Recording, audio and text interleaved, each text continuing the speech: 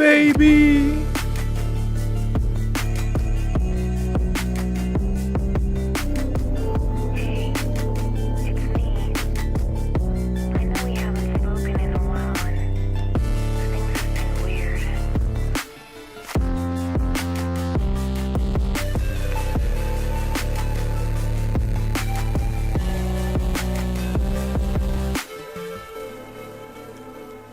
What's up, dudes? How we doing?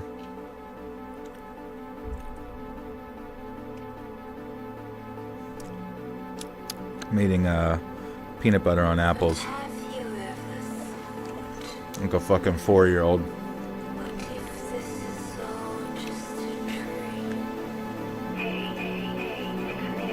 It is a dream, baby.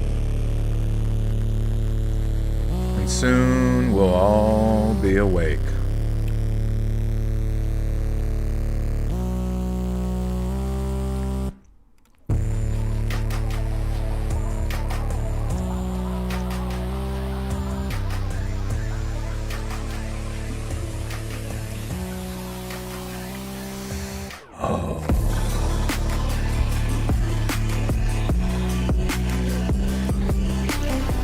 How's the weather? It's cold as shit, baby.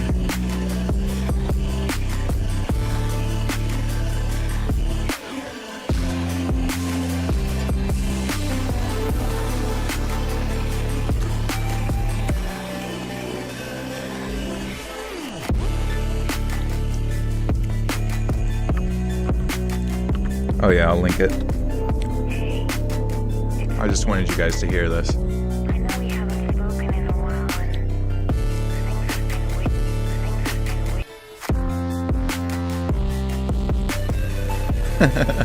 Smoke weed every day.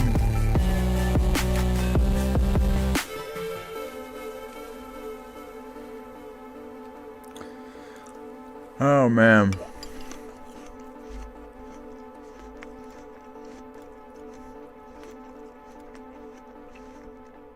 How you guys doing?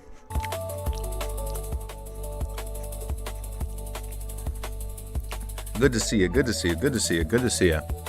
Thank you for being here. Joe, I heard scary stories were being demonetized, and the truth is I hope not. You're my favorite channel. I mean, we've had issues in the past, but at least my channel has, I think, arrived at a position where it's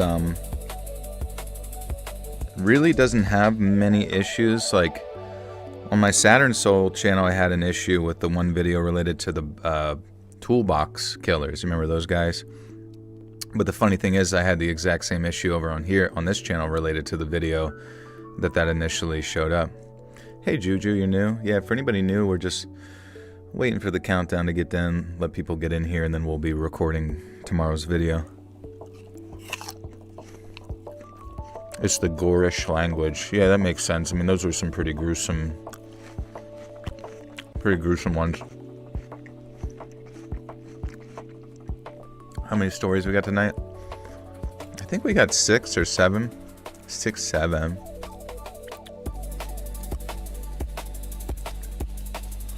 But, I don't know. I personally don't really think YouTube needs to do all that, you know what I mean? I mean, obviously, like, gore videos, sure. But, like, if you're hosting a podcast where it's, like, audio, I mean, this, like, strange kind of thing where it's, like, everything's good or, like, it's immediately in this, like, disqualified. What I would do if I was YouTube is honestly just, like, make a video rated T for teen, you know what I mean? Like, as far as PG-13 or R or whatever, and just do it, like, silently, you know? And then have those specific type of advertisers who, like, want to associate with that content in a broader spectrum be able to advertise on there. Just don't say anything, you know what I mean? Like, whenever you psychologically hit a creator with the yellow dollar sign, it's just very demoralizing. So, you know, I think they should go about it in like a little bit more of a nuanced way. You got peanut butter but no apples? Damn. Peanut butter is good, but it really is just the best complimentary snickety snack.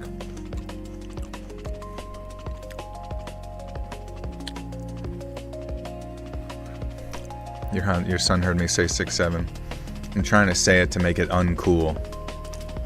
To decoolify it. Do I remember ants on a log? Yeah, ants on a log was the only way to get me to eat celery as a child.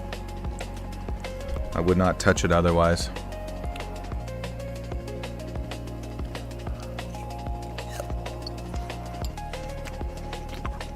I am the snickety snack. What's new? I don't know, honestly. I feel oddly at peace with everything. There's like really no need to get all worked up about much. And, you know, what happens, happens. No worries.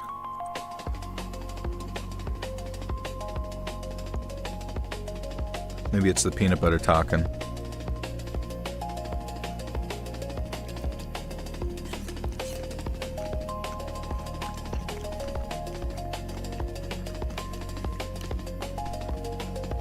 First time hearing the normal voice. Thank you. Good to see you. Soon we will be spookifying your ears.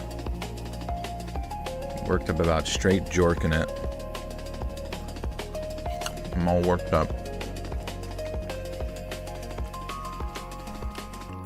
Listening to people eat a snack online. We have literally just come full circle when it comes to content. There's just nothing new under the sun, so now we just gotta eat. We just gotta do normal shit and pretend it's worth running an advertisement on. Alright. That was the last bit of my apples.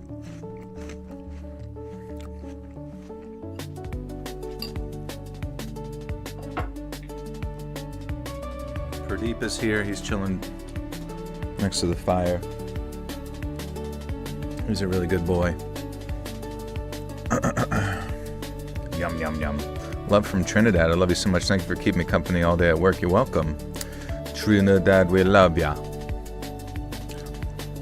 Some straight up Shastas. Helps you do homework. Well, that's alright. I mean, I think everybody kind of needs something. Like sometimes I think certain people's minds have multiple tracks running simultaneously, you know?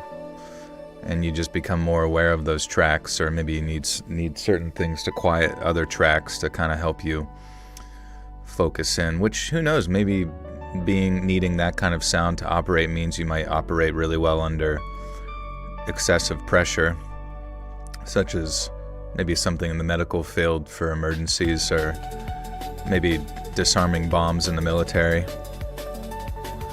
They don't even use chimps to do that anymore. Apparently it's bad to use a monkey. Greetings from Germany. First time catching live. Hello. Guten Tag. In about 3 minutes here, we got scary high school stalker stories. Should be interesting.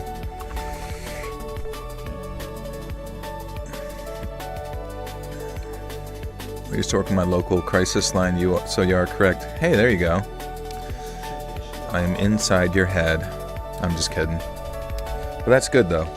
Thank you for doing that.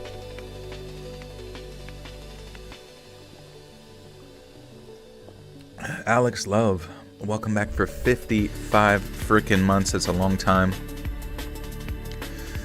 Thank you. Hope you have a fantastic stream. Love you on the road to 5 years. What is your opinion on the new AI ran Reddit story channels? Oh, I find them to be really annoying. Mainly because, like, I don't know why. I feel like AI, in a weird way, lately, and I'm sure it's going to get better at some point, but I feel like it capped out. Like, AI voices, to me, I can, like, pick up on them almost instantaneously, right? And there's just, when it, you know, now that I've heard so much, I've seen so much, like, both visual and audible, it just now makes me frustrated. Like, I have some sort of, like, uncanny valley. I don't know. It's like if someone walked up to you and was like a skinwalker or something. They're like, I'd like to be your friend. Would you like to be my friend? And you're like, get the fuck away from me. I don't want to be anywhere near or under your skirt. Can I draw? I can draw, yeah. That was like one of my favorite things to do as a kid. Even into like college, I took a basic drawing class in college, even though I went for, nursing and shit. And I was pretty good at drawing, honestly. But I haven't done it in a long time, so big sad. We'll be doing stories on Sunday since it's Super Bowl. That's a good point, actually. I'm not sure. I think it might be a compilation week that Monday, so that might time it perfectly to go just do Super Bowl shit. It's exactly what I'm a loaded channel that reads the most authentically. Thank you. Some people think the channel's AI, but I don't know. Maybe it's just the roboticness of my voice naturally or whatever. Which no big deal. There's a video of this robot shoveling. It fell over. I've seen it on it. Yeah, I mean, those ones where you're like, they're going to be your like housemaid, but then they end up just like destroying all of your glass. Yeah, freaking clankers, dude. I used to take life drawing class at college. Gross. Oh yeah, I had to do that one as well with like, it was so funny. It was like this old man. He was the, nude model. And, it's whatever. You see naked people, etc. But like, he would not fucking stop moving. He would not, he would just be sitting there, like, holding a position, and then he would adjust, and then he would adjust again, and then he would adjust. And it was just like, bro, please sit fucking still. Which actually just seems genuinely like a Tim Robinson skit. You know what I mean? Like, I was just thinking, and I think you should leave, but, he's just naked up there getting drawn, but he just keeps, adjusting, and then, asking questions. Do you guys think that I should, tuck my nuts? Can I just, tuck my nuts underneath my butt? Just because, I'm not a big fan of my nuts. Hey, Joe, I'm sorry to say that there's a Jay Blackwell listen all throughout the episode. Any thoughts? Uh-oh. There he is. The truth comes out. Is there really? I feel like that's kind of hilarious in a weird way. It was when Epstein wanted me to read him bedtime stories. I was much younger at the time. I mean, he was like a father to me. Mundani was my brother, my half-brother. Oh, the whole thing's so fucking nuts.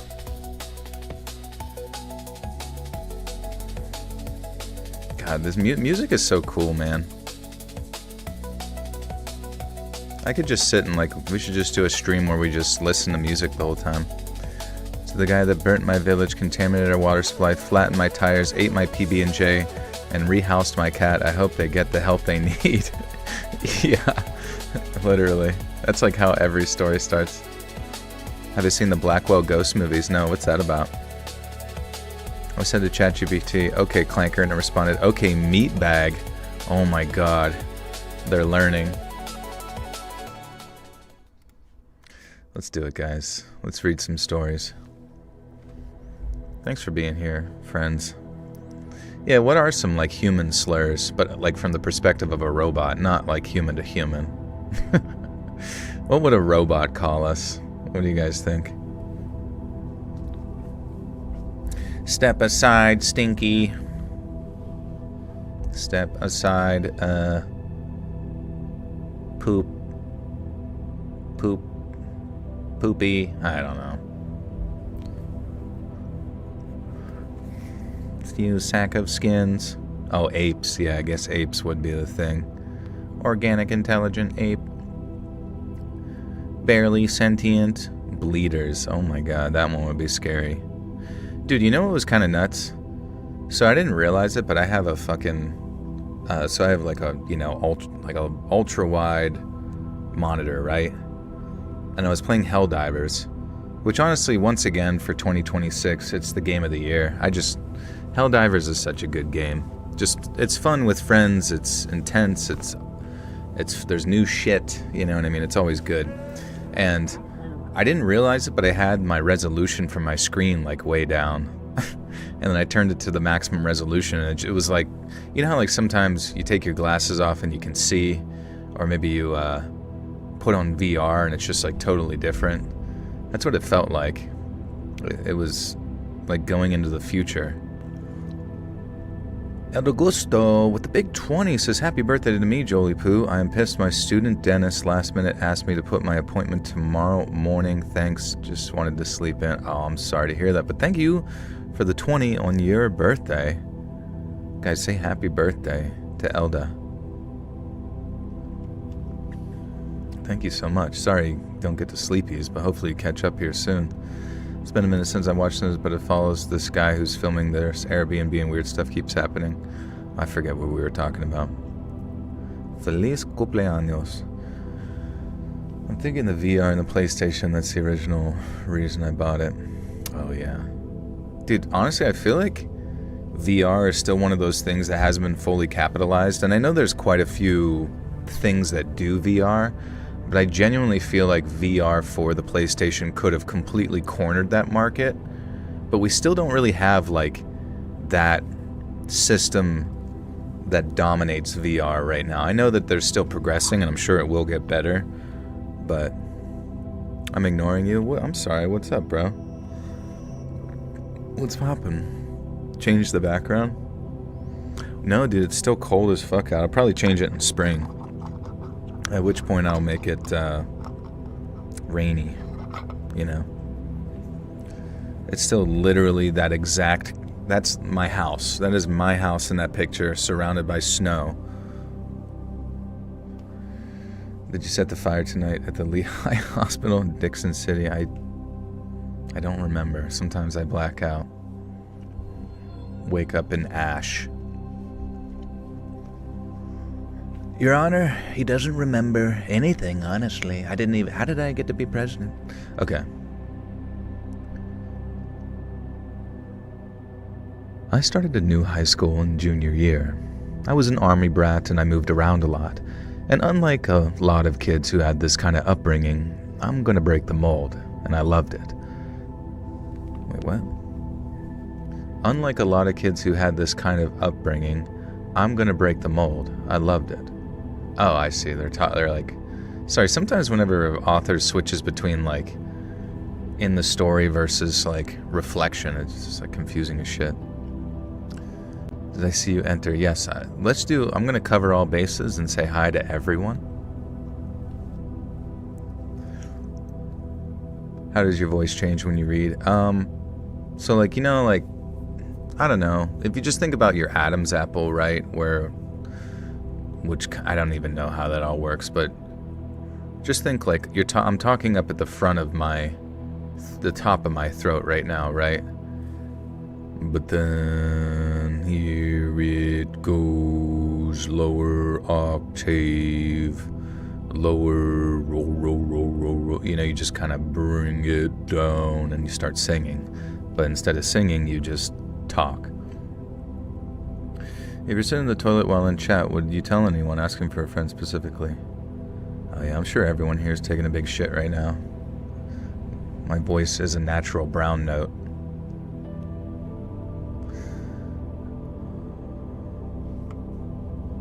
Can I sing? Me, me, me, me, me, me, me. Unlike a lot of kids who had this kind of upbringing, I'm gonna break the mold. I loved it. Spend a year or so hanging out with people, make friends who I could keep in touch with, and then move on to something new and exciting. Genuinely wouldn't have changed my child and teenagehood for anything. My new school was no different. I won't name the school or the state or anything like that, even though it was about 2016. Just cautious, I guess. Some of your viewers seem like they're pretty weird folks, not trying to be rude, but I hang out in those live streams sometimes. I'm just kidding. I love all of you. Now anyway, I'm the kind of sad bastard who's into English and writing and aspires to be a journalist or maybe even a novelist. I know. But hey, I have finished a novel, nowhere close to publishable quality, and a WIP, so at least... What's a WIP? Intellectual property?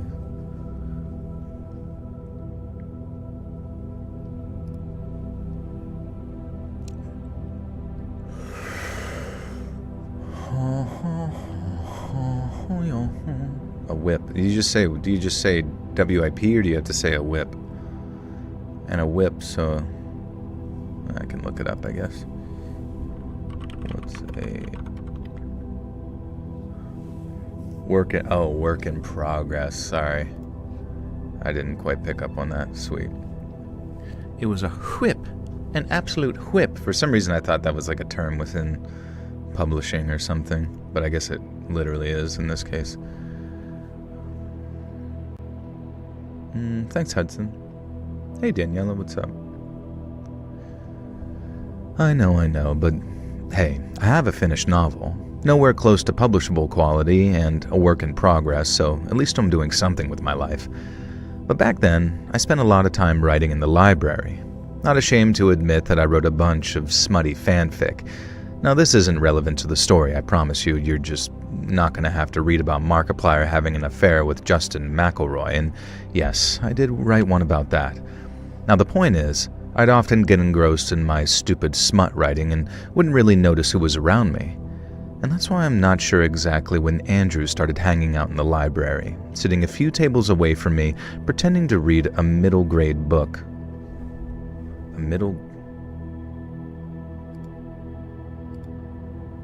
It says middle grade. Oh yeah, did anybody see the Markiplier movie, and was it bang-alicious?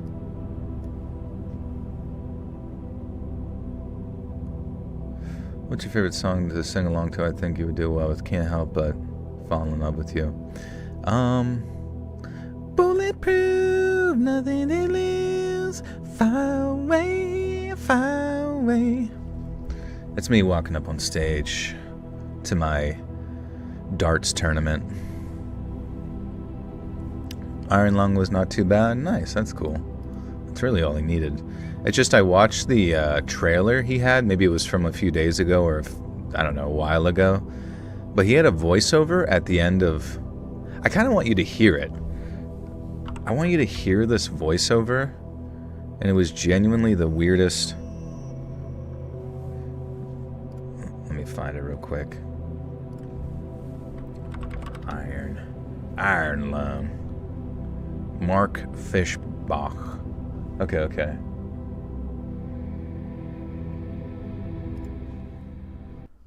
Let's see if I can get to it.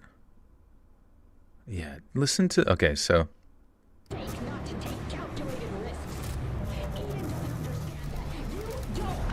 So, you know, scary, watch this. I just want to live. Is that so wrong?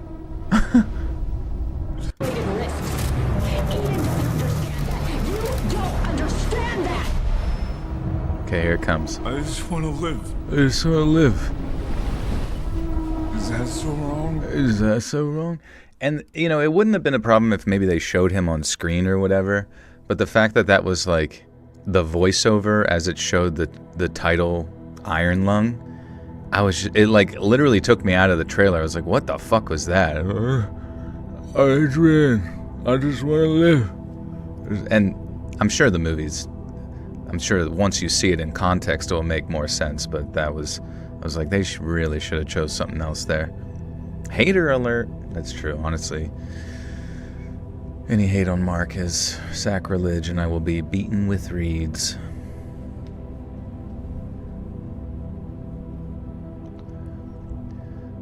The point is, I'd often get engrossed in my dumb smut writing and wouldn't really notice who was around me.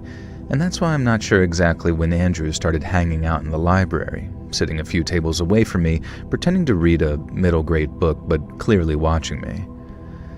Now let me tell you about Andrew. Andrew was sort of special needs. He was autistic to some degree, on the spectrum anyway, and he was kind of mathematical and actually a science whiz. Academically very smart, but he liked reading middle-grade books, and he could not, for the life of him, communicate with his peers very properly. Now, it didn't help that he was hard of hearing, and so he sort of talked with this sort of awkward voice that unfortunately made him sound special. And there were a couple of ASL students of the school, and apparently he could hold the deepest, most intellectual conversations via ASL on the extremely rare time that he could bring himself to engage with someone else. Now, Andrew had taken to watching me. I saw him all over the place. Pretty much everyone I spoke to admitted that this was pretty odd, so don't get me wrong. You'd assume Andrew would be the prime target for bullying, right? Well, wrong.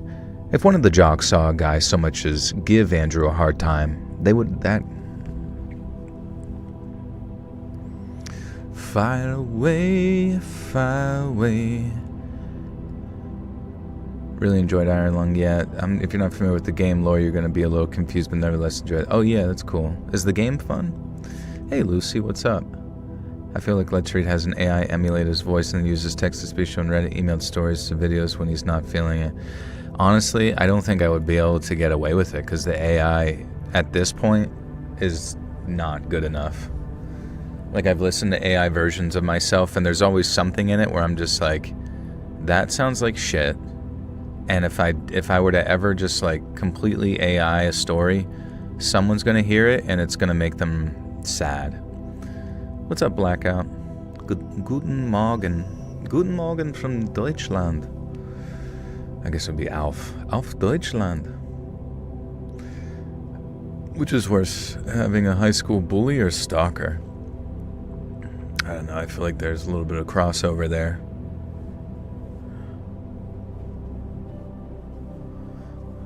Would you be able to pick up the difference? I think you would, honestly. I mean, I listen to some people whenever, you initially, like I said, I've listened to so much AI crap on YouTube that, like, whenever I do, it's almost instantaneously I can hear the uncanny valley of, like, someone's voice. There's just a certain inconsistent consistency to it, you know what I mean? That just jumps out to me. How far do you think AI will take over the world? To get different opinions from people? I really think it just comes down to its interpretation of data. The scariest part about AI mainly is just its military applications, like with Palantir, and the fact that, like, I don't know, you just send an AI drone out to identify targets, it's going to get it wrong, and then it just blows up your car because it has the ability to do so, and, it's just like basically shitty programming at that point. What the F is up, Kyle? What's up, Beth? What's up, Lauren? To having a stalker, I didn't take bullying in high school. I know how to square up. Yeah, that's true. I mean, I don't even know. I've never, I know this sounds bad, but I genuinely never really met anybody that was like a bully to the extent that they were like fighting style bully, because that didn't really last long in the more overt sense. I guess the bad bullies are like, if you're a chick, you have a bunch of girls around you who like who make gossip about you or talk shit on you, and that starts to build up over time, right? Those rumors and that kind of thing, and it makes you insane. Same with dudes, just like making fun of you and kind of like cackling like hyenas in the corner about your shit. And, granted, I was the bully, so I was a 200-foot ogre. I'd walk around, I'd pick people up and peel them in half like green beans, like I was shucking some corn. I'd just grab them like a fucking hair and pull them apart like John Marston in Red Dead Redemption. I was the only Nephilim in my school. It's tough though. People call you freaks, so sometimes you just have to sacrifice them.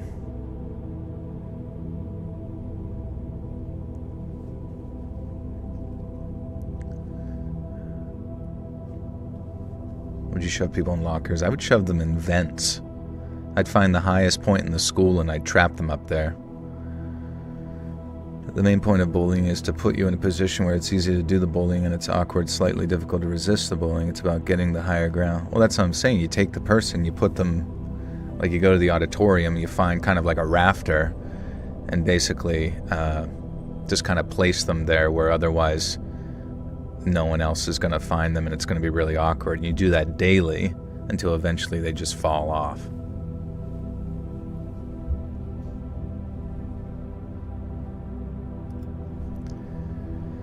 If one of the jocks saw a guy so much as give Andrew a hard time, that guy would regret it.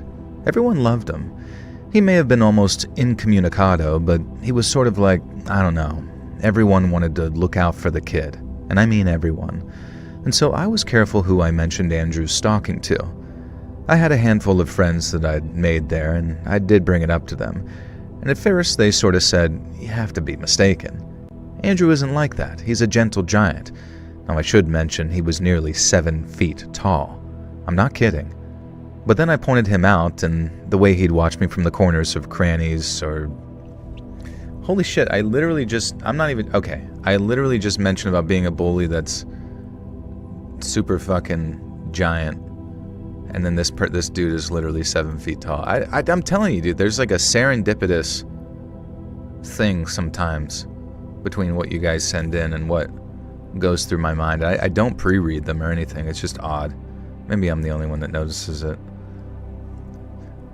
What's up, Jackie Wad here.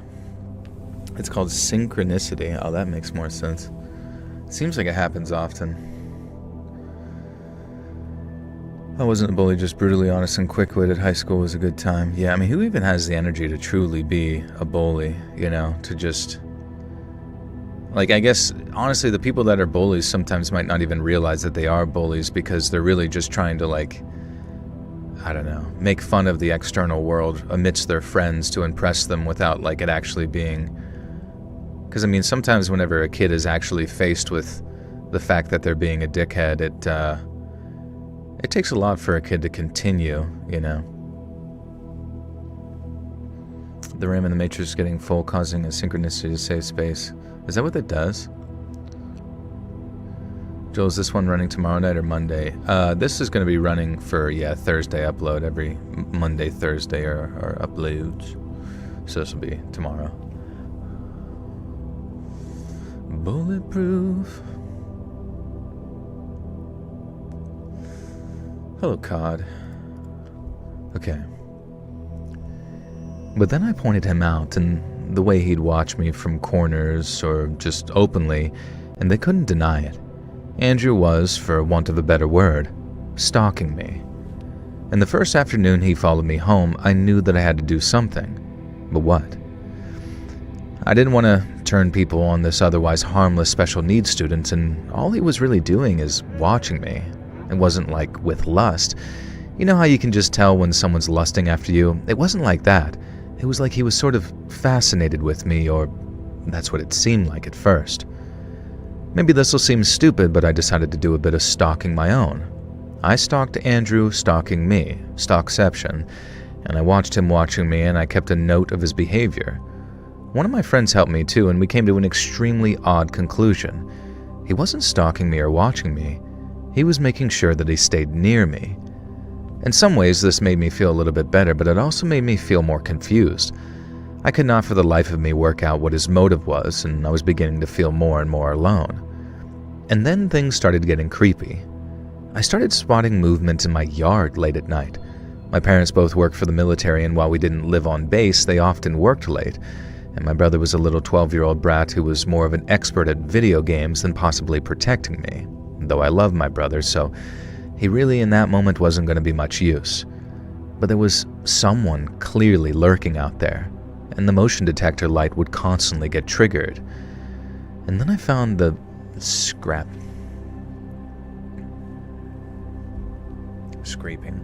Hey, Deborah Long, thank you for the 10. Joel is the real squeal. Thank you, Deborah. It's very kind of you. Thank you for the 10. And Divine Jupiter, welcome back for 6 months, says, hey, Joel, you gonna get a Valentine, man? The day is coming up. Don't want to be left out. Also, if you like metal, I recommend the band Winter Sun. That sounds pretty sick. Where are they from? Deutschland? Or the Netherlands? You guys are all my Valentine. Do you accept? He's widowy bringing the milkshake to the yard. Finland, nice. I was gonna say Winter Sun just sounds like one of those Nordic names.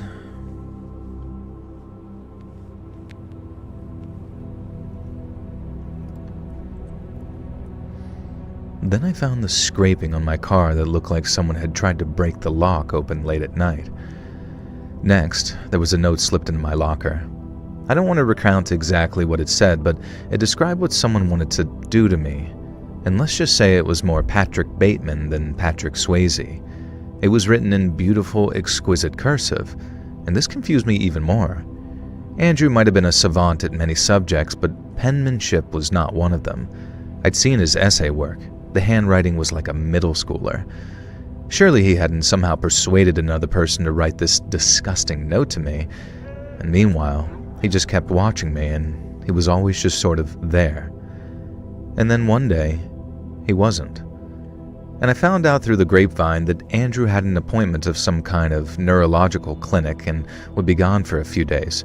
And of course, in that moment, I felt some relief. Well, the fool I was. That evening, I found another note in my locker, even worse than the first, and it actually had blood smeared on it. That night, I was alone overnight. It was a Friday. Someone was in my yard, and they were making a racket, and I could see this black-clad figure, definitely not Andrew, pulling up plants and weirdly spraying the hose around. Obviously, I called the cops. I even yelled out the window that I called the cops, and the guy didn't leave until almost an hour later when the sound of sirens actually blared off in the distance. Now, I was even more confused than ever. There was no doubt that Andrew was stalking me, but then so... This guy with the $2, stay cool, cool cat. Thank you, this guy. Always good to see you. And hey, 7-Leaf Clover. What's up, bro? Welcome back to the Buttersock Cult. You now have access to bonus content. Thank you. What's new with you?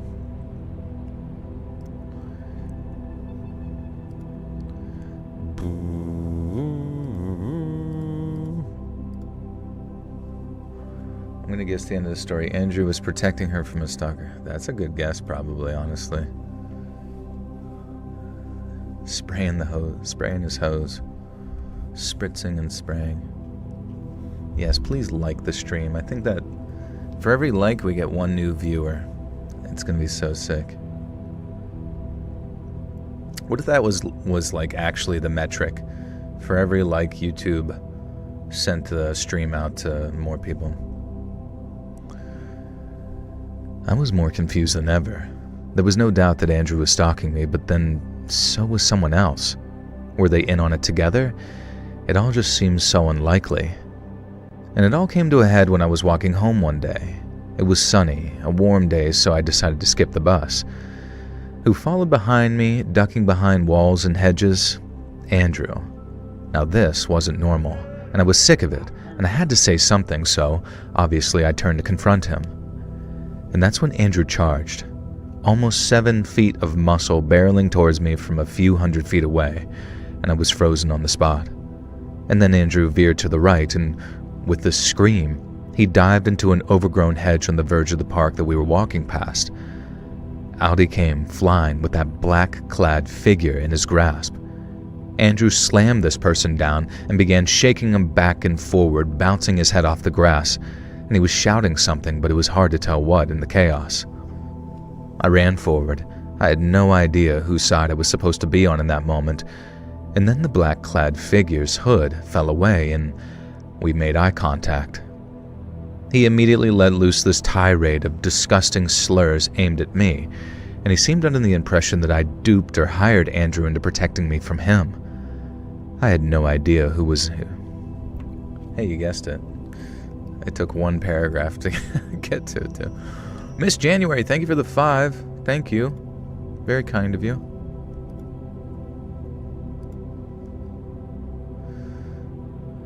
Show us your cat. I think you can see my cat on my Instagram at letsread.official. I should take pictures of them more often and post them on there just to keep up with it. Happy Wednesday, I'm car shopping soon. What kind of car should I get? Kind of funny you say that, because I went with my friend today to help him pick up a car, because his daughter had totaled her car, which was kind of, I mean, it's not hilarious, like it's actually very unfortunate. She's okay, but I just remember like during the holiday I had caught up with them, right, and I had known, her probably since she was like 10 years old, right? So like whenever he told me that she was off picking up a friend who was, that she met in college, but they were from Florida, so like picking them up a distance away at an airport. I don't know why in the back of my mind I was like, what? She can drive long distances and like stay safe? Oh my God, the person you perceive as like a younger sibling or like a niece or whatever is just like very capable. And then whenever I heard they crashed their car, I'm like, oh, fuck. The sad, unfortunate reality that was in the back of my head has come to fruition. I need more perhaps a pretty background. That would be cool, actually. Just like a cat going between things. Or just like sitting there purring.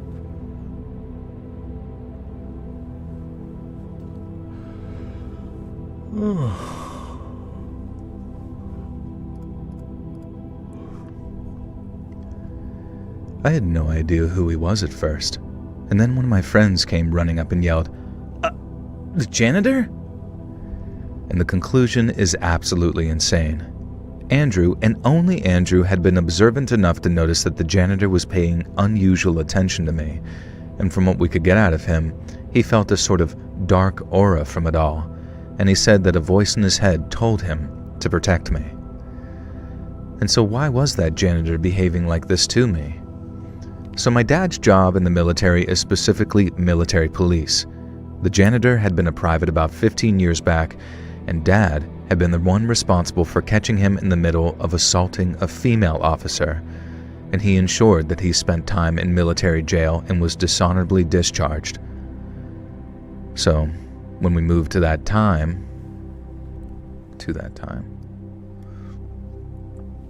be honest, is Pradeep your Hindu husband? He is, yeah. Me little Pradeep, we were assigned marriage at birth. Would anyone tolerate a roommate who placed a camera in the kitchen? It was removed after the third day. We have a bad history, and when I confronted him about it, it just made things worse. A real psycho. What was the camera about? Like saying that if you steal my snacks or something like that? Couldn't he just keep inventory of his stupid snacks? Or maybe he could share one of his Dr. Peppers. Damn, I also totaled my car. I'm so glad she's okay. My brother made fun of me when I wrecked my car too. They send me memes about it. It's scary. I asked the specifics, but they said it just crashed into a guardrail, and I'm like, oh my God. I mean, granted, sometimes you're out there and you're just careening down a road and you've just not done it before, and I'm not joking when I say, like, having a lot of, like, years of, like, video games and, like, the physics and motion of, like, driving a car genuinely does kind of, like, subconsciously prepare you for what to expect a little bit, in the realm. Have ever been in a car accident? The only thing that I I remember probably around the same age she was in college, I had gotten high on marijuana, and then I drove home because I didn't want to stay at a friend's house. And then it was like literally only snowing like ever so slightly, and it was like an inch, and as I took a turn, and I wasn't even going fast, I like tapped the brakes and the brakes locked up, and then the car just like slid into the curve and completely fucked up the alignment. And I was so close to home when that happened. And I remember, my dad was not happy about it. Guy, you got in an accident, my fault. And the guy asked me out afterward. I declined, but I feel a little guilty given the circumstances. Yeah, I think he earned that. He would have forgiven all of the insurance debt. One date. It was some good za, yeah. I smoked it and just woke up dead in the car. I 180'd my car on black ice, treated it like a video game, and corrected my path to travel with the right orientation. Is true. I mean, the general motions and physics, though not completely there in real life compared to a video game, it's certainly, video games are simulations for a reason, and I feel like mathematically cars kind of follow those same paths probably more appropriately than any other form of like locomotion within a virtual reality. What's up, LRT?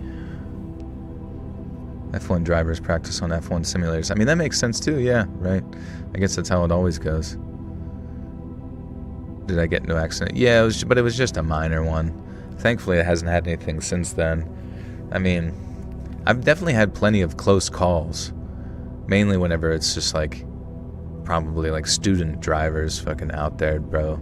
Like some people are just absolutely clueless, absolutely fucking clueless to anybody around themselves. It's genuinely very scary.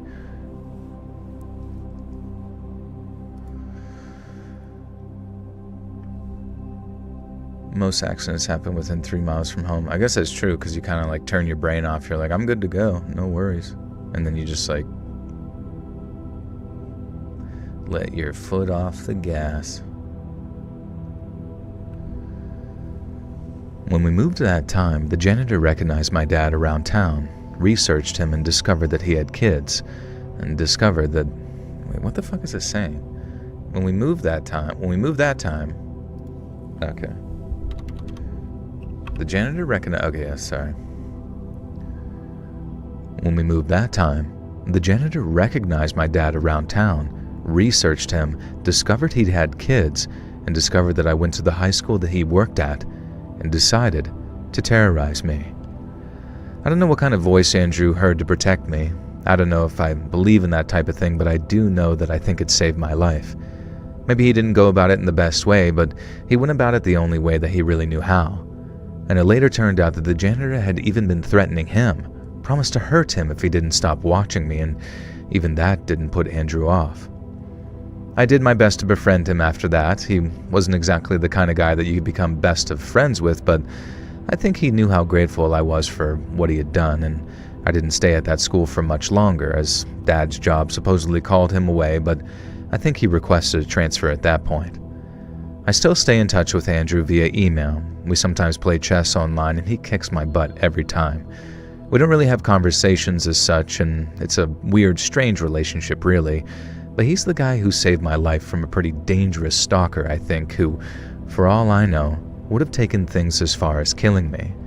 So frankly, I'm happy to lose as many chess games to Andrew as he wants.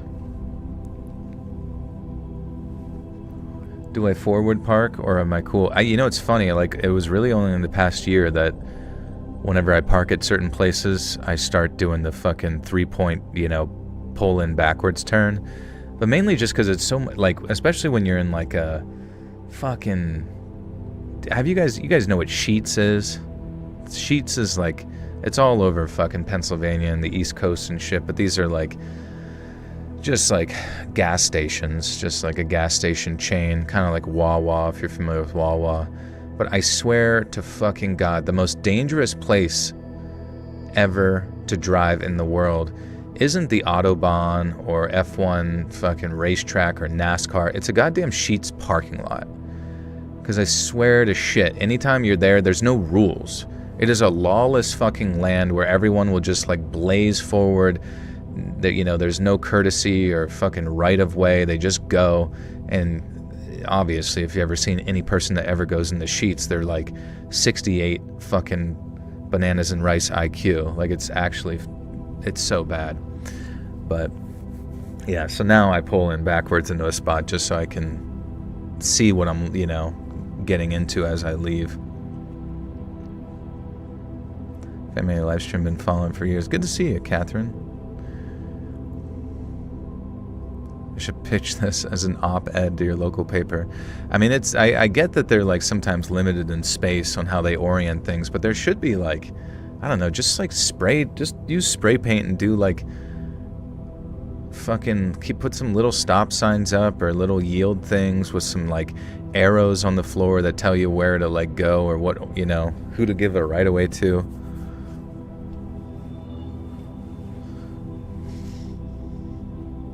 What's up, David? Your voice puts my forward to sleep when I drive every morning. Oh, that's cool. Cutie. Salutations, fine shits. Salutations.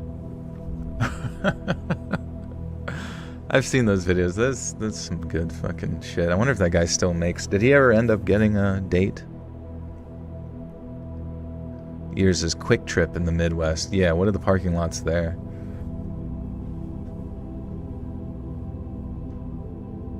What's up, Pats? How you been, bro? You doing school? I'm a high school teacher, world history, and I have been for coming up on 25 years now.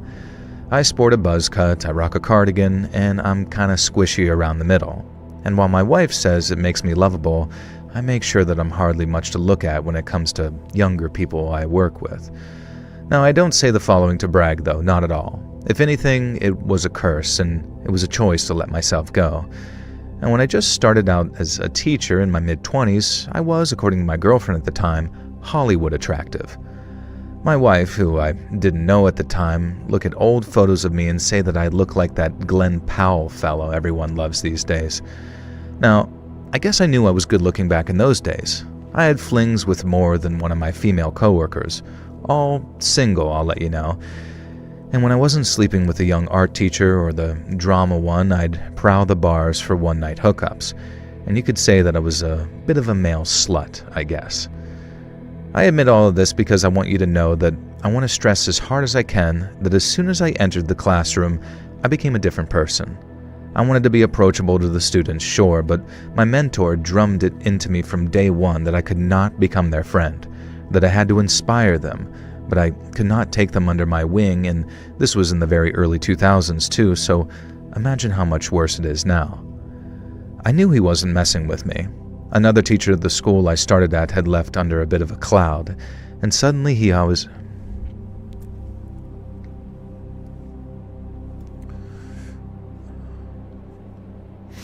Quick Trip is just a free-for-all, and I swear to God I get hit 3 times a week. I know, isn't it insane?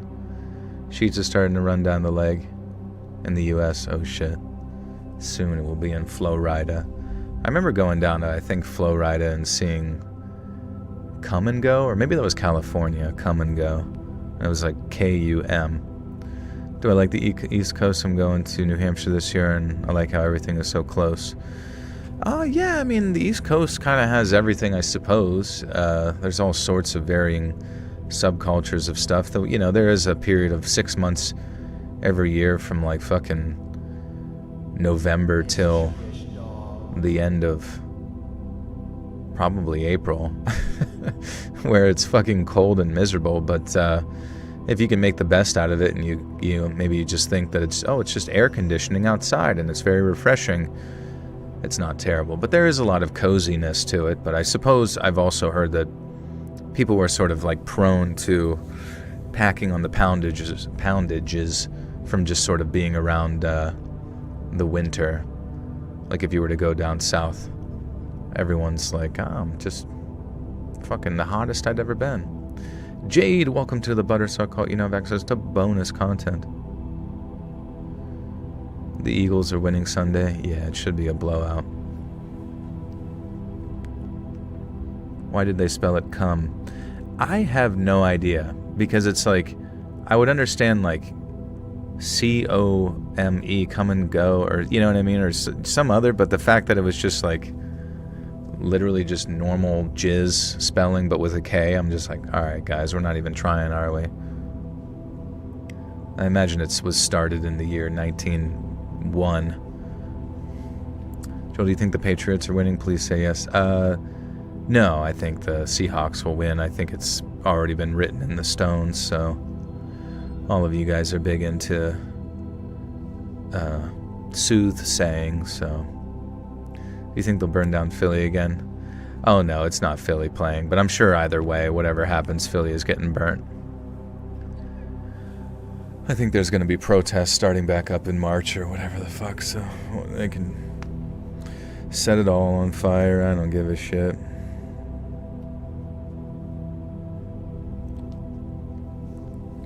So wait, you're from Spain, but you're a big Patriots fan. That's interesting. Do I go to a Super Bowl party? I probably will. I mean, if someone's doing something, there's going to be somebody doing something, right? So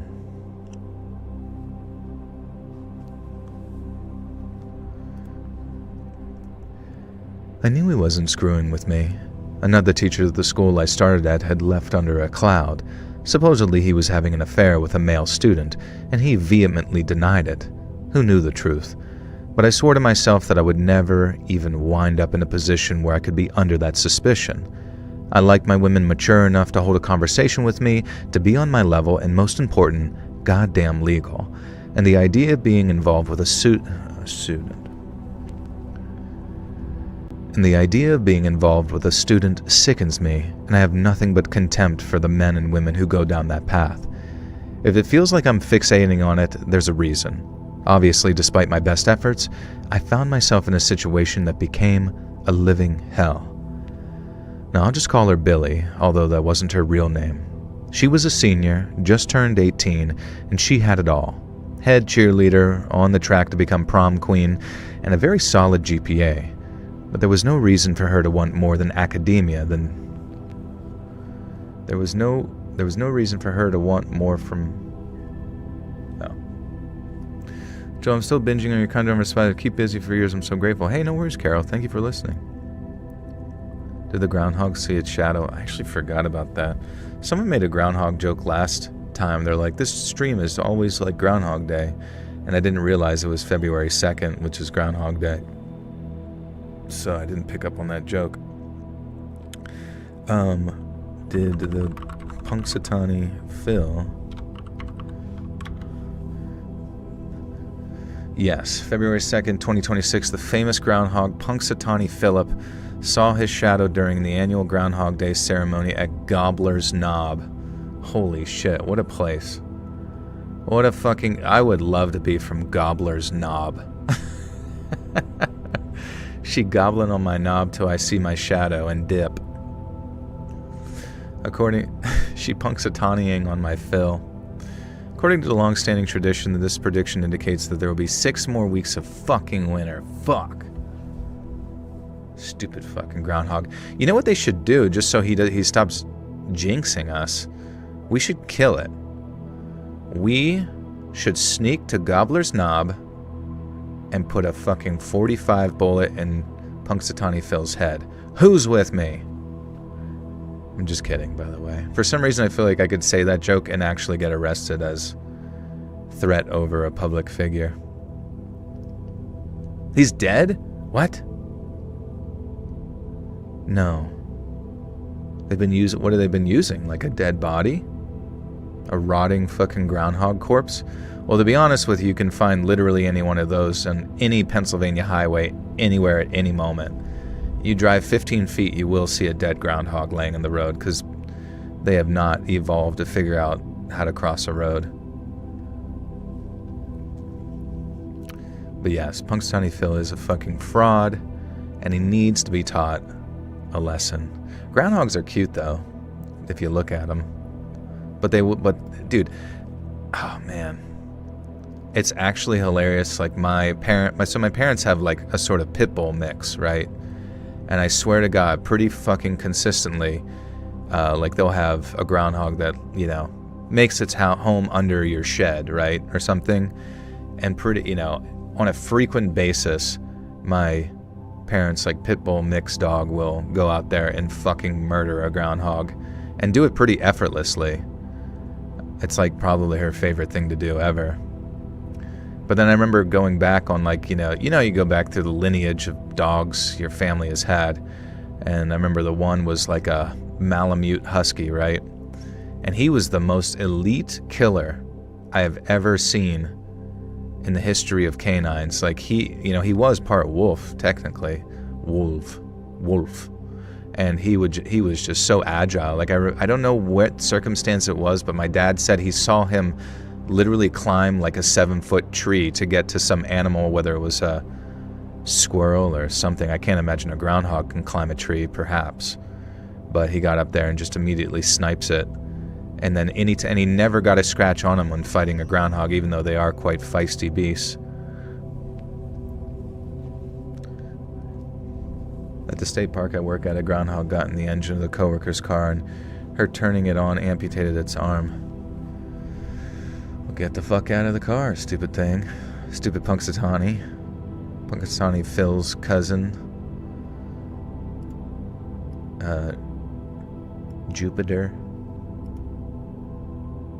Have you seen otters? Otters are cute, yeah.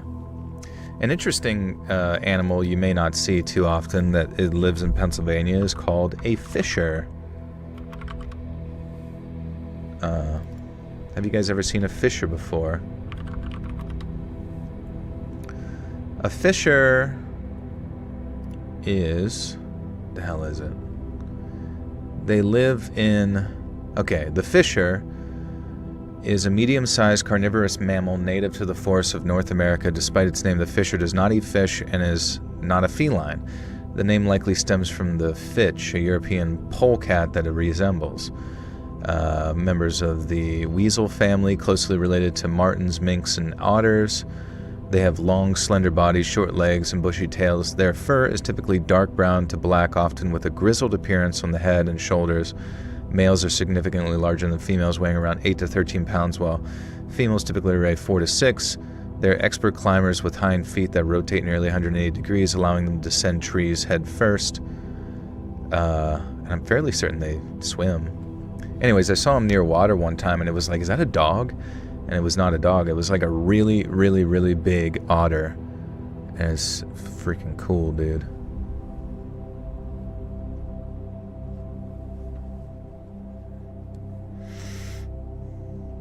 You lost your membership in the last 4 minutes. Dang. There is new bonus content. So you're gonna Hopefully get back on that. Hopefully you'll get a gift tonight from YouTube Claus. From Saint Let's Read. Wart. Pine martens are better. Let's see a pine marten. Is it the one? Oh yeah, those are cute. They look like they would make a nice scarf. Okay. I'll call her Billy, although that wasn't her real name. She was a senior, had just turned 18, and she really had everything. Head cheerleader, on track to be the prom queen, and a very solid GPA, and there was no reason for her to want more from academia than she did. Except for some reason, she wanted me. Now when you're a teacher, at least a good one, you can just tell when a student has a crush on you. It's usually harmless. The odd comment, a little lingering after class, and it's easy to put the kibosh on that. But with Billy, it was different. She had a plan, and it started off with very honest seeming questions about her world history assignments. She'd hang around after class, something I was pretty strict about when it came to having students alone in the classroom, and at first I thought she didn't realize, but it soon became clear that she was intentionally waiting for the classroom to clear before coming to me with questions. Questions I realized that she did not need to ask, being the smart girl that she was. And very quickly I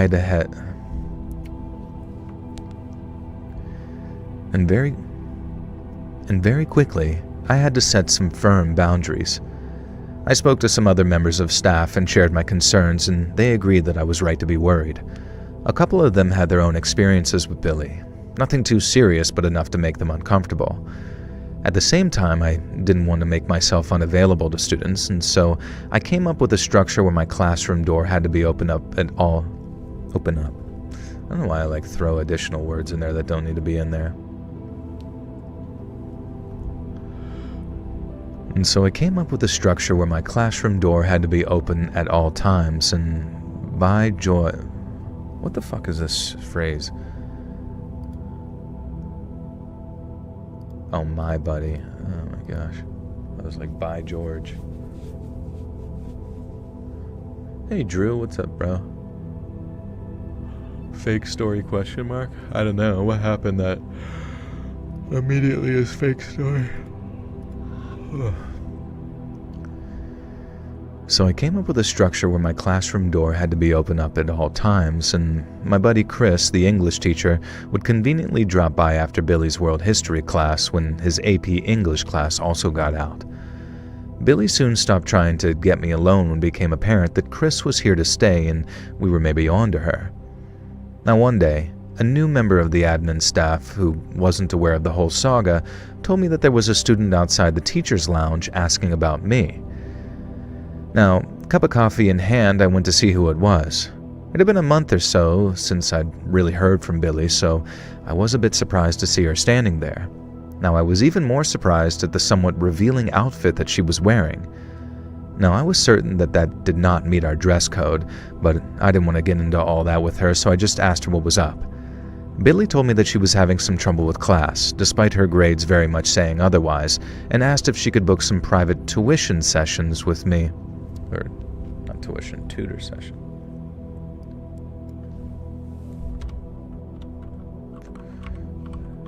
tutor. The toots.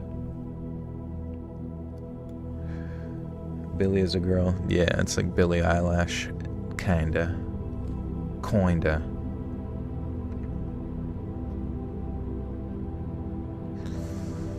Anyone else watching Fallout series is pretty good if anyone's interested in it. Nice, yeah. You know what's actually like, do you guys like the game Diablo? Shit, I actually forgot what the game is. But do you guys like, or, you know, Path of Exile style games?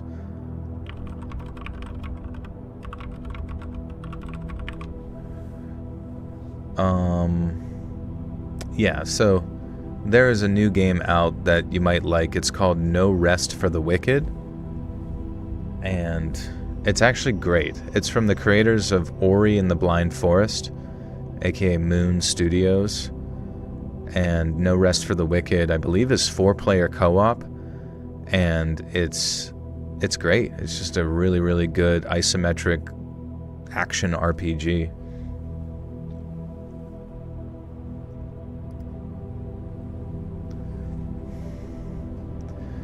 But I didn't want to get into... Okay. But I didn't want to get it... Motherfucker.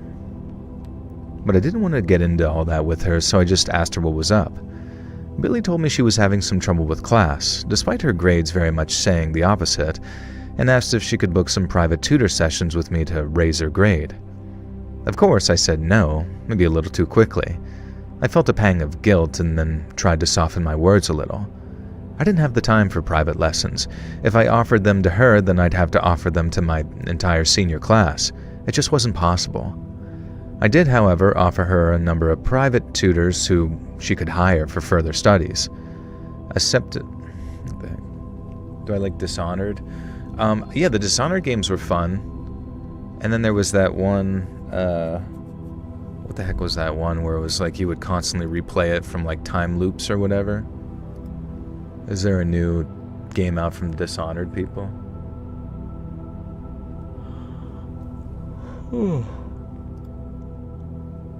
Zelda. It's called Zelda. I did, however, offer her the number... Oh, okay. I did, however, offer her the number of a private tutor who she could hire for further studies. A septuagenarian lady. What does that mean? Septuagenarian. Does that mean old as shit? A person who is from 70 to 79 years old. Septuagenarian. Septuagenarian. Okay, interesting. So an old person. Older, that is.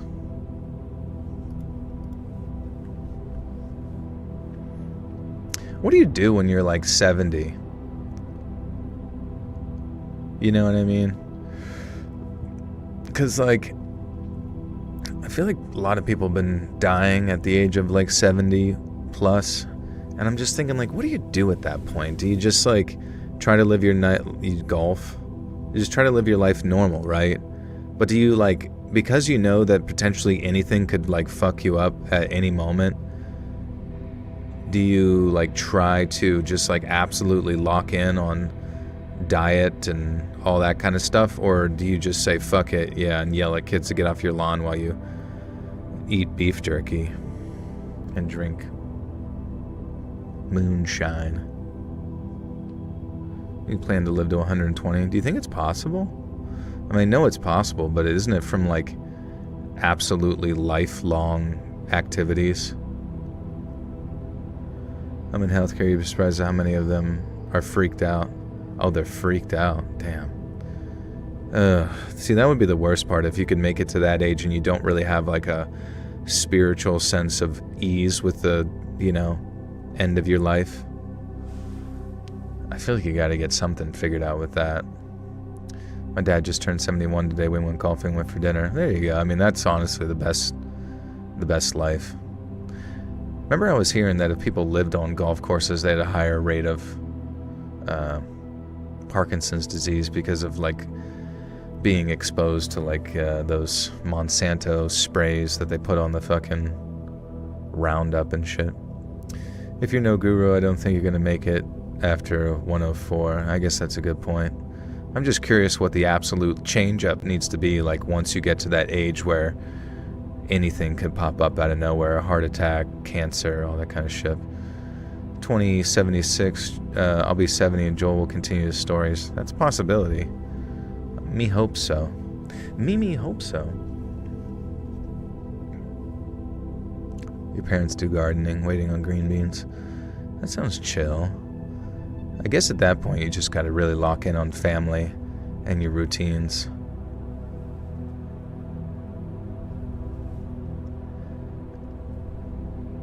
A septuagenarian lady who'd been my world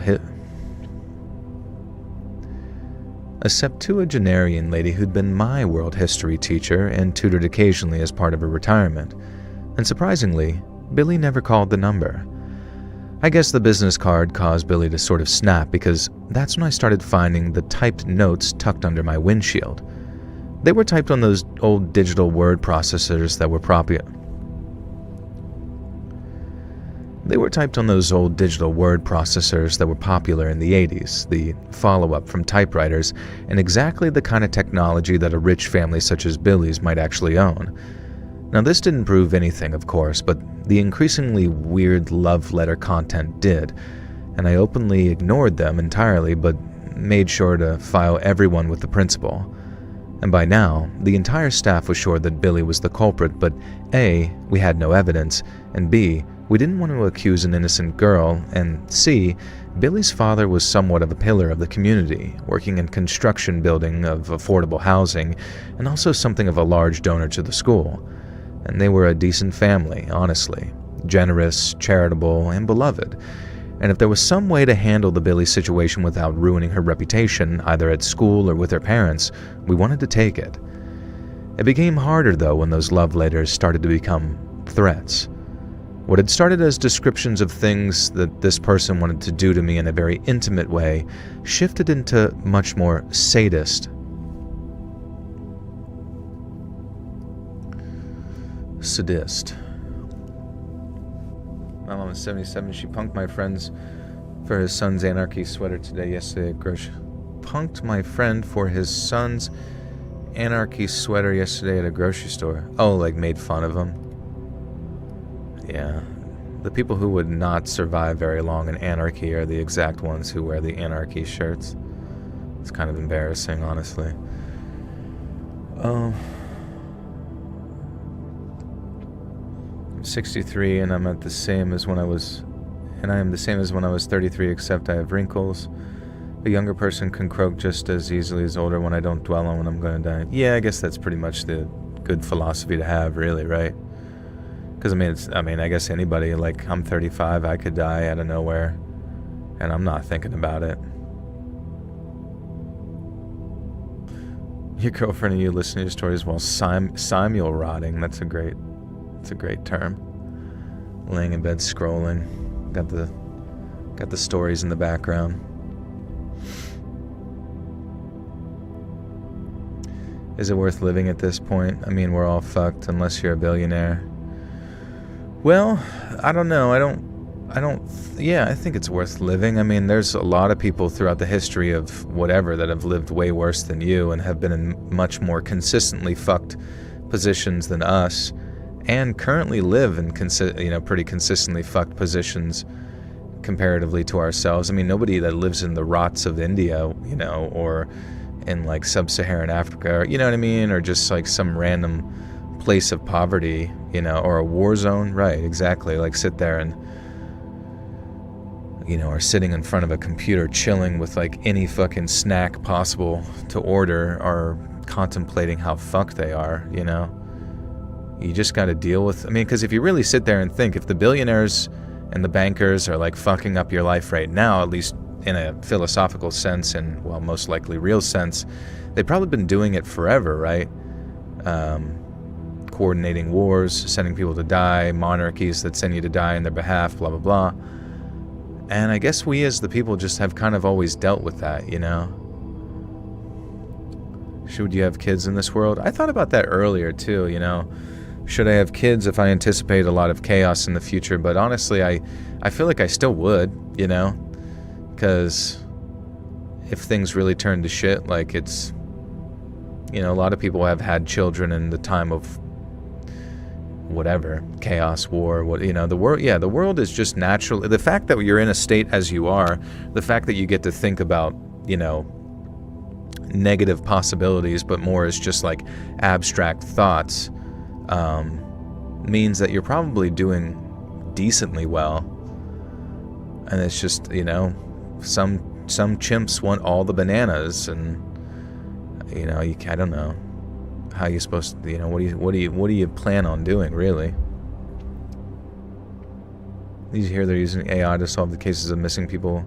Goodbye to detective jobs. Well, I'd be curious if they've done it effectively so far, but I mean, if there's any new technology to find information, like sorting through genetic databases, like that probably is something that is just going to be like, it's just a tool that detectives will still need to use. I don't imagine, you know, a detective is going to be out of a job. If anything, a detective should be out of a job, right? That's like the last thing a detective wants to do is take forever to figure something out. He wants to figure it out as fast as possible so he can get on to maintaining justice or whatever the fuck, assumedly. Fanny Elizabeth, welcome to the Butterskull Cult. You now have access to bonus content. Sending all grannies to space. They're going to start a low-gravity island. There'll be crochet balls floating around. Yeah, people were still having babies during the Great Depression, World War I, World War II. You know, fucking people got pregnant during the... literally forever, and still do it, you know, even when they're just like, I mean, some of the people that populate the most are the poorest people, right? I think if anything, like, the individuals who just like think too much are the ones who are, maybe they struggle the most. If any, really what you should be doing is what they call retard maxing. You should just turn your brain off completely and just do whatever you want forever. It's your 24th birthday, glad to celebrate with Joe. Any advice? Go to the gym, right? You know, go to the gym, lift weights, do some cardio, go have fun with friends and stuff. Like, don't, you know, overthink it too much. You know what I mean? Just go have a good time, and, you know, don't destroy your body with alcohol and drugs, and try to, you know, maybe buy a house if you can, or find a good job, or, you know, all the typical shit. But really, at the end of the day, it's like, just live your life to the fullest and take care of your body. It'll take care of you later. I 100% believe each generation has a boogeyman. I remember Y2K, then the Mayan calendar ending. AI is the current one. Yeah, maybe it's it existed as more like abstractions, and, you know, because it was only like just like moments. The Y2K thing, I don't know. I really don't know if Y2K and the Mayan calendar are the direct parallels to what AI is per se. But I do think that AI in and of itself, people are starting to realize that it may or may not be kind of capped in many regards as far as its capabilities. Like, eventually it's just like learning information from itself, which I think might just be corrupting its own sort of like learning patterns. But I don't even know if like LLMs, as they say they are even necessarily learning anything. I think their algorithms, you know, it's just basically taking numbers, and most likely the numbers that come next, and translating them into words that your brain has to contemplate. Y2K, so scared of computer for no good reason. Well, the idea is that like everything was going to reset, and due to like some larger, well, let me look it up actually, just to fully explain Y2K. And me, I mean, I was in 5th grade or some shit when that was happening. So like when a bunch of people were like, yeah, all the computers could shut down and all the fucking planes will fall out of square and squish your school. And that was very scary to me. People would just kind of say shit. Okay, what was Y2K? Okay. You were 6 months at the time. Well, yeah, you must have been terrified then. Y2K, year 2000, was a massive computer panic in the late 90s over a very specific, very nerdy problem that might have caused society to glitch on January 1st, 2000. Early computers saved years with 2 digits to save memory. 1997 was 97, 99, 99, 2000, 00. The fear was that the clock would roll over to 00. Computers would think it was 1900, not 2000. This could have broken banking systems, power grids, air traffic control, medical equipment, government records, anything time-based, interest, dates, expiration, rescheduling. Basically the digital spine of modern civilization. Why people freaked out? Because no one really knew how many systems relied on that old date logic. It is kind of hilarious, like you just can't update anything, you know? I guess that's what they did. What actually happened? On January 1st, 2000, almost nothing catastrophic. A few minor hiccups, some date errors, a couple of small system bugs, vending machines acting weird, a few clocks wrong, no societal collapse, no planes falling, no grid. Yeah, you get the idea. We figured it out just like we figured out everything else.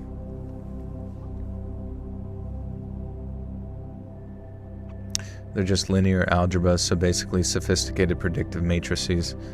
That does make some sense. I don't know why they need so much energy for it, you know what I mean? How many fucking I mean, honestly, if you wouldn't it make sense? And maybe they already have this, but if they figure out quantum computing related to AI, wouldn't it take up substantially less energy to accomplish as far as its storage of information? Or maybe I'm completely off base even saying that. Just vectors that are big numbers that attribute other numbers to concepts like 777 could be chicken nugget, and 7368372 could be chicken patty. A lot of embedding. That makes sense. But no actual learning. AI doesn't necessarily learn. It just sort of goes based on interpretation of data on data. Hence why I feel like it's gonna, whenever it's used in security and it starts killing people accidentally, that's kind of not so good. Quantum computing is mostly hype. Dang, dude. So we got fake quantum computing, fake AI, nothing is real. All of the shit is just constantly hyping it up just to get the market going. Remember the 5G thing too? I mean 5G is still around, right? What about it specifically? It's gonna activate the COVID vaccine in your butt and you're gonna die or something? How can people have a job, make money if they're being taken by AI? Yeah, I guess that's a good question. I mean, it certainly has replaced things.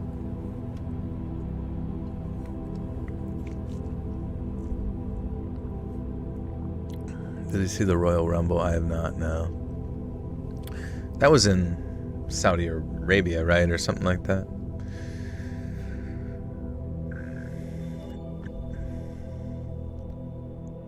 What had started as descriptions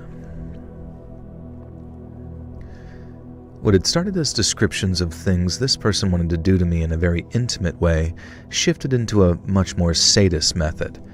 It got to the point where myself and the principal were a few notes away from actually going to the cops.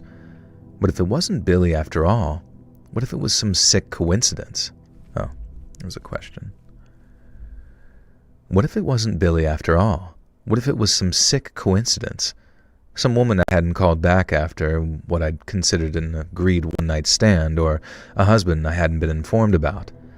And this theory kind of fell by the wayside when I found a pair of crotchless panties tucked into a drawer in my desk. I kept my classroom locked and made sure no students could be in there alone, so how she'd gotten in was a complete mystery. And if it was Billy, she didn't want to make a secret of it.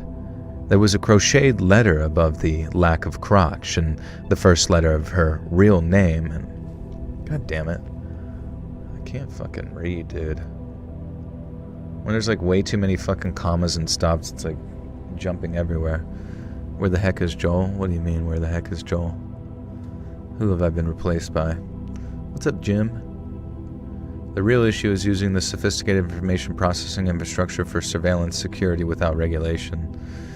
Yeah, I mean, security makes the regulation in the first place, so we will have no fucking representation for whatever goddamn AI superpower bullshit they're gonna throw on top of us. Joel, what's your opinion on? Oh, it's crazy style.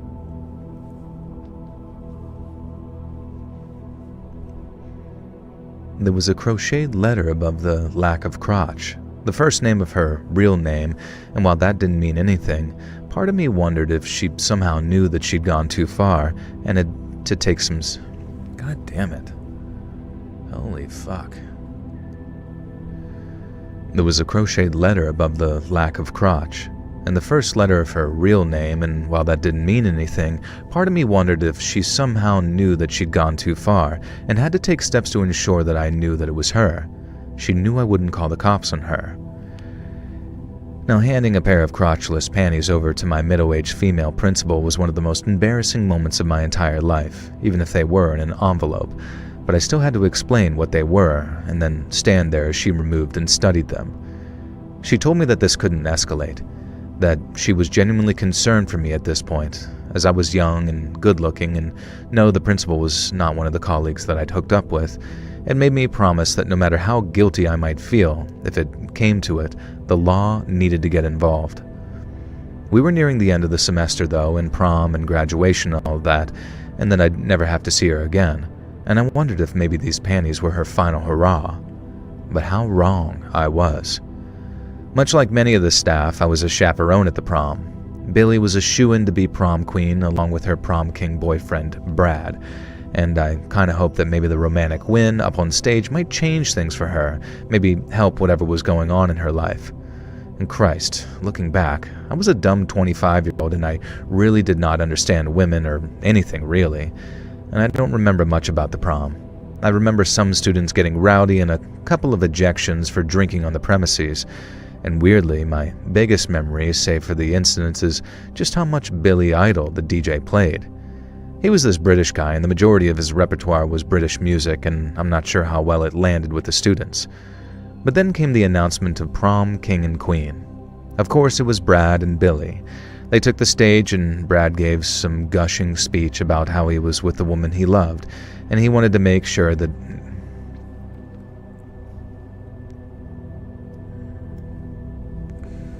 I just got back from the metro placing duels. Couldn't be live at a better time. I'm so tired. Back from the metro placing duels. What's placing duels mean? What's the name of these stories? Oh yeah, it's High School Stalkers. 5 scary stories about Draymond. Who's Draymond? Draymond. I'm 24 and in college for art education. Will be graduating in the fall, like deadass scared of this sort of thing happening. Yeah, I mean, you just gotta, just be ugly, you know what I mean? Just be really ugly and you don't have to worry about anything. I'm just kidding. I don't know, I mean, obviously just don't, just fucking don't, just don't. And if it ever gets to a point, you just, go to an authority figure to have them talk or talk to the parent and you're good to go, just don't. Just woke up and fed my cat, couldn't be alive at a better time, my end as well. No worries.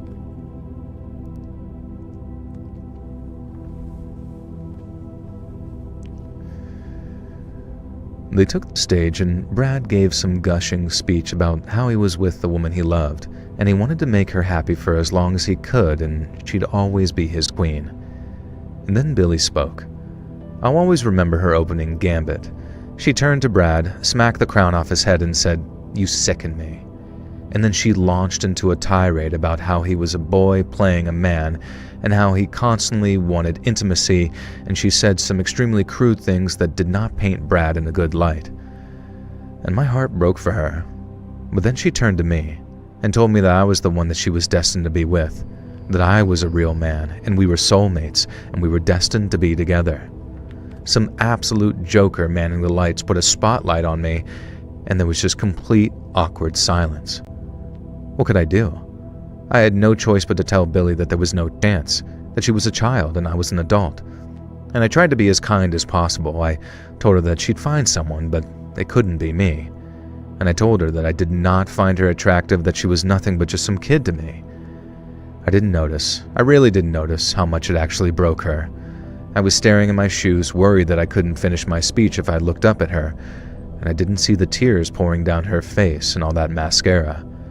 But I did hear the slow clapping and then the laughter and erupting from the entire dance hall, all aimed at Billy, the most embarrassing, mortifying moment of her life, and I'd been the cause of it. But I didn't have time to feel guilty. I saw some movements and I saw Billy leaping down off of the stage. I saw her grab the sharp, lengthy knife that was resting near one of the prom cakes, and I saw her charge straight at me, blade raised, prom dress flying behind her, her face blackened by mascara and tears. And I did the only thing that I could think to do as someone who was being charged.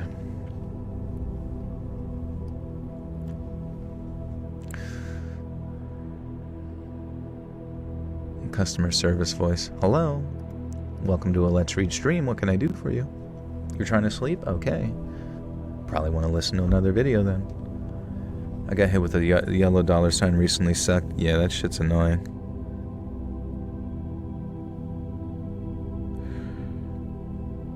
Oh.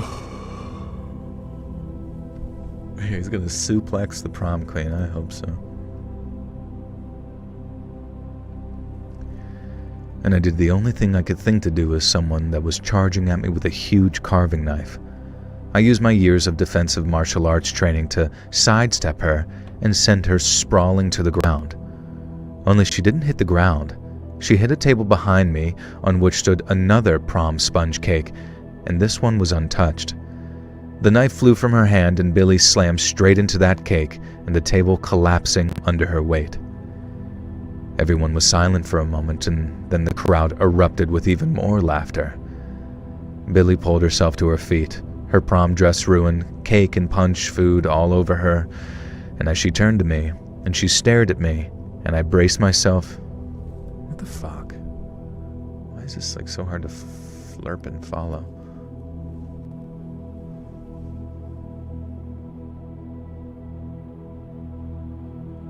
Best thing to eat apples with is strawberry cream cheese. That's crazy. I never even heard of putting cream cheese on apples, but to be honest with you, let's do it.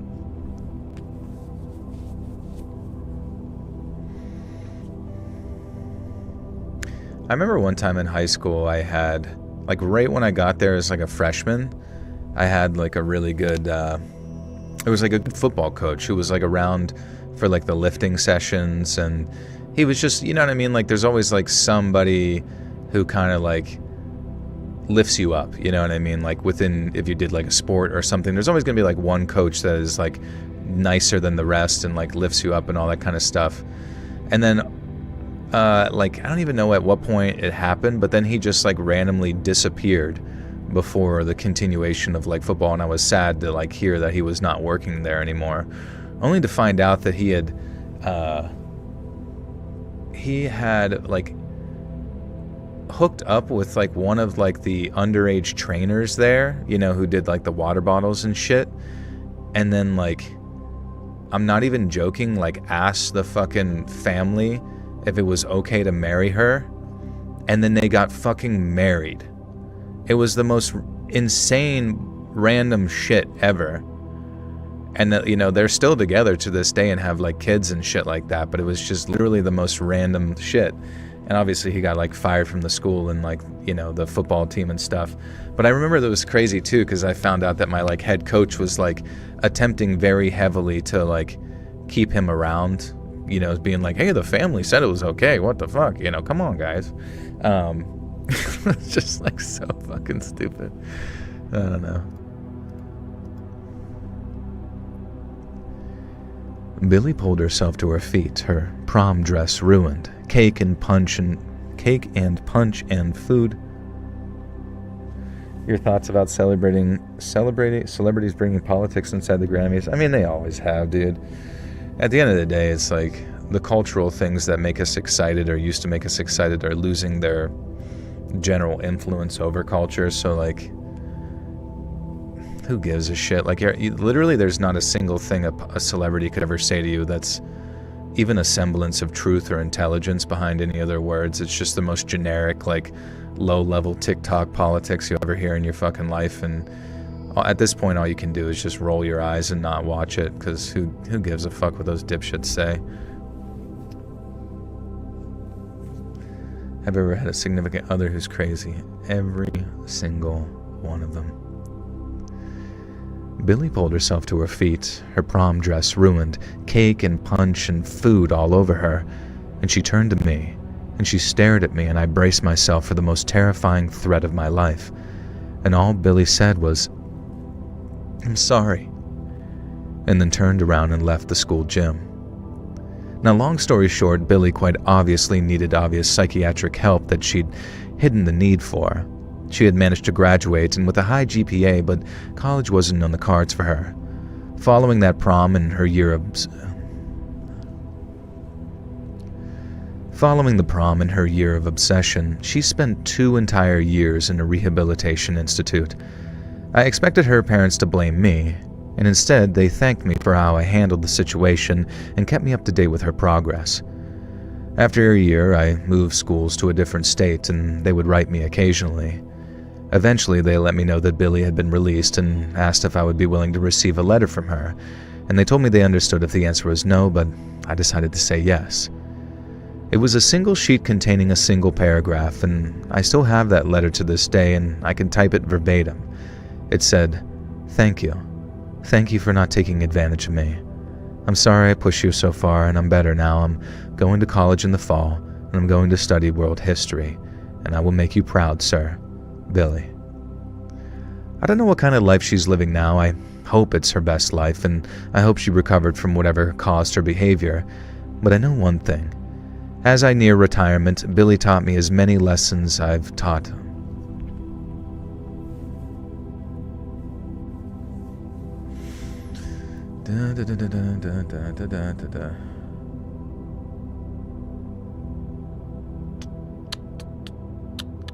I have an art degree. The life drawing class never had anyone wanted you to see naked. Oh yeah, why is it some people's streams are like an hour behind? I don't quite understand how that works. Like, how does YouTube decide to give someone the live stream but then have them... Can someone at Crime Girl and tell her that her stream is not live?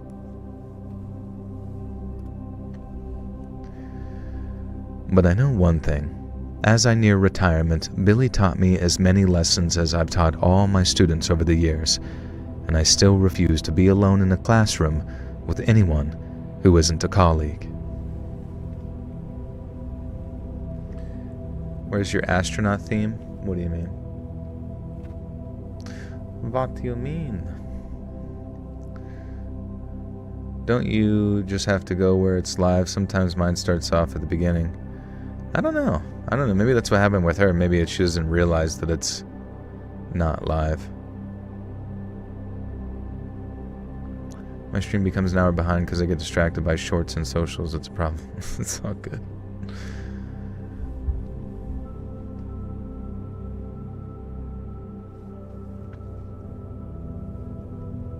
I'm gonna lie, I wish you could do more commentary on regular videos.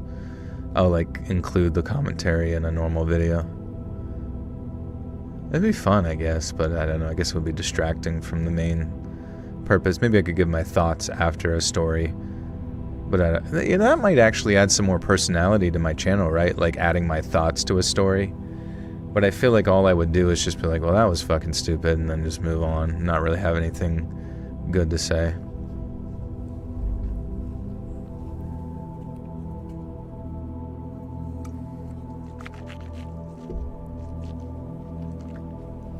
Try it. Well, ladies and gents, today's story was...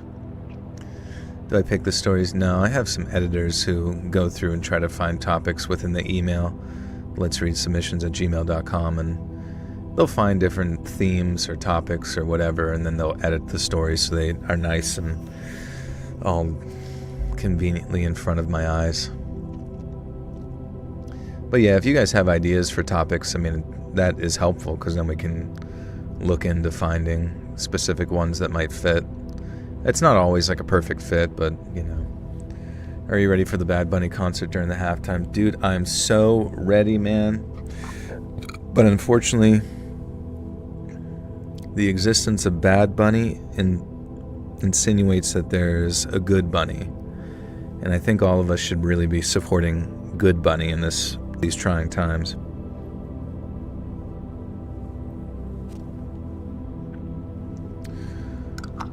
story reminded me of my Spanish teacher who started dating a student less than a year after high school. She was fired. Yeah. Oh, jeez. Yeah, more recently, this is my buddy went on like a Tinder. It wasn't like a Tinder date. It was whatever, dating app thing with like some woman who was a teacher. And then come to find out that she was having sex with like 3 male students, and then she's actually hardcore in jail for a long time. So that was kind of psycho. I don't even know how they even found themselves in that fucking situation. It's just crazy. A friend of mine started dating his art teacher after he turned 18 and she was 28. They're still together 22 years later. That's crazy. Haley Payton, welcome to the Butterscotch Cult. I have access to bonus content. Did you actually lock up Justin in the basement with his phone again? I must have. Where the hell is he? Where's Fry? Where's all the... We don't have any moderators here today. They should be on speed dial. Actually, I didn't even start that late either. They're all having a weird orgy somewhere. Oh, Fry's here. Sorry, Fry.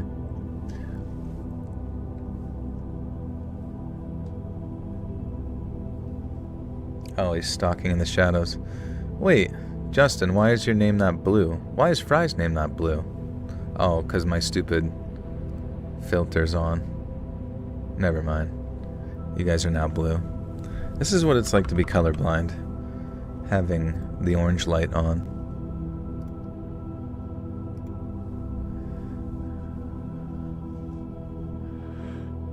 I did start a little late. Damn it. Son of a bitch. Oh, I don't even know who the fuck Bad Bunny is, man. The halftime show is the least interesting. To me, the Super Bowl is just that thing where it's the Illuminati who doesn't watch football, who doesn't give a shit about the sport. Jeffrey Epstein types are I don't watch any of this shit, but I really want to be involved and do a bunch of weird symbolism that's gonna fucking, make the Goyim think of, it's just this stupid fucking ritual bullshit and no one gives a fuck about, to draw in normies and a bunch of losers. Not saying that you guys, you know what I mean, but you know what I mean? It's we're here to watch some fucking football. I'm not here for a bunch of referees to I don't even care if it's 100-0. I don't want it to be rigged. I don't want it to be rigged, and I don't want it to have any fucking satanic symbolism in it or any stupid weird shit where someone whips out their wiener. I just want to watch some football. But I know that we're never getting that again. Sports betting has ruined football for the rest of time. I can never trust it ever again. There's going to be a few fucking fall guys who take the fall because the FBI decide to investigate them for whatever reason, most likely because they're a threat to a larger system. But we're never going to get authentic sports, especially with the fact that the NIL operates within college football and the fact that now Congress makes it literally legal for freshmen in college, young people, to sports bet with their NIL money, with their fucking NIL money. So you can imagine how bad it's going to get. It's these young dudes who are already flexing with their dumbass Hellcats that they're driving around everywhere as 18-year-olds. Now they're going to be using that same money to bet on sports and develop that fucking addiction in their, rattled head that they get smacked in every day. And then there's no coming back. They're just going to be easier and easier and easier to control getting into the NFL. It sucks.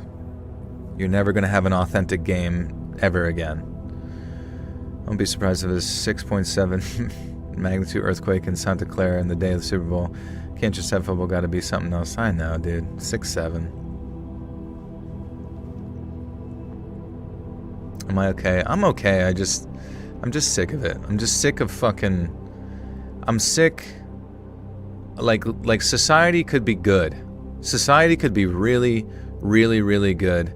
But if there's anything that the fucking Epstein shit has taught us, is that there are people way, way above us in positions of incredible wealth and fortune that just dictate our lives, dictate the direction, cause there's no peace. There will never be peace while they're in those positions.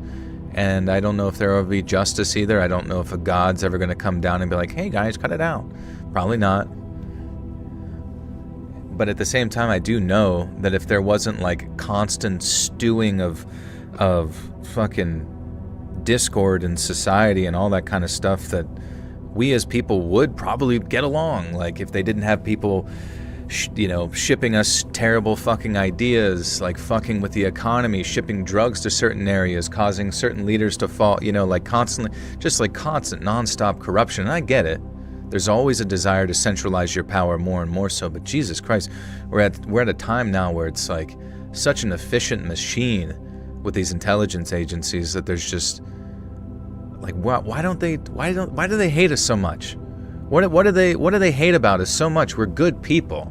We are good people who try well, but to them it's like they're like, what do you mean? Why can't we just fuck innocent souls and destroy everybody's lives? And what's wrong with what do you mean? It's just data. It's normal. Like they have to be lizards.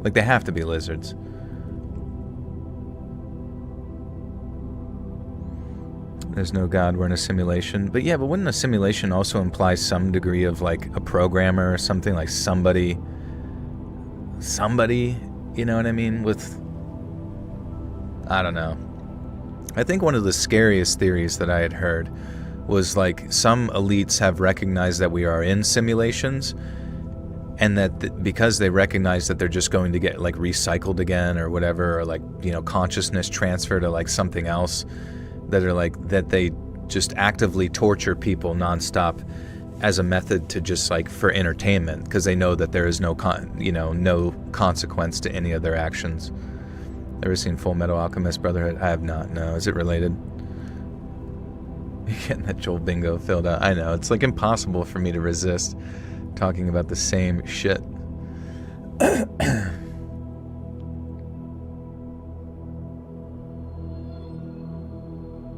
I mean, did you see that one email where it was like Jeffrey Epstein talking about like a girl, like a little girl, and she and like while she was like saying, she's like, even whenever the bad things were happening to me in bed, I would always remember that I would feel the presence of Jesus right beside me, and I knew that God loved me, and there's a reason he spared my life. And I was just like, you read that kind of shit, man, like the mental torment these people, these innocent souls go through, and that these monsters put them through, and it's just so incredibly sickening.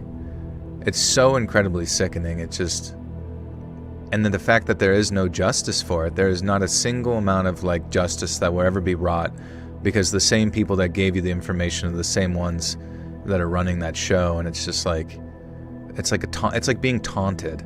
It's like you're literally being taunted with information.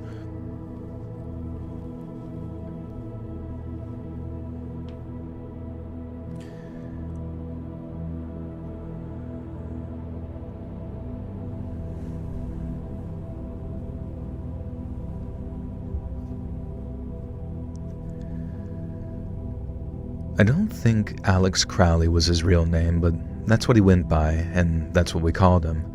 I didn't know him at first, not personally anyway. He was a sophomore when I was a freshman. I was a grungy skater kid in the late 90s, into Real Big Fish and Green Day and Sublime and a bit of Nirvana and Pearl Jam. I know, both. And I felt kind of like a badass poser because I was also into failure. Is this the word poser? Posier?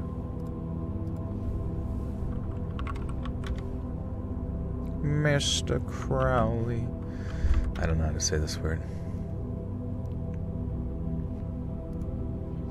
Poser. Oh, it is poser. And I felt kind of like a badass poser.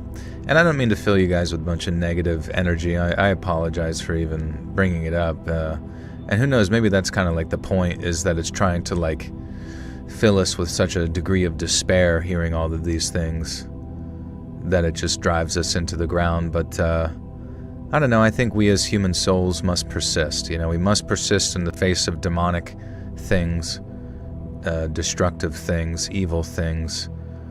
We must persist. And, I do think that there is a higher divine justice that will carry us through this, And even if they cover all of their infinite bases, I think humanity will come out on top. You ever listen to Pearl Jam live? I haven't. I love Pearl Jam, though. What do you think about professional athletes going back to college? They went pro and now they're going back to college. I think that's cool. I mean, you do whatever you want. If you just want to learn something, or maybe they didn't feel like they got an appropriate education the first time prior to being forced into sports, and they're still stuck in the mentality that a college degree is like necessary for validation, whatever. But I mean, if it manifested into something, I think that'd be cool. But I mean, like when Shaquille O'Neal went back to school for whatever the fuck he did, like was there really any purpose to it? Maybe he just enjoyed the stimulation and it gave him something to do, just to have a certain degree of like accreditation to his name or something. But I mean, he's still just going to end up fucking yammering on with, Charles Barkley, and it's going to be funny and he's going to make millions. And honestly, there's really nothing to be embarrassed about that, You're an entertainer. You were born to entertain. No amount of education is really even going to be remotely useful compared to entertainment. Hey, Just Blackwell. Thank you so much. Welcome to the Butterskull Cult. You now have access to bonus content. He's a sheriff. Oh, did he go back to school for that?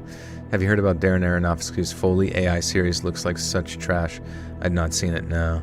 That's kind of weird of him to do that. I mean, it's odd. Wait, Shaq was a cop? Interesting. I can't imagine. I feel like that just seems like something he does as a volunteer. I don't imagine. Why would you waste your time just being a cop if you're already that filthy rich?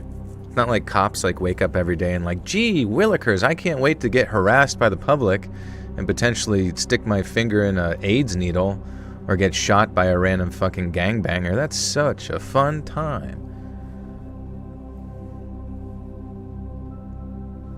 I think AI is going to be regulated soon. Well, from the sound of it, it's like it's already kind of like I think the Pentagon already sort of anticipates that after the AI crash, there will probably be like 3 major AI companies that are all kind of relatively centralized back to them anyways. So that's most likely how that's all going to play out, I suppose.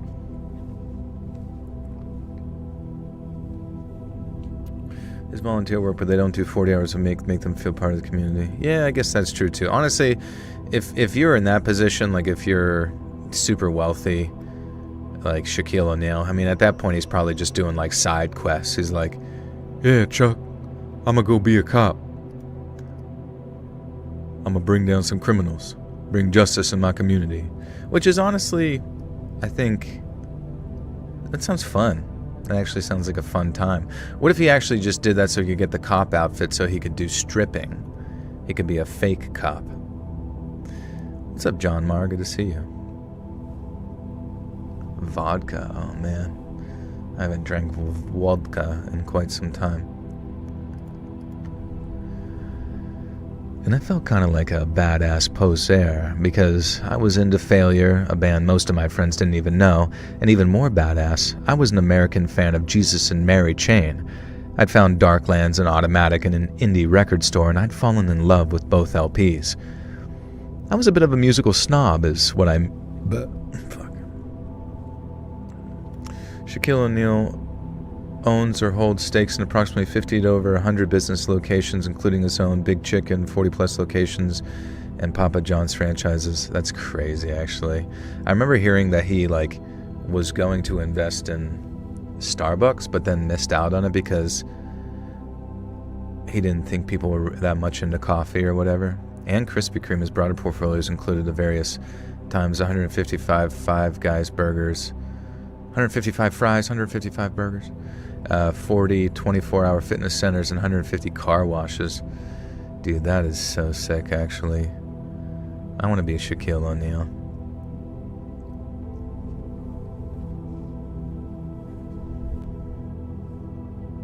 Remember whenever there was that one joke where somebody said they saw Kevin Hart in the shower with Shaquille O'Neal and they thought it was weird, but then they come to realize that it was actually just Shaquille O'Neal's dick. And I was like, that's a great joke.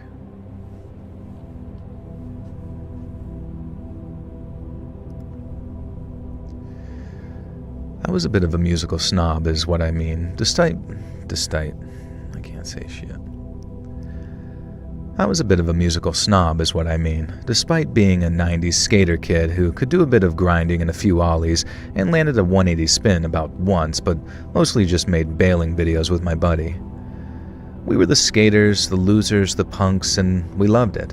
And our heroes, our absolute idols in high school, were the trench coat goths in the year above us. Their leader was a fellow called Alex Crowley, and he claimed to be a direct descendant of famed occultist, mountaineer, ceremonial magician, and founder of the religion of Thelema, Aleister Crowley. Of course, he couldn't prove that because Aleister Crowley had many.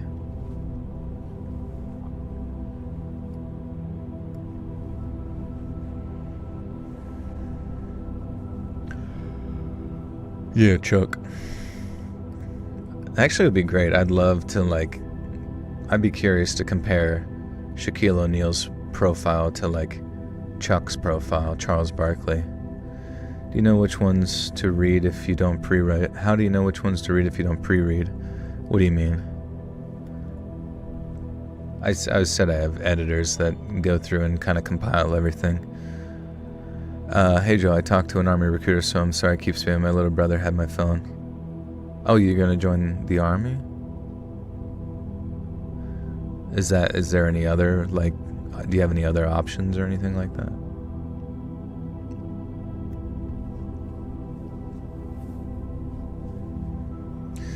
Are you sure you want to join the army? Is there, maybe any other direction you could maybe figure out? But of course he couldn't prove that because Aleister Crowley had so many illegitimate descendants that you were one of them. That you were one. Oh, that if you were one of them. You do, but you want to serve your country. Okay. Yeah, I mean... Yeah. You know what? Real quick, before you do. There's a lot of ways to serve the country, just to clarify.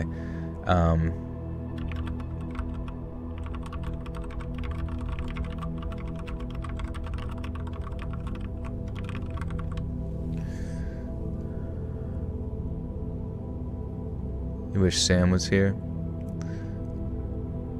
Okay. So first, you sign away autonomy, and quickly. At age 18, your brain is still under construction, but the contract is adult permanent. Once you're in the Army, you don't control where you live, you don't control your schedule, you don't control your body, your sleep, your hair, your weight, your medical choices, and you can't just quit if it's wrecking you, right? The loss of agency hits harder than most people expect. You, as a young person, joining the Army, you're gambling with your body and life. Even without combat, your knees, your back, your shoulders can get wrecked. Your hearing could be damaged, it's pretty common. Sleep deprivation is baked into the whole thing, and there could be chronic pain before you're even 30 years old. And if combat does happen, you're rolling the dice with things that you just don't get back, like limbs, eyes, and of course mental health is very real and often delayed. PTSD isn't just war trauma, it's hypervigilance, rage spikes, emotional numbness, nightmares that you have years later. As a lot of veterans don't fall apart in service, they ended up doing it later when the structure of everything starts to disappear. And you don't get to choose the why. This one is very big. You might believe in defending people and your country, but you don't choose the war, you don't choose the politicians, you don't choose the corporate interests involved, and you may end up risking your life for decisions you don't even agree with or don't even fully understand until way later. The benefits are often oversold, such as college money, healthcare, job skills. It all sounds great, but the reality is the GI Bill has hoops and limitations. The VA healthcare can be slow and bureaucratic and suck. Many skills don't transfer cleanly to civilian jobs. Some people do well with it, but many do not. And it can lock your identity too early. Joining young can freeze your self-image as this is who I am in the military, And that can be risky when you haven't explored any creative paths, trades, businesses, education, who you actually are outside of a hierarchy of obedience and all that kind of stuff. And you become very expendable. You got to know, you are completely expendable by design. It sounds harsh, but it's true. The system is specifically built just to replace you as a number. Individual sacrifice is almost expected, and it's not exceptional. Very few people celebrate you other than your loved ones after you're passed. And loyalty mostly flows upward, not back down to you. And this can mess with how you value yourself later on, when you realize that the people that sent you to die or sent your friends to die don't give a fuck about you. But there are alternatives that don't cost your future, depending on what someone's actually looking for. There's discipline, which you can find in trades, athletics, and structured work. There's purpose. You can find purpose to being an EMT, a firefighter, working in conservation. If you want money, you can do apprenticeships or entrepreneurship. You could go, you know what I mean? You could go be a plumber. You could go be an electrician. You could go to nursing school. And, and there's very intense jobs you could do as a nurse. You could go, be the ones that are on like flights and respond to, like as a flight nurse to crazy stuff. And then the brotherhood that you might be looking for as well, you can find it at a gym. You could join various teams or communities, churches. But yeah, the bottom line is committing before you even met yourself yet, really, you know what I mean? So I'm just saying, I know a lot of people in the military, and I'm just, from what they've told me, some are really happy they did it, but some look back on it and it fucked them up for the rest of their life. And yeah, it's scary, you know what I mean? I don't want you as a young person regretting that. Showbiz with the 10 says, what's your favorite bands? Oh, yes. Thank you for the 10. Favorite bands. I like Secede. I like Odessa. I like Pearl Jam, since they mentioned them earlier. I like all sorts of shit, you know what I mean? Like just, Tribe Called Quest, that kind of stuff too. All over the place, really. Sufjan Stevens. I have some of his albums. Tiny Tim, of course. I'm so happy, happy-go-lucky me. Toe Jam and Earl. Okay, I was kind of told that it would benefit me by my grandfather, but I'll think about it. Thanks, Joel. Yeah, no worries, Ian. I mean, listen, I'm not trying to disrespect your grandfather at all. His service is greatly appreciated. It's just like at this point, because there's so much information in the world, right?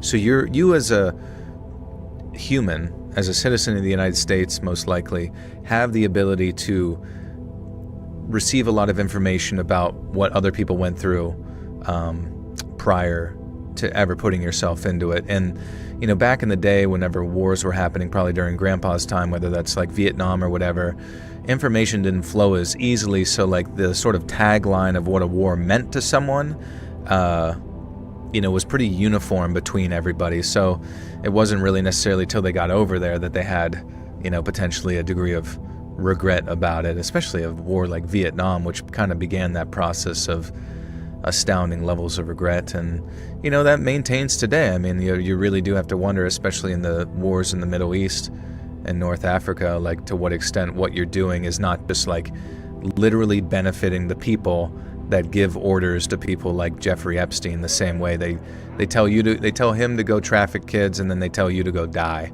You know what I mean? It sucks.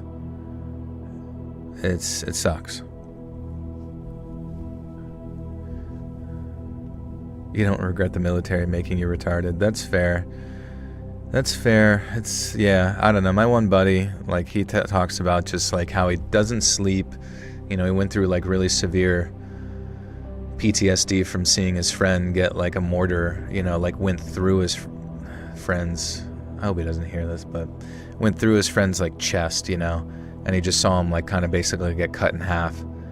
And just always kind of like, and then some other stuff like watching, like in the Middle East. I feel so bad sharing his stories. I hope he forgives me, but there was like a little kid, right? And the little kid was ordered by like the, Al-Qaeda groups or whatever to go blow himself up for whatever, Islamic extremist belief that was pressed upon him. And then as he ran towards their base, he touched the electric, fence, and then was shocked to such an extent that his, body turned to like ash and like crumpled up, and you know what I mean? And like he said, seeing that was something that just was basically like he like completely unrecoverable from like seeing a child die. And whenever he'd see kids that look like him, it just like all comes back, so it's that kind of shit that really fucks with people.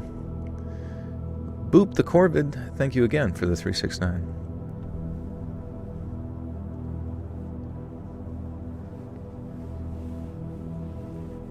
And obviously they go through therapy and all that kind of stuff, but I mean, you can definitely tell like sometimes when someone is just like that hypervigilance they talk about, like they're just always in like a heightened state where they're just like, locked in all the time. And it can definitely create a very efficient human being for sure to accomplish the tasks that they want to in real life, but it can also, if not directed appropriately, completely destroy you. Government doesn't care about anyone or your trauma, so I'd never ever recommend joining the military, but that's my opinion. That's a very fair opinion that I think I share. And there's other ways, maybe reserves, or if you want the experience, or I don't know. I have so many friends in the military suffering cancer and nerve damage from chemical exposure, and they're trying to figure out why autoimmune is so high in service people. Exactly.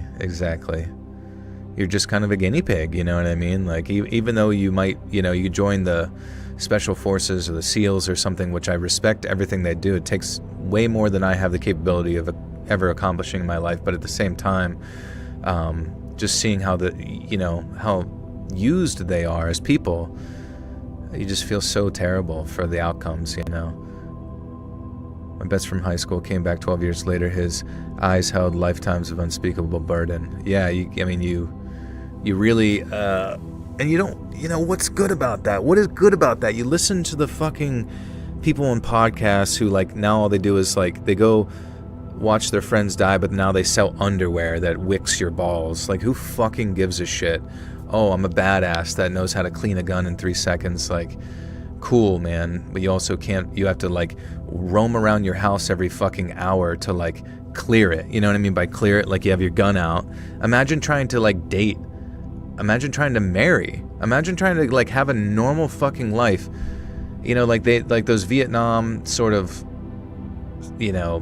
family members who, like, just have, like, they hear helicopters and they stare off into the distance. Like, that's real. That's real shit. And people joke about it, but it's like, do you want to be that person that's essentially forever burdened by a neurological disorder that you have no way to escape? You're brainwashed and trained to operate at high cortisol levels, save your life in combat doesn't translate well stateside. Not at all, yeah, and then they become addicted to substances to cope, right? And then, there's a high rate of suicide that they do not talk about with, like, post-military people. And the worst part is like, how does the public even view your service? They don't salute you. They don't look at you as, something above the others, though maybe some of them respect it and aren't going to antagonize you or anything like that, but they don't give a fuck that you're drinking at home alone and sad and depressed and missing your people, and literally no one else will ever be able to, like, relate to the shit that you've seen and went through other than the people that are already dead or taking their own lives at home. You know what I mean? It's like such a sad state of affairs at this point. Let the fucking robots fight, man. Let the bankers fight, bro. I got a dog because I would hear phantom footsteps in my house in the middle of the night. I'm sorry about that, man. I'm very sorry. I'm not trying to talk everybody down here, but my husband is able to work because of his service. Trying to go through life watching my body deteriorate years before it's supposed to is devastating. Yeah. Oh, man. I should be a recruiter, yeah. Infantry service made me the man that I am today. And then I got the fucking robot arm and I don't have any legs. More meat for the grinder. Welcome aboard, soldier. The nervous system never recovers. The threat is always there. People hollowly thank you for your service while relationships fall apart and you can't find connections. Ugh. Fuck, I hate it. I hate it. I hate it. I hate it. I pray one day we can be free of whatever the fuck any of that is.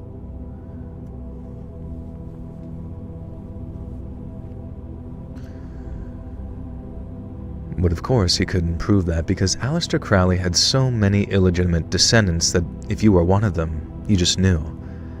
I suppose maybe that was true, but I'm pretty sure neither of Alex's parents were secret descendants of Aleister Crowley either.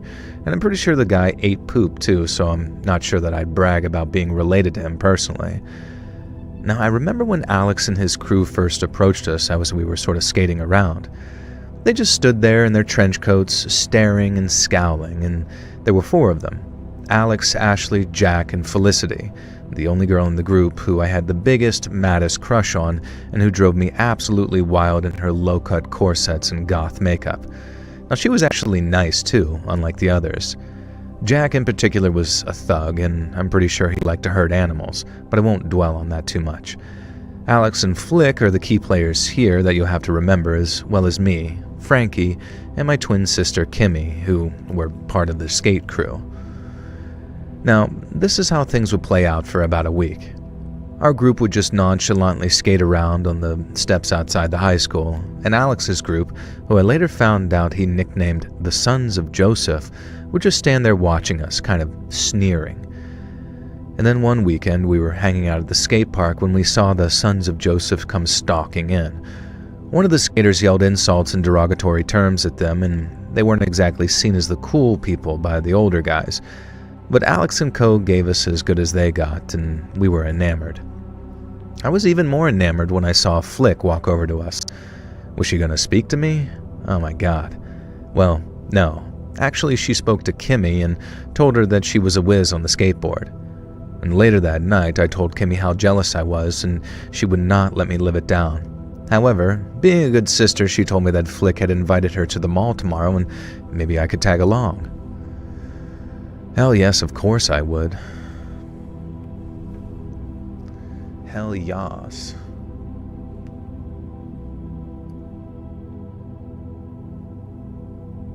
Anybody there? Hello! I realized I had the chat set to top chat and not live chat. I'm sorry. Hello! Anybody? Oh, breeze it.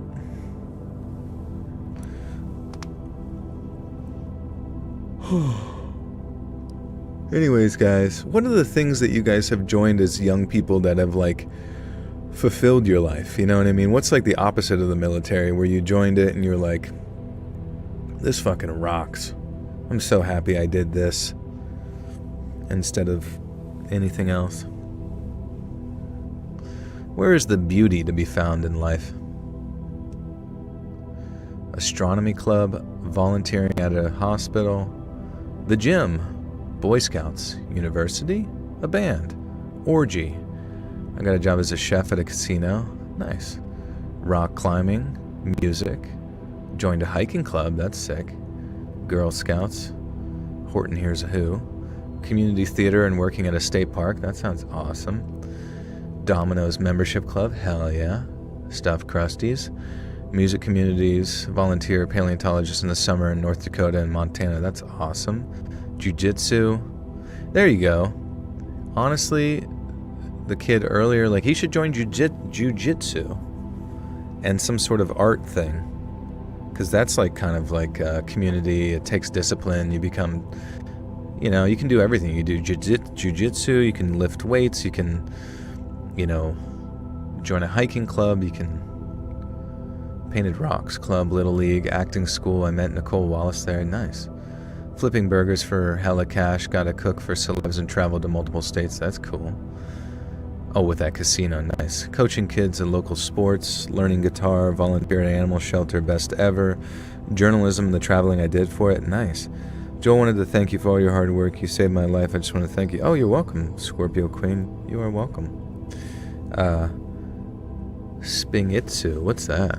Salat? There's a lot of good in the world. We're just not talking about it. That's a good point. Yeah, exactly. Volunteer at a children's hospital. I cooked for Pink Floyd, Shaq, and Ludacris. That's crazy. Jiu-jitsu, jiu-jitsu, jiu-jitsu, jiu-jitsu, jiu-jitsu. Actually worked out.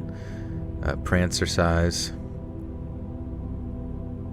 Yeah, Ian, I was just thinking, like, you know, I'm just trying to give you other options to do in your life, because being young, you know, you need people, you know, sometimes you feel directionless, right, you know, and you need people with experience to just let you know what will help you. Otherwise, it's like you could end up in a gang, you know what I mean? And being in a gang's not cool. You just end up dead. You never get to be at the top. Hi, kitty. You could get a cat. Join jiu-jitsu, get a cat.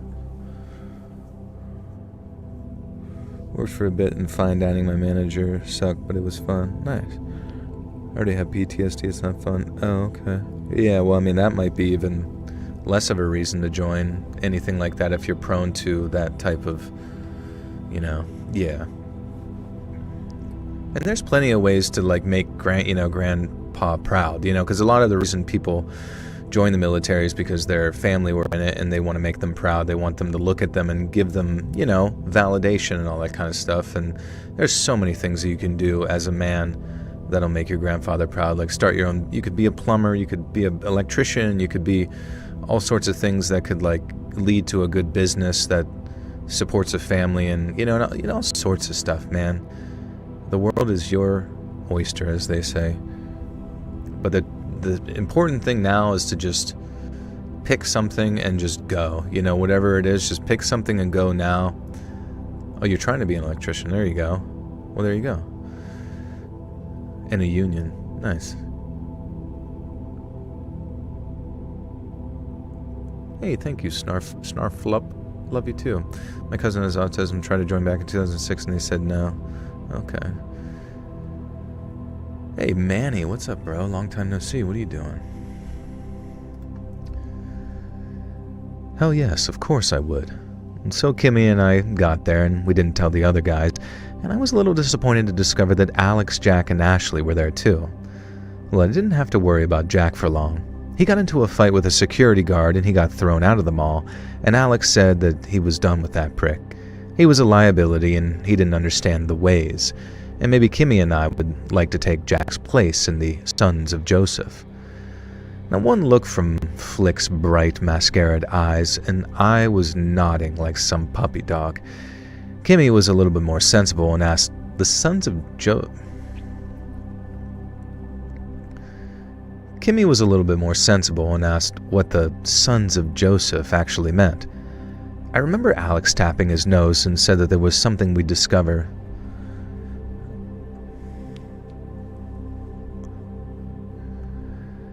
I remember Alex tapping his nose and said that was something we'd discover in time.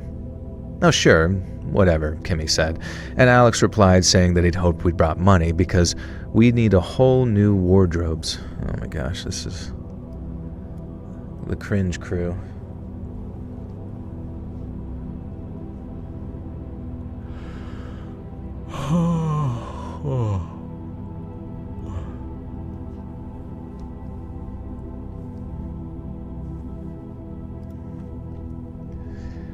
Sure, whatever, Kimmy said, and Alex replied saying that he'd hoped we'd brought money because we'd need, God fucking damn it.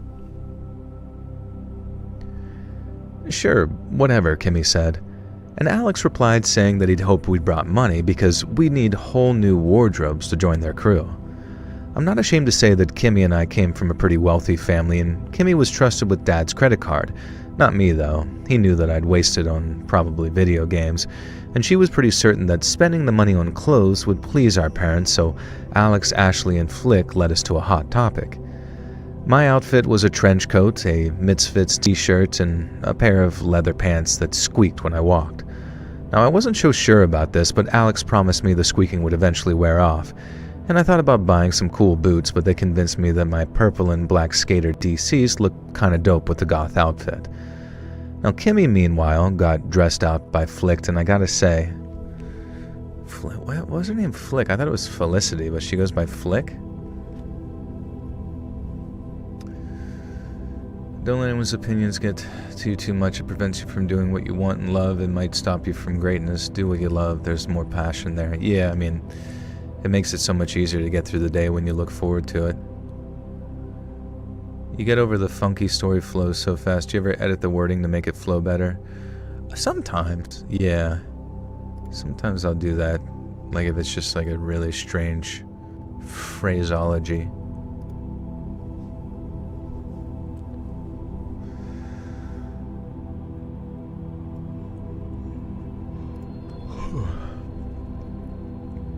Kimmy, meanwhile, got dressed out by Flick, and I gotta say, it was extremely disconcerting to see my sister in fishnets, a miniskirt, and a mesh top with her bra visible beneath. In fact, I actually tried to persuade her that our parents really wouldn't approve of that. And she kinda listened and bought a second outfit that was more like a velour dress and made her look like a vampire, and I suppose that was pretty cool. Now, I could tell that Alex had eyes for Kimmy, and I wasn't sure how I felt about that.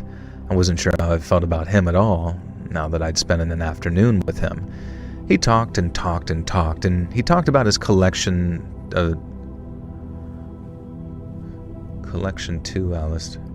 Maybe a collection of... What is it? He talked and talked and talked, and he talked about his collection to Alistair. Collection of... What does this mean? Do you guys understand this sentence? He talked and talked and talked, and he talked about his collection to Aleister Crowley and the thalamic magic and crap like that. He talked his collection of? How would it be a collection of Aleister Crowley? Whatever. Who fucking gives a shit? I'm not gonna try to... Oh, his connection to... Oh my god, good point. Duh. I'd be the worst English teacher.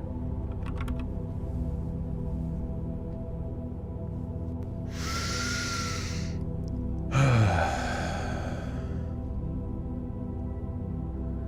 was thinking the same. A nickname for a girl named Flick sounds like it got it from being caught in the act. Yeah, maybe. He talked and talked and talked, and he talked about his connection to Aleister Crowley and thalamic magic and crap like that. Ashley brought up the Satanic Bible, and Alex laughed. I kid you not, for 5 minutes straight in the food court of KFC before declaring that Anton LaVey was a fraud who wouldn't know true Satanism if it bit him in the ass. I figured now wasn't the best time to tell them that Kimmy and I were Christians, so we just nodded along.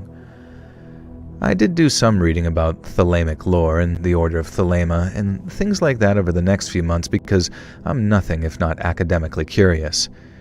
It amused me to discover that Alex was basically just making up crap.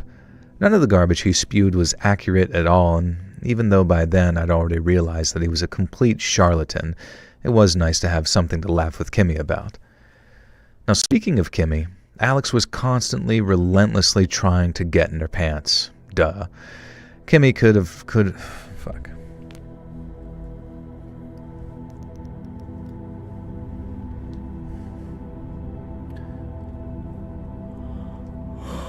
Oh man, I'm so upset that I didn't eat more food. Oh, you guys want to hear something like slightly exciting?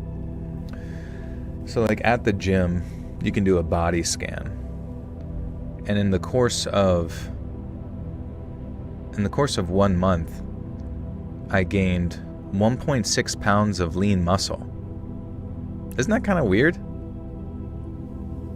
It's something that I didn't really like pay attention to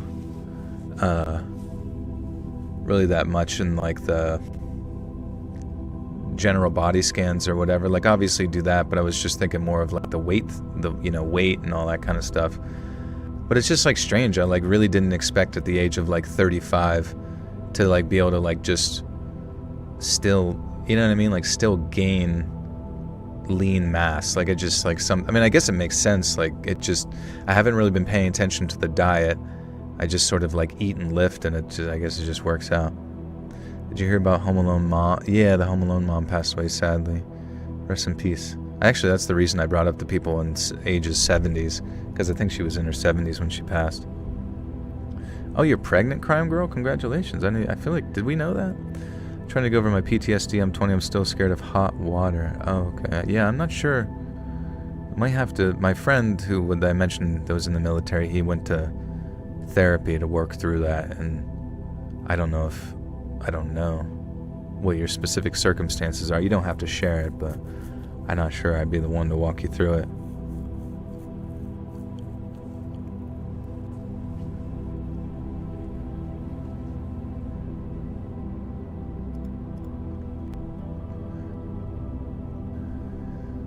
Speaking of Kimmy, Alex was constantly, relentlessly trying to get into her pants. Kimmy could hold her own and had obviously no interest in letting Alex take her virginity, but it still made me defensive. He was a creep and a weirdo, and not only that, he was always claiming to hear voices from his true father. He could never decide whether his true father was Aleister Crowley or Satan himself, and in his head I think that they were sort of interchangeable. One of the messages he mysteriously received was that Kimmy should engage in thalamic, intimate magic with him, and when she flat out refused, he said that dancing naked for him with sigils drawn on her body would be enough. Kimmy stopped hanging out with him after that. Too exhausting, she said, and she begged me to ditch them too, but at this point, I'd kind of abandoned all my other friends, and to make things worse, I was deeplessly, Jesus Christ.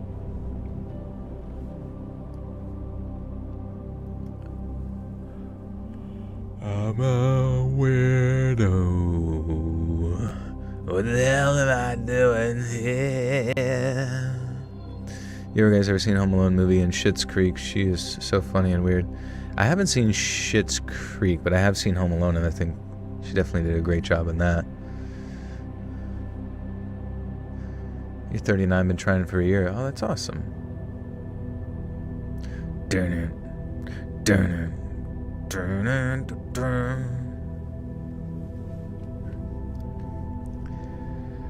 But to make matters worse, I was deeplessly... Oh my god, I keep mixing words together.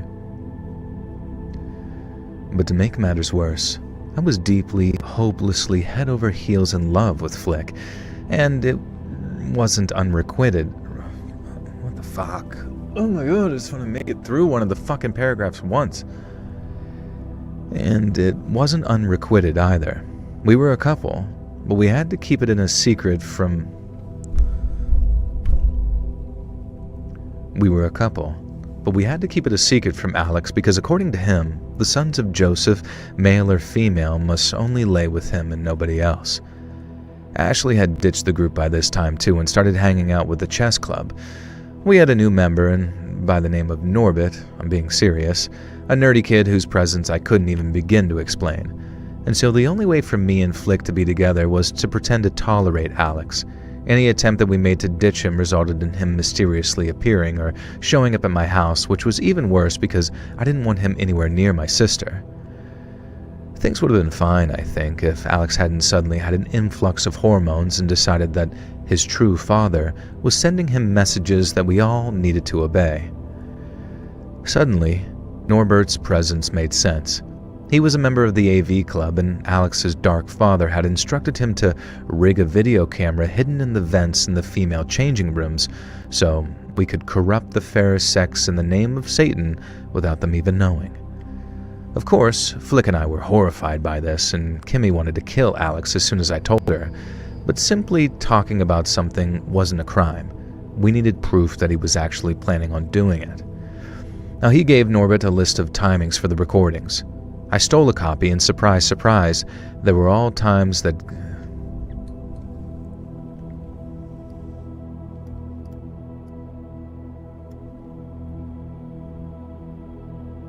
Dark Father sounds racist. What should we change it to?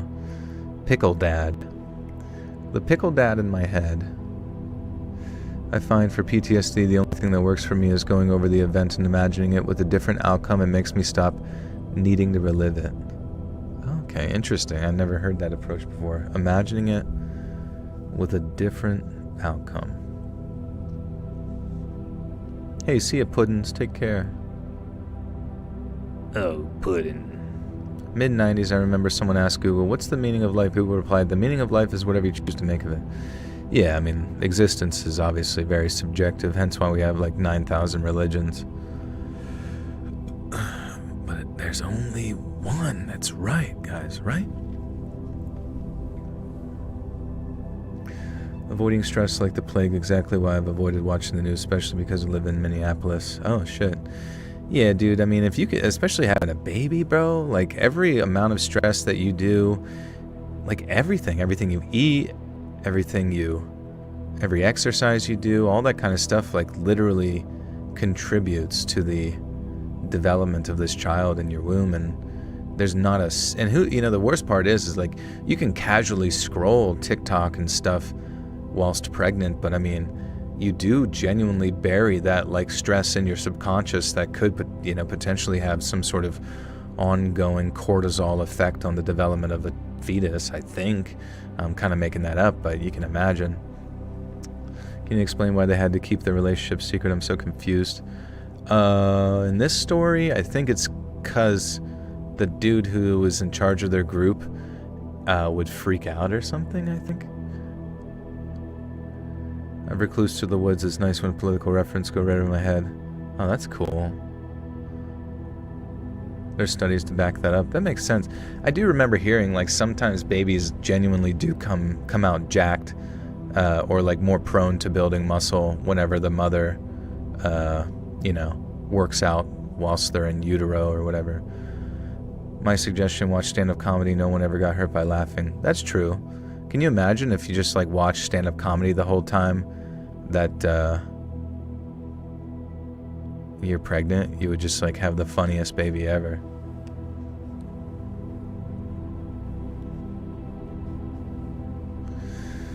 We just bought a house an hour away to get out of here. We move in 3 weeks, so we're trying to hit stress about it. Yeah, no worries.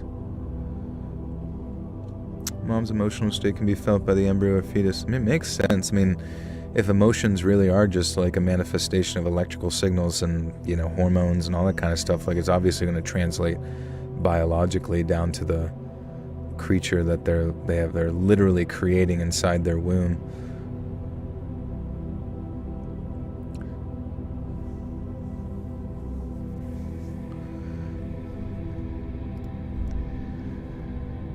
He gave Norbert a list of times for the recordings. I stole a copy, and surprise, surprise, they were all times when Kimmy would be coming out of the gym or out of the pool, and this creep was basically planning to stalk my sister by filming her naked. I took Norbert to one side, and Flick and I told him in no uncertain terms that if he went ahead with his plan, that we would not only ruin him as an entire... Dude, I suck. I fucking suck at reading, dude.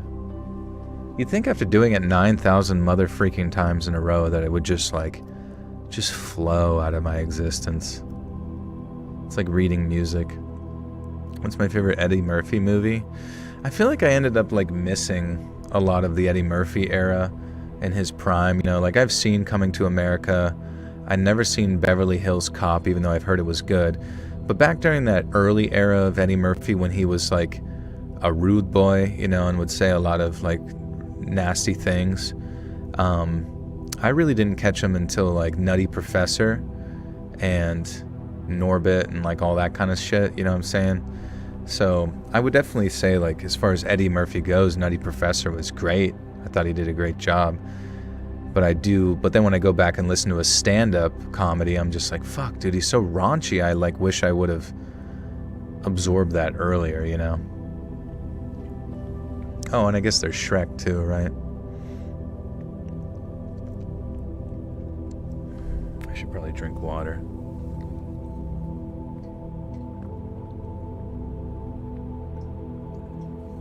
I got upset about a groceries order yesterday and the shopper fucked up. And my boyfriend was like, nope, don't worry, please go play Stardew Valley and relax. Oh, that's good, yeah.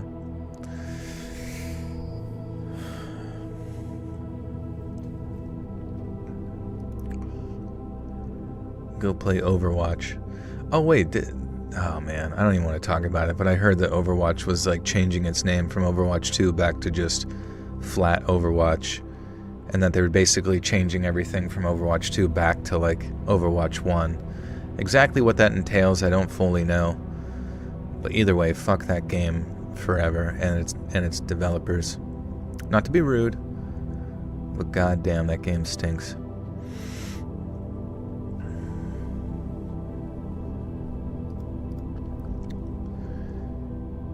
I took Norbert to one side and Flick, and I told him in no uncertain terms that if he went ahead with his plan, we would not only ruin him and his entire high school career, but there was a good chance we'd end his life too.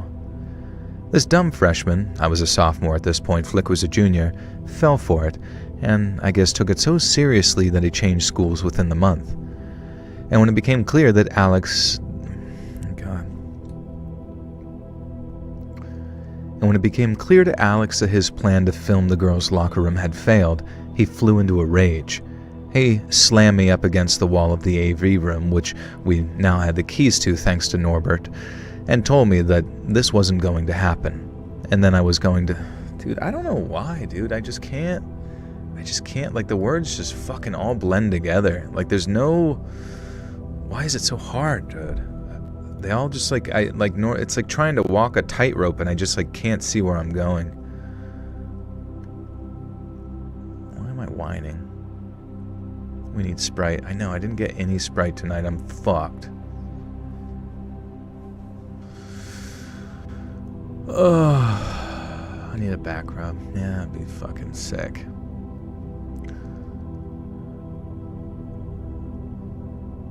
Cringe middle schooler, yeah. I mean, technically you're not completely off. It's cringe high school. He slammed me up against the wall of the A room. Okay.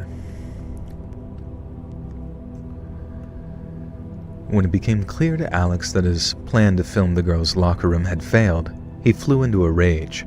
He slammed me up against the wall of the AV room, which we now had the keys to thanks to Norbert, and told me that this wasn't going to happen, and that I was going to have to be the one to film Kimmy. I'd be able to do it at home easily, and his true father, the Dark Lord, would bestow upon me untold riches. I told him where he could shove his untold riches, and if he came anywhere near us again, he'd wish he'd never been born. Now finally, myself, Kimmy, and Flick were free. Flick and I were... Oh, was that it? Oh, no, okay. Ugh. Finally, myself, Kimmy, and Flick were free. Flick and I were able to date openly now, and Kimmy didn't have to worry about this creep trying to, well, creep on her. Or so we thought. As one night Kimmy, Flick, and I were hanging out in Kimmy's bedroom playing 3-player GoldenEye deathmatch, and suddenly, a red light kept glaring on the screen. Initially, Kimmy jokingly blamed one of us, saying that we were trying to put her off with a laser pointer. But then the red light quickly disappeared, and we heard some scuffling and banging outside. I ran to the window to see this trench coat figure fleeing into the night. It was obviously Alex. He'd been testing to see if he could film Kimmy himself through her bedroom window. Flick had the dumbest yet funniest idea. Using our brand new color printer, we printed out a huge image of a fat man's ass and taped it on the window, and then we waited for Alex to come back that night, which we knew he would, and we heard him out there. He was hardly subtle. Kimmy yelled that she was going to take a shower, and we gave it 10 minutes, and then we pulled the blinds open, revealing the large printout of that ass. And I guess Alex had been filming because we heard this sort of strangled shriek and then the clattering of something falling to the floor, and saw that a trench-coated figure was running away again. When we went out there, the school's camcorder lay abandoned in the flower bed, and we watched through the tape. It turned out that he'd filmed Kimmy more than he thought. Oh, this one, I don't know why. This one's like especially exhausting for some reason. What's up, RL? How you doing? Oh, see ya, crime girl. Get some rest.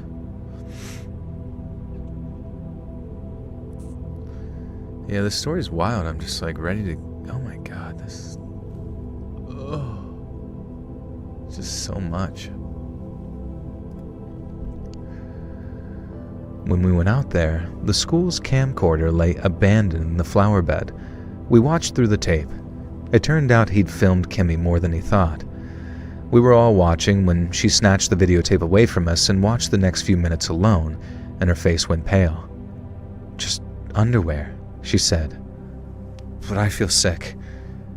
Kimmy didn't tell us anything else. Neither of us asked either.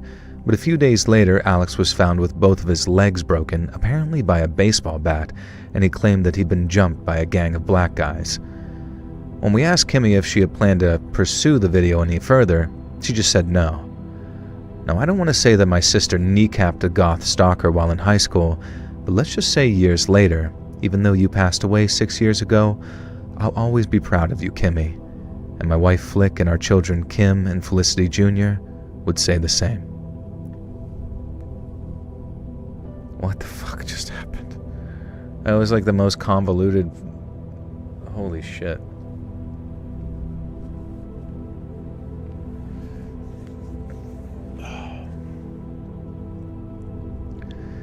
I don't want to say that my sister kneecapped a goth stalker while in high school, but let's just say, years later, and even though you passed away 6 years ago, I'll always be proud of you, Kimmy. It's like so many things. She like kneecapped, jumped, sister's dead, all in like the span of one paragraph. Alright, anyways, moving on.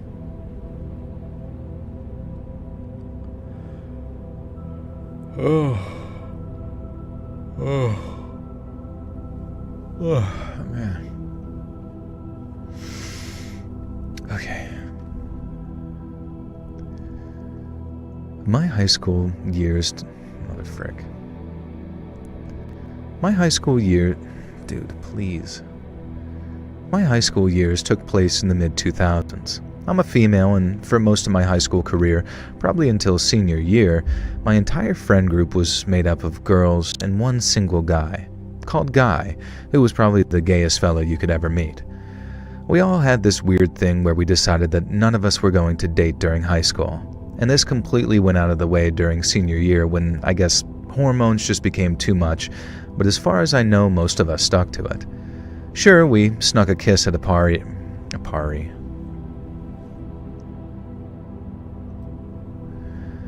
Sure, we snuck a kiss at a party here and there, and I'm not saying that we were...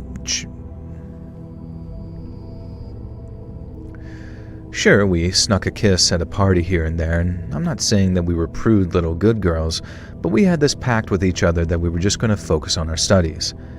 And that's why we were so shocked when one of our girlies, perhaps the most straight-laced, accidentally let slip that she had a mother-effing sugar daddy.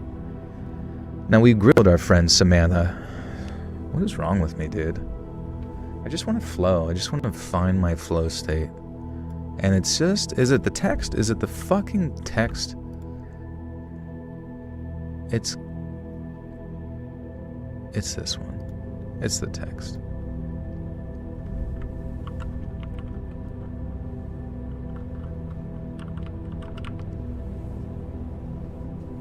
I'm straight up flowing like a period. Get a tampon, I'm in a flow state.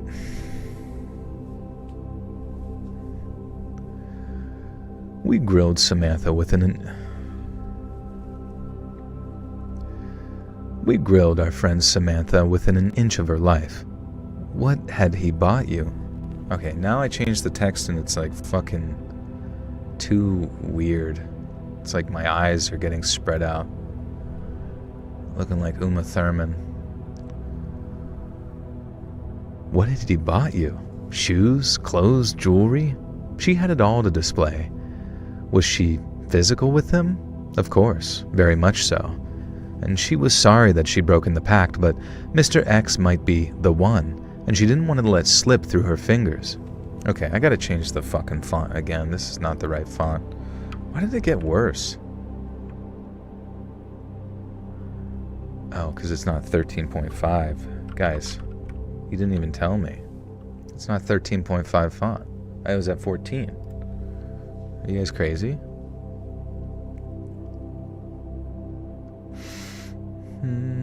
Wingding time. You guys know I only read in Wingding.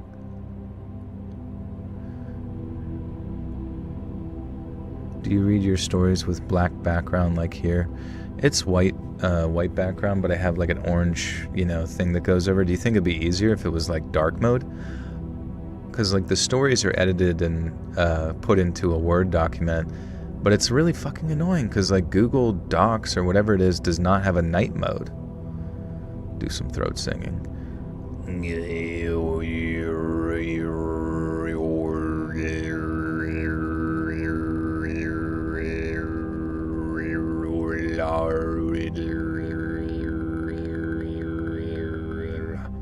Okay, that helps a lot, honestly. But yeah, it doesn't have dark mode. Dark mode! Which is kind of bullshit.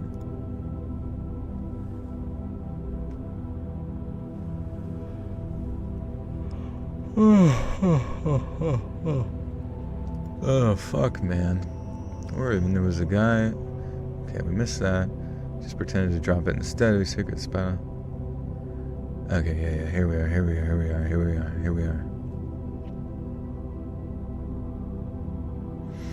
We pretended to let it drop. What is going on? Was he? Oh, here it is. What had he bought you? Shoes, clothes, jewelry? She had it all to display. Was she physical with him? Of course, very much so.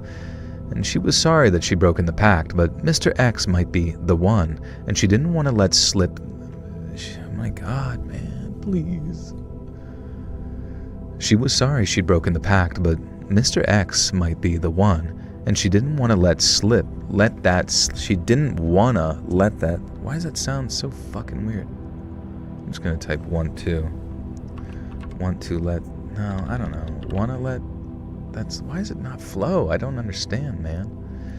Joel, about 8-ish years ago, I came across a few stories where someone was doing some badass drawings. You ever thought about switching up the non-live posts like that? Oh, yeah. I would love to, but I just don't really have like an artist that consistently has, like, you know what I mean, visuals like such to do it. And it, like, the person who does the art would have to have like tons and tons to, you know what I mean, rotate through while simultaneously promoting them and stuff. You know what I mean? You almost have to have like solid. And then just the process, you know what I mean? Like the process of waiting for that person to send something, the process of downloading it to then put in the background, and then the rendering.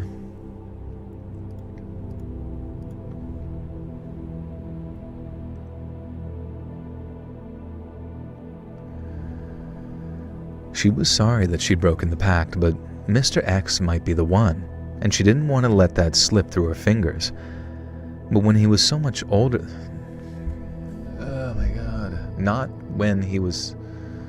I don't know why, like the starting of the new sentence, it's fine.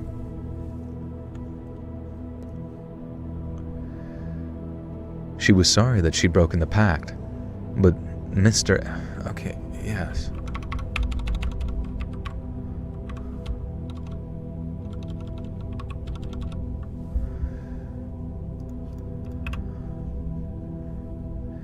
She was sorry that she'd broken the pact, but Mr. X might be the one, and she didn't want to let that slip through her fingers, not when she was so much older. God damn it. Not when he was so much older than her. Of course, that was scandalous by itself, and led to a...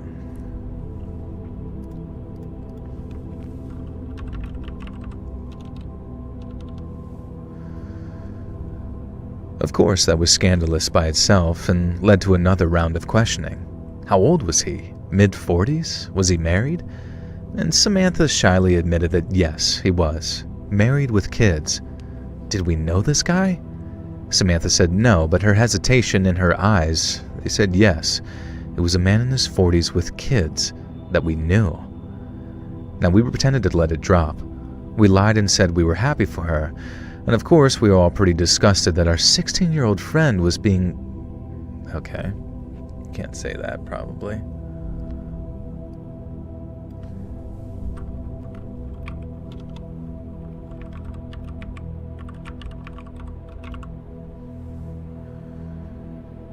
Yeah, this is Jeff Epstein. This is the Donald Trump story. Featuring Obama.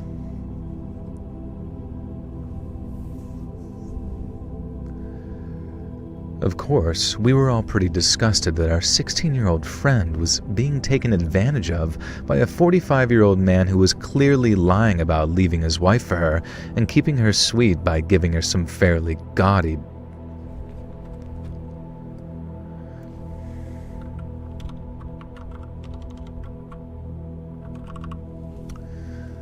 Oh, man.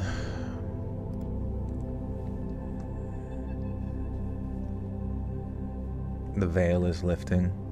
I don't know, there's a part of me that's like almost worried that like the fact that the veil is lifting on some of this stuff is basically an indication that people in those positions of power are basically planning a major shift as far as like how things are structured, and therefore we can anticipate a lot of chaos.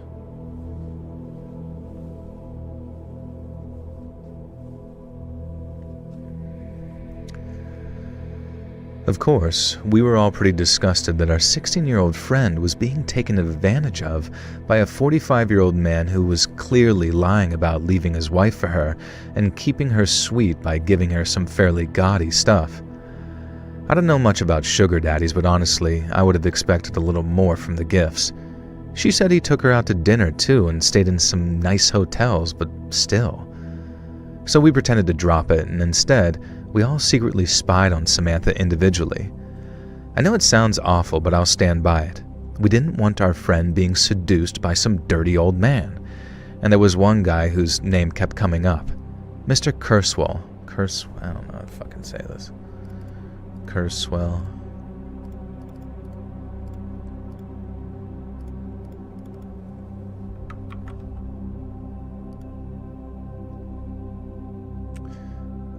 Kurswell?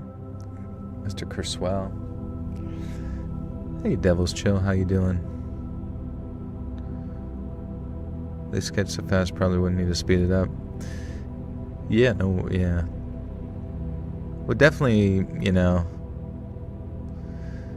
what genuinely curious as to what the veil lifting means. I mean, on the official terminology of a veil lifting, you know, would basically be the concept of like some sort of spiritual, like being able to view the spiritual realm. So it's like seeing the true meaning of reality or something like that. But then some people would use the veil lifting almost as like a spiritual awakening of the people to like see that like left and right is not real, that, you know, all of it's controlled and it's just there to like basically divide us and, you know, cause those divisionary tactics to basically cause chaos and restructure things. But, you know, at the same time,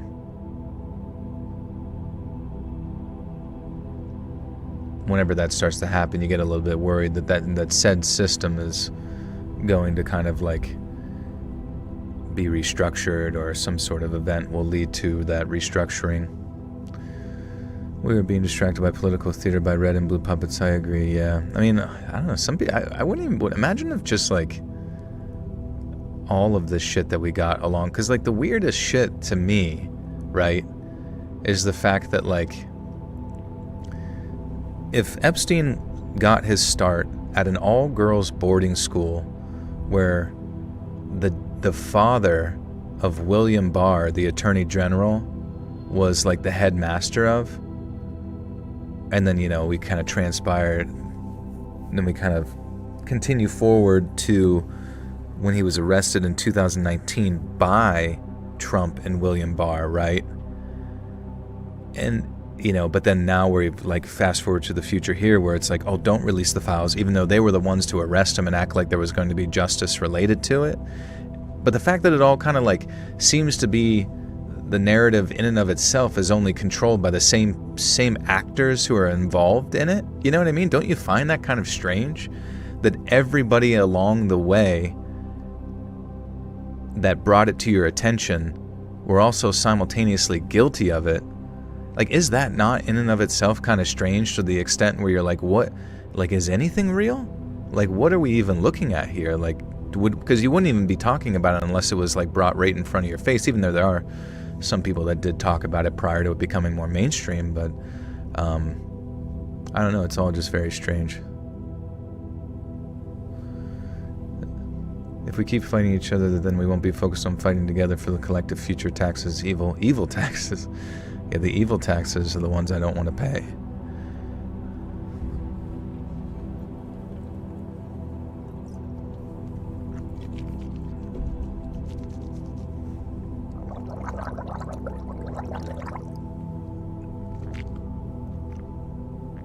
Taxes aren't the evil thing?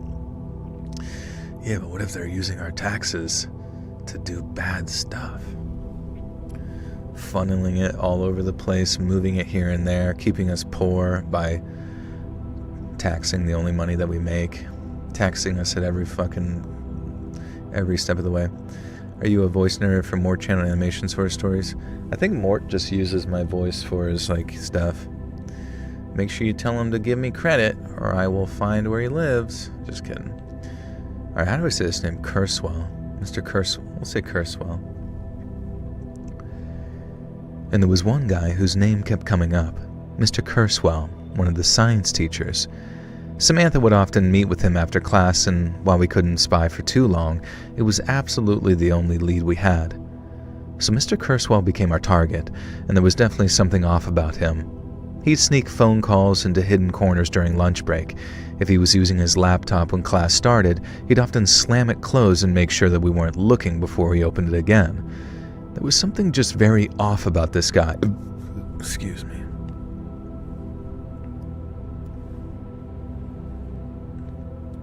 Kurtzwell. Oh, it's like more of a Z. Oh, shit. I wonder if we'll ever get back to 500 concurrent viewers. Guys, you gotta hit the like button. If you don't hit the like button, I'm gonna go broke and poor and die.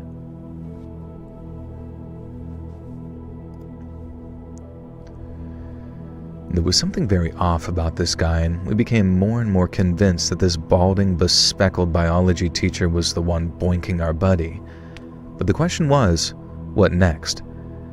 That's when Guy had this bright idea of trying to follow Mr. Kurswell one weekend. We had no idea where he'd go or when he'd go, but we decided that it was time for a Saturday. Collab with Lazy? It's been a while since we collabed. That would be good, though.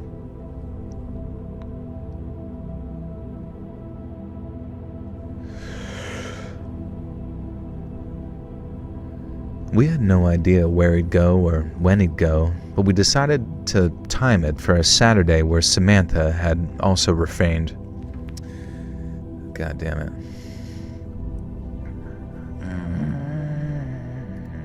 Okay.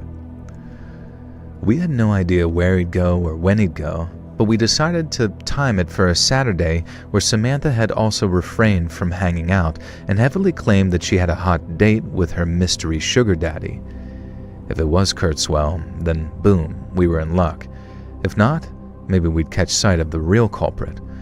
And so we all loaded into Guy's car, and apparently, as subtle as a cop tailing a suspect, we followed Samantha for nearly an hour and found ourselves in the next town over. It was one of those little towns that you kind of look down on. Jokes about the folks there being inbred and the fact that there was a weird smell. A cellophane factory explained that, and just kind of overall crappy. Not exactly the place that you'd expect a hot date with a sugar daddy. Samantha headed into this crappy mall, and we followed at a pretty long distance, and it became clear pretty quickly that she was checking out some stores. There were 4 of us without Samantha, so we decided that it didn't make sense for the entire group to tail her. We'd be spotted in an instant. And she was headed mostly into these girly stores, so despite her penchant for glitter and pink, we figured Guy should hang back. It was decided that I was the most nondescript and unnoticeable. Not sure if that was a compliment, but it worked well enough here. And so I followed Samantha into a bunch of stores, and what I saw shocked me. The gifts her sugar daddy had been bestowing on her, she was shoplifting them. I followed her into 4 stores and watched as she stole costume jewelry, lingerie, a crop top, and all sorts of crap. Not once did she get spotted by security either. I hightailed it out of there. I didn't want to get wrapped up in all of that, and I didn't want to look complicit. And so I met my friends at the agreed point, a sort of hidden area where we weren't in much danger of being spotted by Samantha. No, I was all ready to hit them with my revelation, but I didn't have the chance. They swear. Do math, not meth. But the more meth you take, the faster you can do math.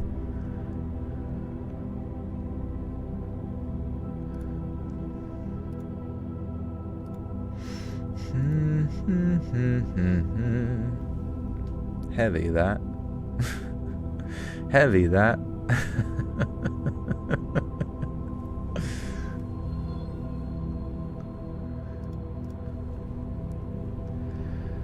I was all ready to hit them with my revelation, but I didn't have a chance. They were the ones who hit me with the gossip. We were right. Our science teacher, Mr. Kurzweil, was here in the same mall as Samantha, and what more proof did we need? I waited until they finished chattering and then told them what I'd observed. There was no sugar daddy offering gifts. Samantha was a kleptomaniac.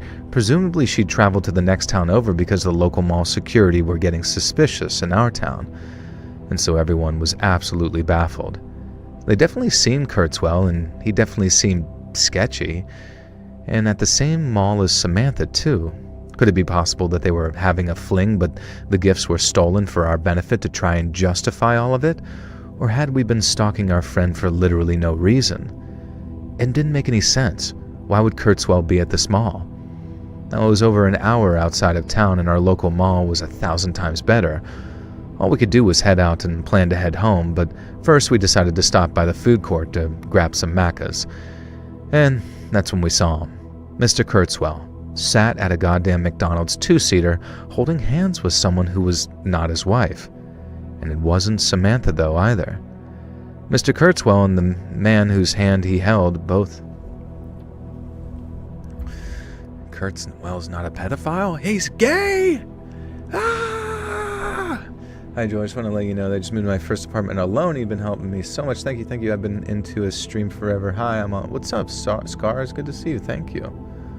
Joe, do you miss doing Twist of History? How was it working with Bomb Studios? I mean, I guess, it was fun. It was really interesting. It took a lot of time. So honestly, like, having more time to just focus on my own projects is probably, looking back, like, ideal at this point. So no harm, no foul.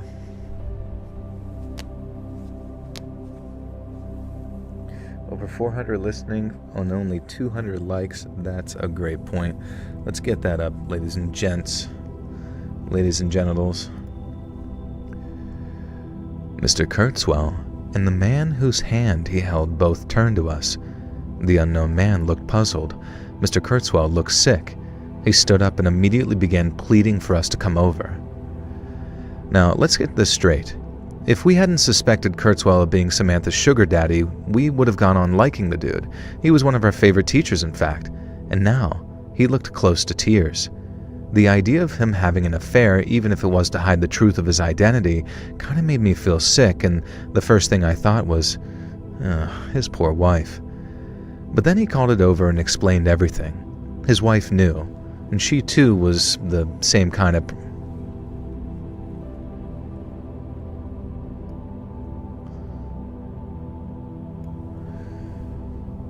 What's up, Neorion? How you doing?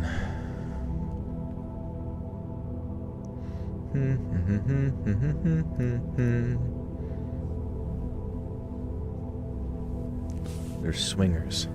Gay swingers. Gangers. Gingers, they call them.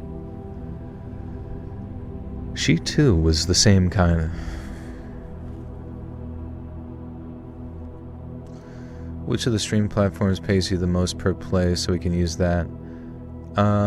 Like for the videos, I mean, it's probably YouTube. I mean, it's really just YouTube or podcasts, really.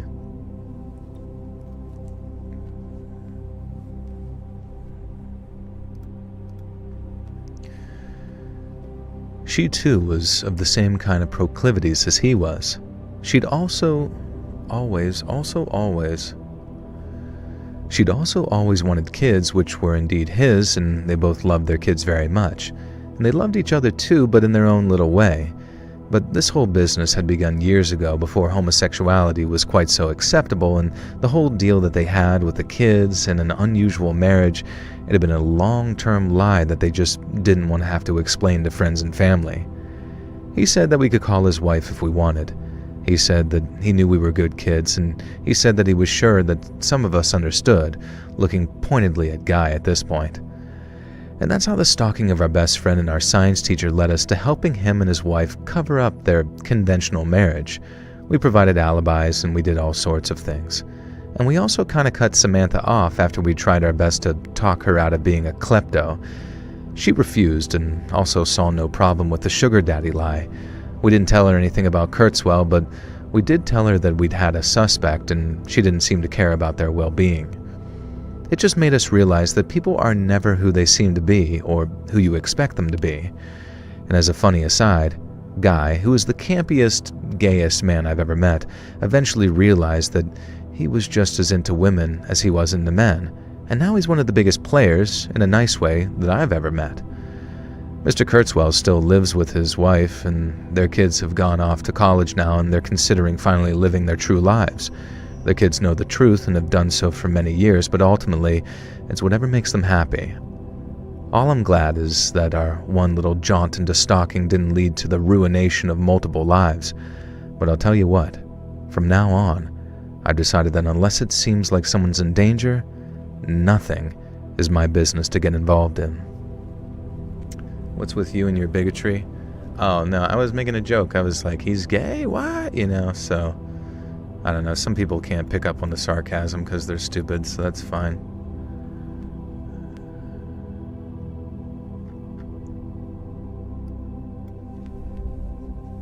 Love a Let's Read LP. Listening on a phonograph would slap a collection of your favorite stories. That would actually be interesting.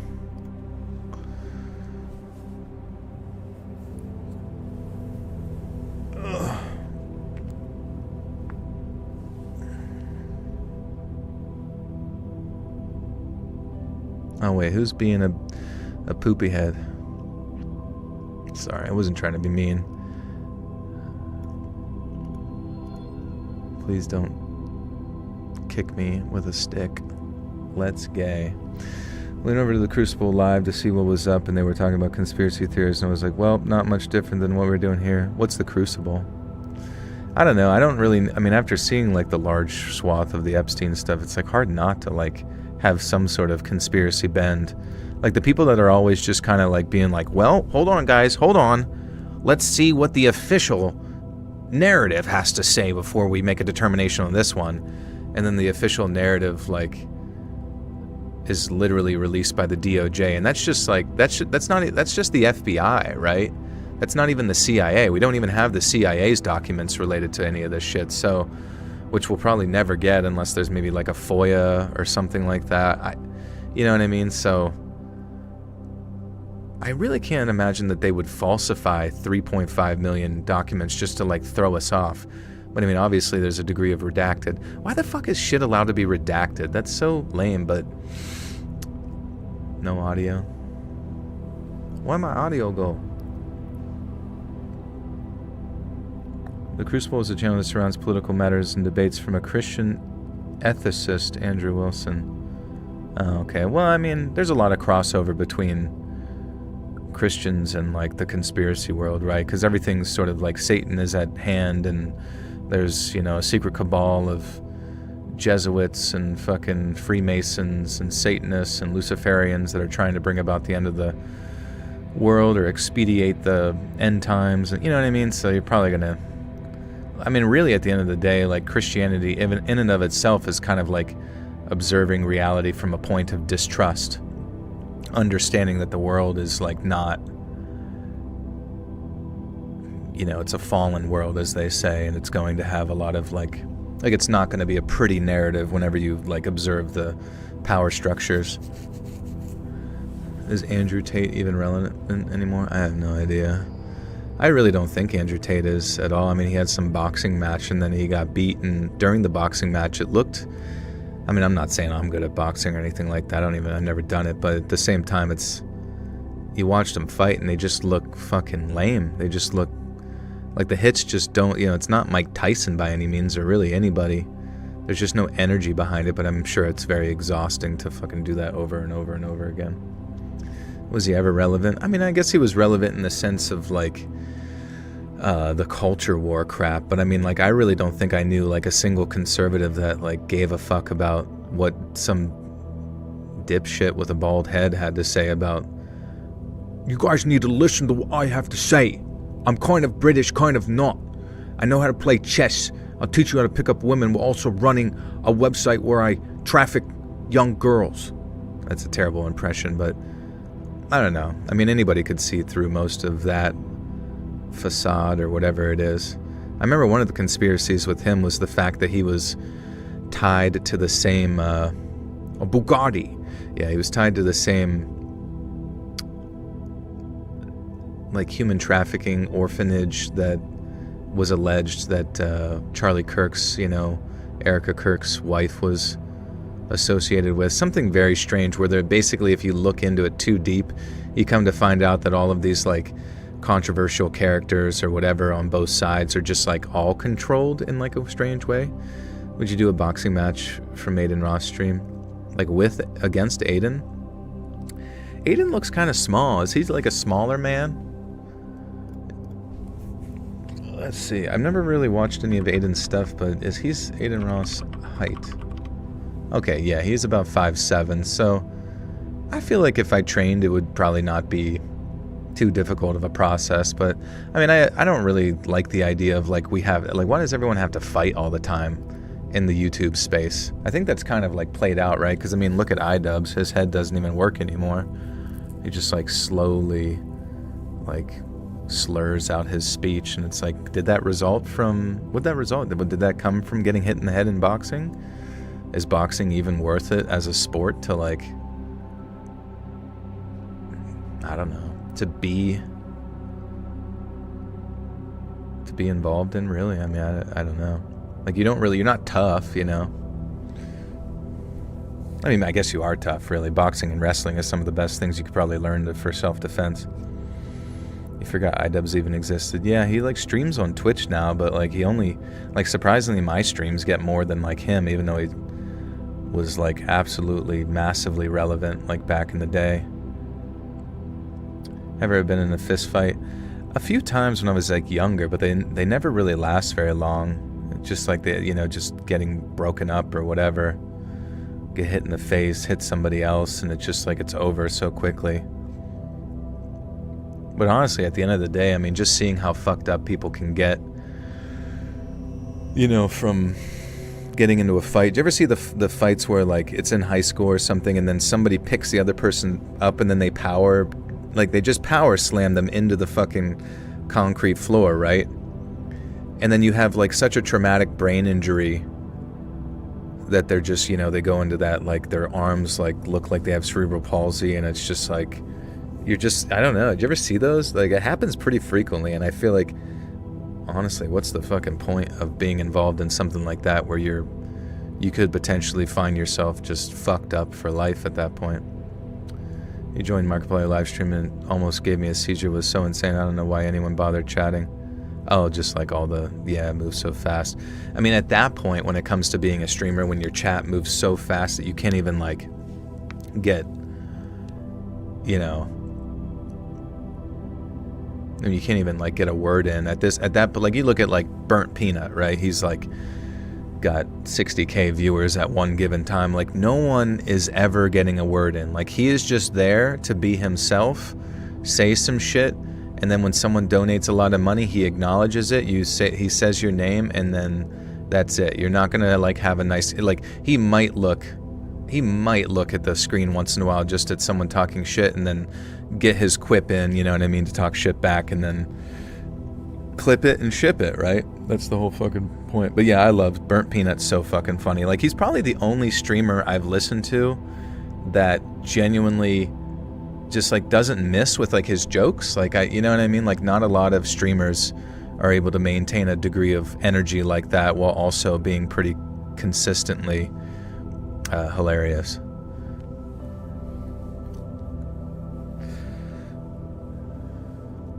Justin, were you in Iron Lung, the movie? Do I like Jinxie? You know, Jinxie seems kind of... like, I like Jinxie. I'm sure I would be friends with Jinxie in real life or whatever. He seems like a nice boy. But, like, Jinxie kind of seems like you kind of have to be, like, full-on brain rot to really get involved, like a younger degree of brain rot. And that's fine. Like, there's an audience for that. Obviously, he's doing well and he seems like he's happy. And that's all that really matters. It's just, he seems like it's a much more, you know... it's more about the physical comedy, I guess you could say.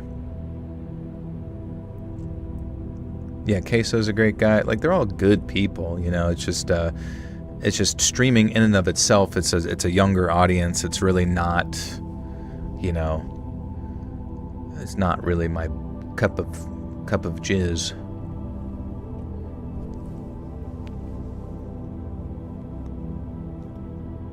Posturing, stiff T-Rex arms when people get knocked out. Yeah, it had like, there was like a specific, like whenever your arms go a certain way, it indicates a certain degree of brain injury. I forget what it was called. Sydney Sweeney or Sabrina Carpenter. I mean, I guess I don't really follow either, but I guess I'd be more partial to Sydney Sweeney because of her personality, you know what I mean?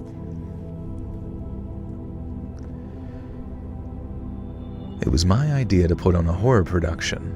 We were the alternative theater kids. We begged the drama teacher to let a bunch of us do our own thing, and instead of yet another performance of West Side Story or Grease, all our bitching worked, and eventually Mrs. Jonold relented. I'm just gonna call her Mrs. J. Mrs. J. If Goku ate a bag of nickels, then put it in an MRI, would he survive? My tummy! My tummy, it hurts! Krillin! What do I do? Master Roshi, what do I do? What is his voice even sound? Goku! Hello, Goku. Just shit it out, Goku. No, it's fucking terrible. I have no idea. I can hear it in my head, but I can't do it with my mouth. Can you play some spooky videos at the end, or is it too late? Like the one show, I think it's called Nuke's Top 10. Yeah, it's probably too late tonight, because I still have, like, a ways to fucking go. This is, like... I need to not do allow as many stories in the set sometimes, because it just goes way too long.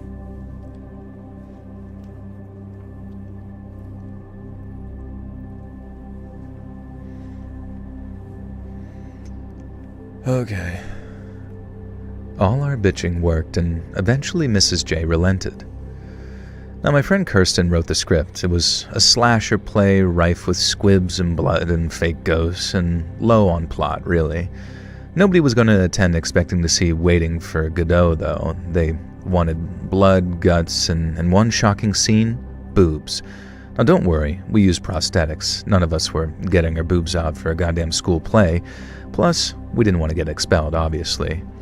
We practiced that play for God knows how many times, and at that stage we knew it off by heart.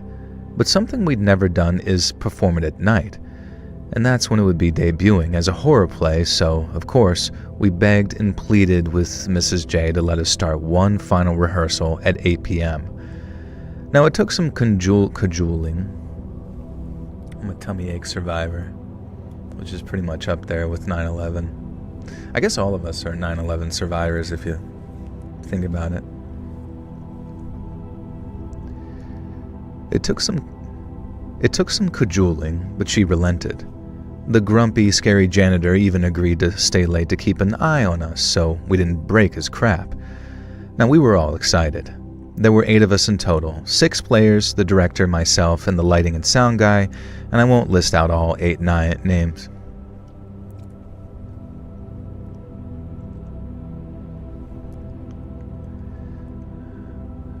I won't list out all 8 Jesus Christ. god, I'm checked out. How long have we been going? 3 hours?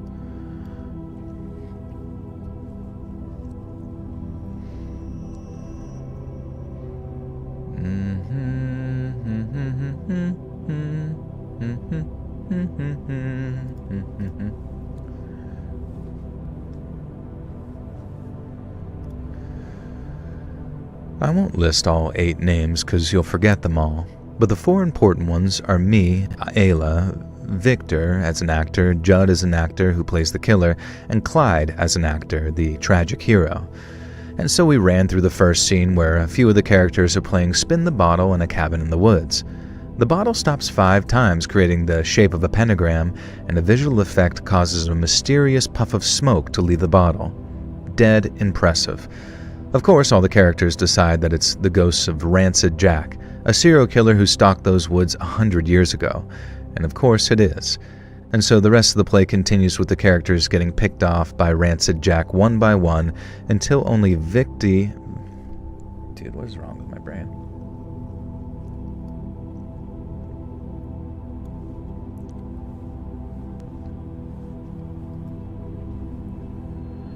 Favorite narrator for over 10 years. Thank you. That's such a long time. Hey, Appa. How you doing, dude? Listening for 10 years. Anybody here, if you gotta be honest, though, there's no points if you're not honest. But has anybody here also been listening for over 10 years? How have I been alive for over 10 years? That's crazy.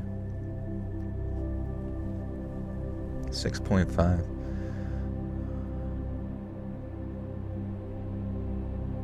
$2016, that's crazy. Oh my god. Oh, you just discovered me, that's okay. Plan to stick around for 10 plus years. 36 years. Do you think I can even get away with that, doing YouTube for 36? I guess people eventually are going to do it. If YouTube exists, someone's going to do it.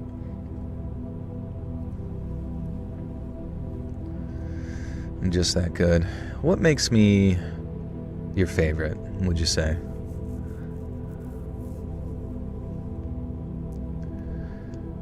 So the rest of the play continues with the characters getting picked off by Rancid Jack one by one, until only Vicky, the virgin final girl, and Clyde, the boyfriend, are left. After we ran through the first scene, 2 of the actors went outside for a smoke break and they never returned. It didn't matter too much, we just decided to mess around tweaking some of the practical effects. The sound guy did a bunch of improvements too, and I really think we had something special on our hands. To this day, I swear that if we'd actually got to perform this damn play, it would have gone down in our high school history, and not just because of the prosthetic bloody boobs. Now eventually, we needed our 2 missing actors, so the other actor, Layla, went to look for them. She didn't return either, but we did hear a scream. This caused Judd and Clyde to go running out into the barely lit corridor. Me and Vicky stayed behind like the nervous girls we were, and of course Denny, the sound guy, had to stay and protect us. Now, this was his excuse anyway. Eventually, Clyde and Judd returned, looking pale and terrified. There had been no sign of anyone missing.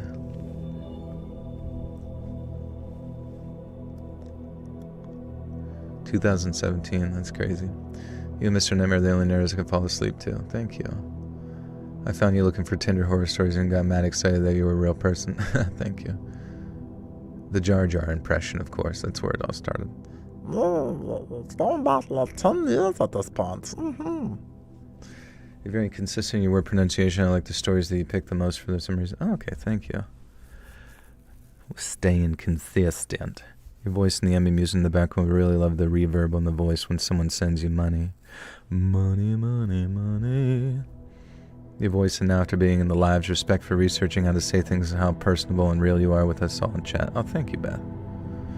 Of course, of course. Of course, my horse. If you're actually real, Joel, call a drone on me right now. Are you out in the field? I will send Palantir to pick you up. I was kind of thinking, if you had the appropriate, backpack, there would be a pretty efficient way to, to transit people to different places. With, little flying gliders, but, they come and they connect to your backpack, They gather some lift, and then they just go. And it would literally be like a jetpack, but it would have to find lift through some other means, I suppose. But I feel like it's definitively possible. It's just that instead of like riding on the road, you would be like going the speed of a bicycle, right? So if you crashed, it would just be like the speed of a bike. So it's like normal human crashing. But then you would be above everybody slightly. The hovering apparatus, that's the name of the app, yeah. The hover app. A unicycle. I guess we could just do unicycles. Or yeah, a really long zip line. Maybe just tube systems at that point. Where you have the longest fish satisfy my endless need for entertainment. Oh, thank you. Endless need. The Hoover app. Hoover. It'd be without the E though. It'd be H-U-V-R. Hoover.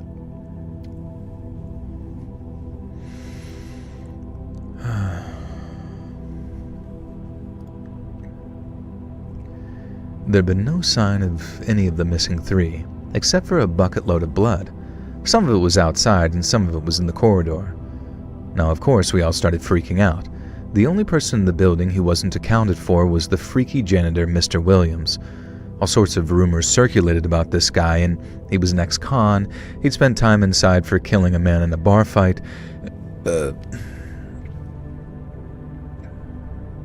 All sorts of rumors circulated about this guy. He was an ex-con. He'd spent time inside for killing a man in a bar fight, and he'd fought in Vietnam and had the highest kill count in his unit. He had a tin of Viet Cong teeth in his little basement office. One student swore blind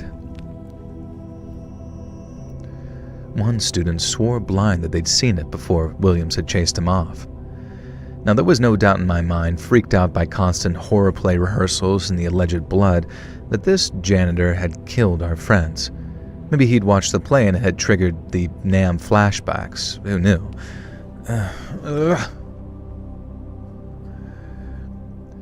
Maybe he'd watched the play and it had triggered the Nam flashbacks. Who knew?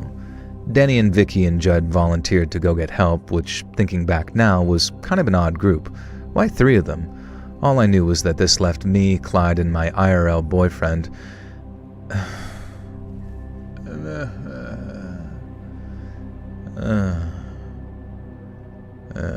Cold pizza? Yeah, honestly, I'd love some freaking food right now. I'm thinking after this maybe I get something, but maybe I shouldn't. Maybe that would be a bit naughty. Have you guys watched Wishmaster? The movie Wishmaster? There's like 9 of them, right? But the guy, he talks like this. This is his voice. Everywhere he goes, he asks if you would prefer something more up your alley. Up your alley. And you're like, would you prefer something up your alley? And you're like, yeah. And then he puts you like in an alley, behind a place, but it's filled with a bunch of people with like spiked bats. And you're like, what? What the? No! And then they get beat to death. And he's like, once again, I've delivered a wish that was not, preferable from most. Unless you really did want to die, then, so be it.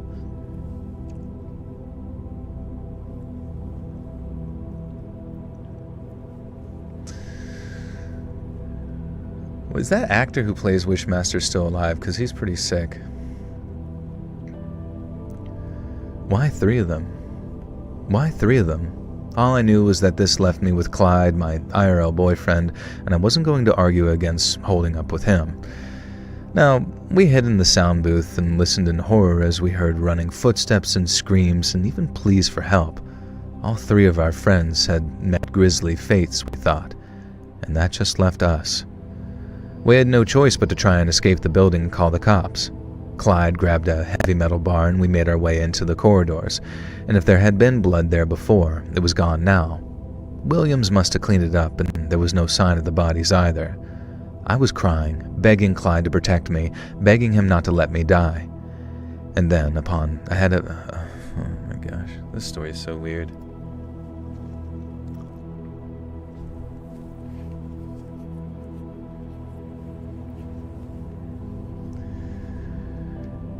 And then, up ahead of us, the door to the maintenance area burst open. The janitor stood there, some pole held on his hand. The janitor stood there, some pole held in his hand, and a look of fury on his face. He yelled, asking what the hell we thought we were doing. Clyde didn't even think to stop. He charged Williams with a metal pipe and cracked him in the skull, and this sent him collapsing to the ground, and then Clyde went to town hammering the guy's legs so he couldn't come after us. Now, between the grunts, he told them that he didn't want to kill them, that he had a fate. And between the grunts, he told me that he didn't want to kill him, that he had to face justice, but he had to make sure the guy never walked again and couldn't come after us.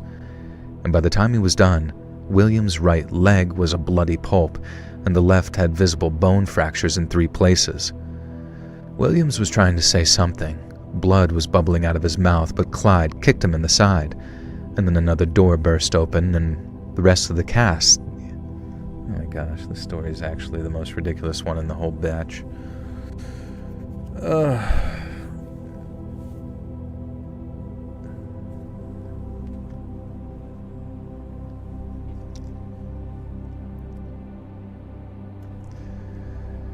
Then the door burst open.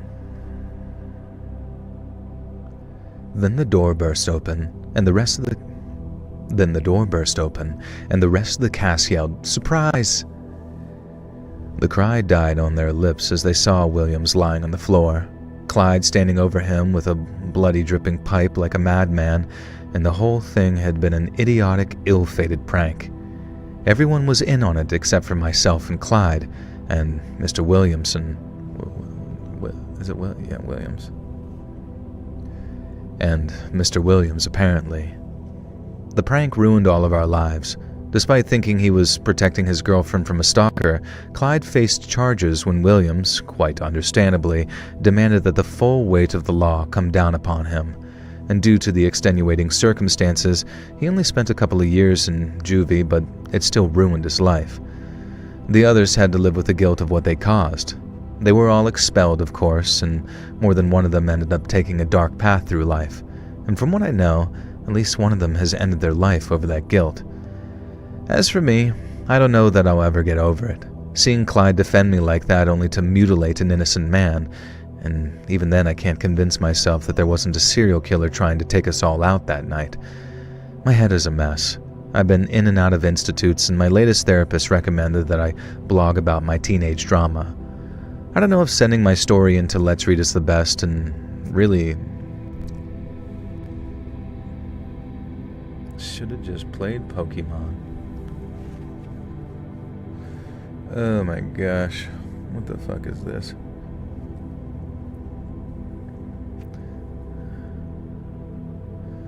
How do you work through the story submissions you receive? I have people do it, and then they compile it and edit it for me. What do you think of Nick Cage playing as John Madden? Honestly, I haven't seen the trailer, but I'm okay with that, I think.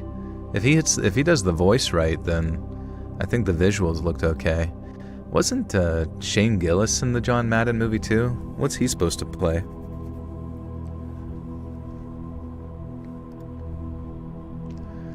I don't know if sending my story into Let's Read is the best, most cathartic idea. I know many of your audience will tell me I'm a terrible person and that we all deserve what we got. Maybe that's what I need to hear. Maybe I need to accept that we all jumped the gun and acted like...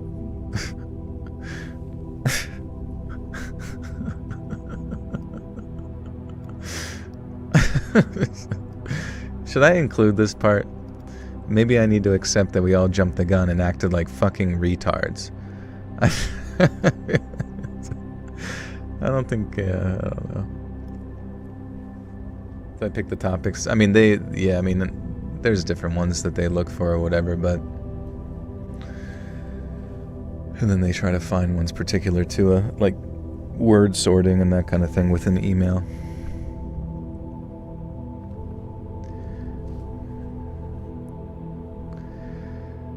Maybe I need to accept that we all jumped the gun and acted like fucking retards. I know we did. I guess I just need to self-flagellate, and I'm hoping that the Let's Read audience will finally either help me move on or help me blame myself enough to make a final decision. All I want to say is, Mr. Williams, if you happen to hear this from heaven or wherever you are right now, I'm sorry. You didn't deserve any of that, and you weren't a stalker, and I'm sorry my boyfriend crippled you. Okay. Alright.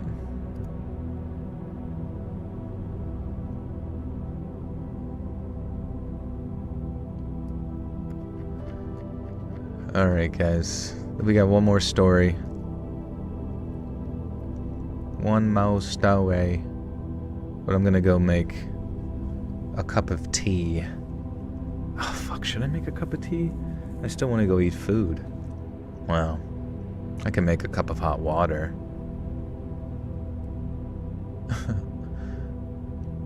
Fuck. Alright, BRB.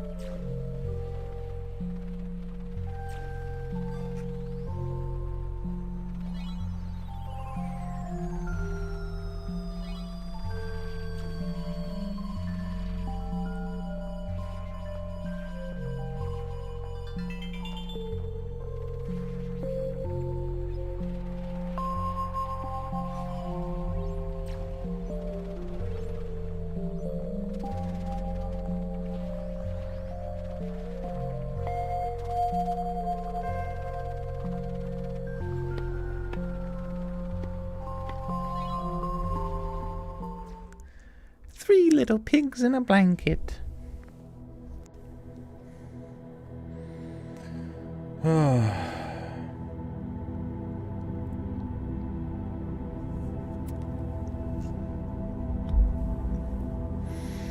know I'm probably not the only one here that does the same. I listen to you read every night. I want to express my gratitude for you actually bringing me rest. Hey, no worries. I got you, dog. Got you covered. Joel, you gotta stay on till midnight and tell me happy birthday. Oh. Is it really only 2:30 a.m.? For some reason it feels way later. But yes, I shall probably be on here for another half hour to do just that. You're streaming on Sunday, or are you going to be having a Super Bowl party? I think I'll be not on Sunday because of the fact that it's a compilation day Monday anyways. Otherwise, I don't even know if I would have cared about a Super Bowl party anyways. But I will go to the one. I will go to one. I can promise you one thing, guys. I'll be going to the Super Bowl party.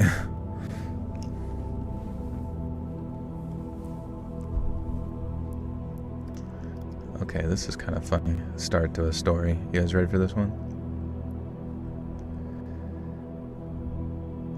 Hey, Dark Somnium. I'm a YouTuber just like you. Not quite as big, sadly. I've only got a few thousand subscribers since 2012, but I'm getting there. I got some plans for the next year that should bring me into the big time. I'd love to pick your brain for some help in getting bigger, actually, and if you got the time one day, email me at drinkthepiss@gmail.com anytime you want to chat, and would be really appreciated. Now, I'm not just emailing you trying to collaborate, though, I promise. I have a quick, scary story that I want to share with you and your lovely audience. Please subscribe to me on my channel, by the way. And so my channel is, I've kind of hit a brick wall. I hit a few thousand subscribers back in the 2010s when stupid Call of Duty videos and YouTube poops were popular, and I've never really grown since then. People don't care about goofy COD videos anymore, it seems, or baked memes, and it makes me sad. Anyway, that's not the point. The point is, I was a high schooler when I got big on YouTube. As you know, being an old man veteran, a few thousand subs was a big deal back in 2013, before the likes of my heroes like Leafy and iDubbbz, not to mention the main man Charlie and that Hassan Piker the Twitch streamer. And the way I figure it, when you factor in inflation, 3,000 subs in 2013 is about the same as 10 million now, give or take. And so, when some kids at my school discovered that I was a YouTuber with what they saw was a crazy amount of subs, I became something of a celebrity. They uncovered my double life because I made the mistake of watching my own content on the library computers, and they saw what is Hassan, Daddy. Daddy Hassan. Please, send me to the gulags with your big muscles. I want to be poor. I want to be poor and eat gruel. Well, you go to the Gucci store and tell me how I'm evil.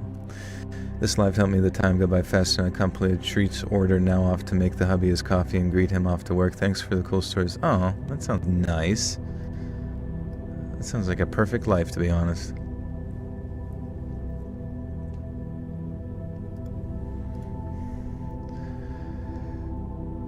They uncovered my double life because I made the mistake of watching my own content on the library computers, and they saw what I was up to. Oh well, I thought. I kind of expected that I'd just become a minor celebrity in sixth form, as I went to one of the UK schools that includes sixth form as part of the school itself, and yeah, I guess that happened. Now what I didn't foresee, though, was Rick. Rick was the year below me, so AS level, and he was a film student studies. Anybody from the UK, is it AS level? Is that how you say it?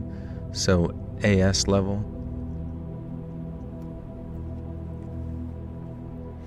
Dude, where are you supposed to get food at 3 in the morning? Honest question.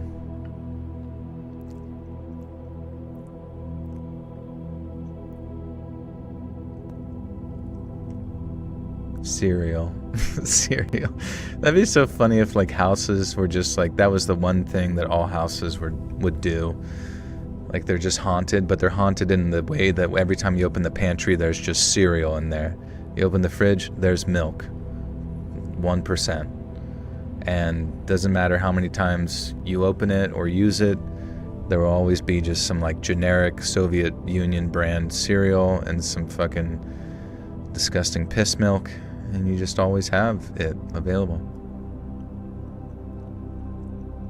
Sheets, yeah, probably Sheets. Sheets is like a little hamster bottle, yeah, with milk. Oh, what Sheets? It's just like a famous gas station where you can get like shitty food late at night. 24-hour diner. Taco Bell's are open until 4 or 5. Taco Bell sounds dangerous. Sounds dangerous. Do I really want to get involved with that this late at night?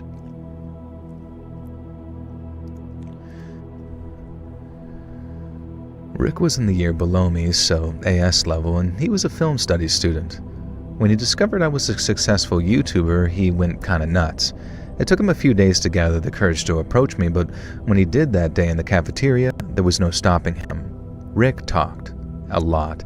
And he had all these ideas for my YouTube channel, ideas that even I, as forward-thinking and imaginative individual,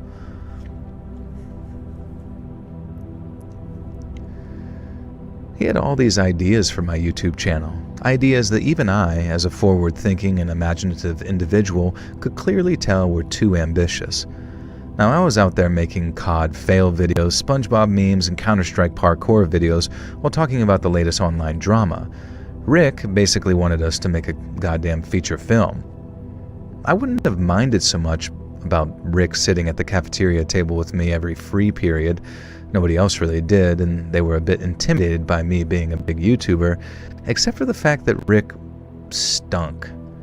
And now, excuse my language, but he smelled like Jason Momoa's armpit hair. In the end, my nasal cavities couldn't put up with Rick's stink anymore, so I told him that I just wasn't interested in his stupid video ideas. And I could see the tears welling up in this kid's eyes as I told him the home truths he needed to hear, and I thought that'd be the end of it. But no. I kept finding notes in the common room, the cafeteria, and all my classrooms pinned to the notice board at the whiteboard. The notice board and the whiteboard. Every board. The water board. When I don't know what I want to eat, if I get to the point I don't know what to make or be too lazy, I'll just start a fast early. That's fair too. I probably should do that, honestly. I just wish there was like some really high quality meats. I wish I could just walk someplace and they're like, we got sausage, we got chicken, we got beef, we got a fucking everything right here, brother, and some Diet Sprite. So this Wawa only for Philly cheesesteaks? No, it's really any random. It's basically a gas station in the sense you go in there and you can buy all the stupid gas station food, but then on top of that they prepare random fast food for you, you know. I remember one time Wawa's, like during Thanksgiving, they have like a really good hoagie, you know, like kind of like a cheesesteak, but it had all this shit in it that was related to Thanksgiving, and it was so good. It was so dang tasty.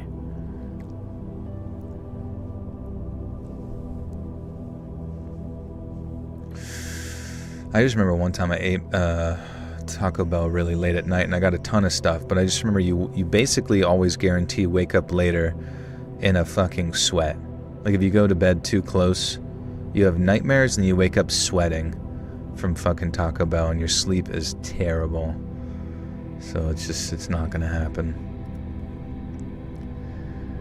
But no, I kept finding notes in the common room, the cafeteria, and all of my classrooms pinned to the notice board and the whiteboard. Sometimes they'd just say, make videos with me please, Rick. And other times they'd be an entire page describing some idea about an entire zombie movie that he wanted us to film and release on my YouTube channel. And the more I found the notes, the more Rick kept bragging about how his YouTube channel was growing. So in the end, I looked up the channel name that he'd given me, Ricky Dicky Davy, it's thankfully gone now, and saw that the chode had 8 subscribers. Effing heck, mate. I subscribe anyway, out of pity. Big mistake, I think, and this inspired Rick to start posting. A lot. But he didn't just post the usual YTPs or takedowns of Pokemon or Content Cop or elephants pooping at the zoo. No. Every video he posted was a clip of behind the scenes of a famous YouTuber. And he didn't say a famous YouTuber, he just said my username. And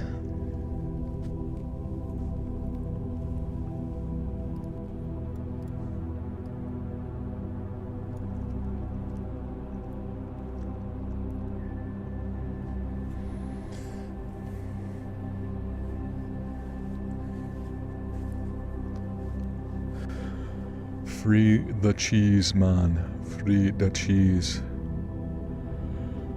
Your butt is sweating? Yeah, I feel that, bro. Straight up dribbling. a BBQ pit. Fuck yeah, dude. Most folks are Taco Bell intolerant. I'm pretty sure it's the same demographic as lactose intolerance, but that's from my observation. Either way, we don't need to know the genetics, we just need to know diarrhea. He didn't say a famous YouTuber, he said my username, but I don't want to do too much. He didn't say a famous YouTuber, he said my username, but I don't want to do too much self-promotion here. It was crazy. The dude had been filming me all around college, from a distance eating alone in oh my god.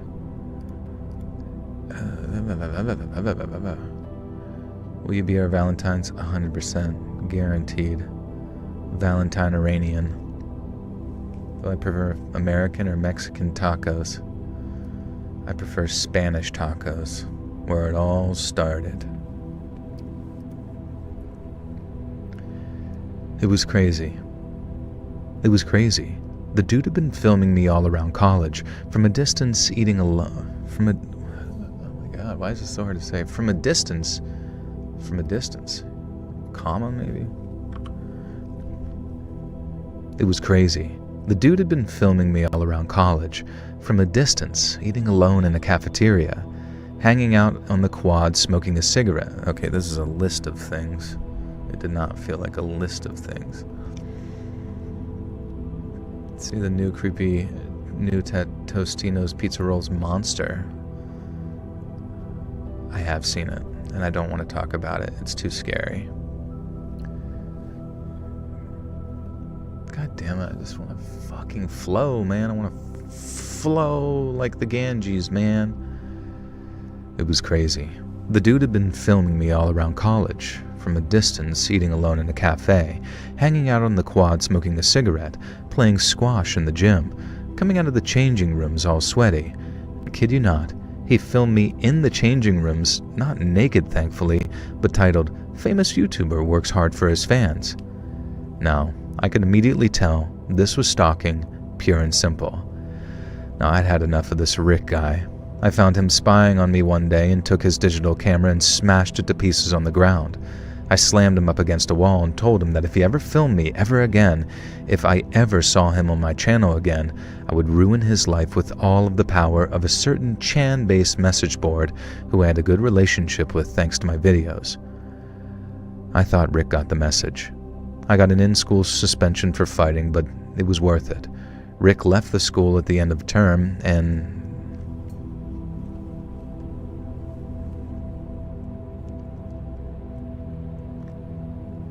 it's me. I'm Rick.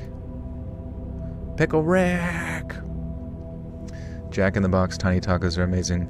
Taco Times rolled tacos are to die for. Yeah, this is r/I am very badass. Ugh.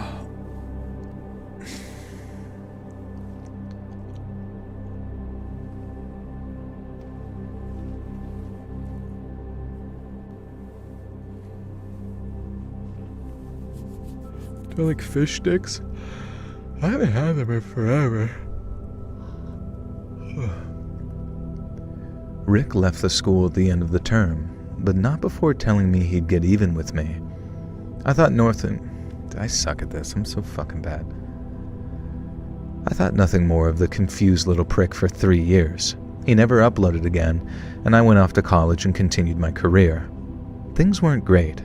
I struggled to make friends and then hit rock bottom when my girlfriend left me, and I'd never know what true suffering was like until then. I became a bit of a shut-in for a while, but eventually got over it and became a party animal, filming it all.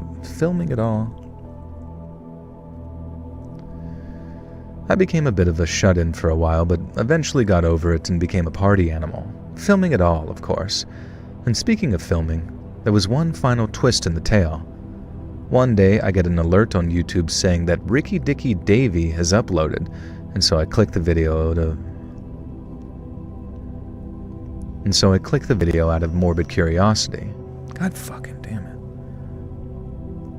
And so I click the video out of morbid curiosity. It's a series of videos, in fact.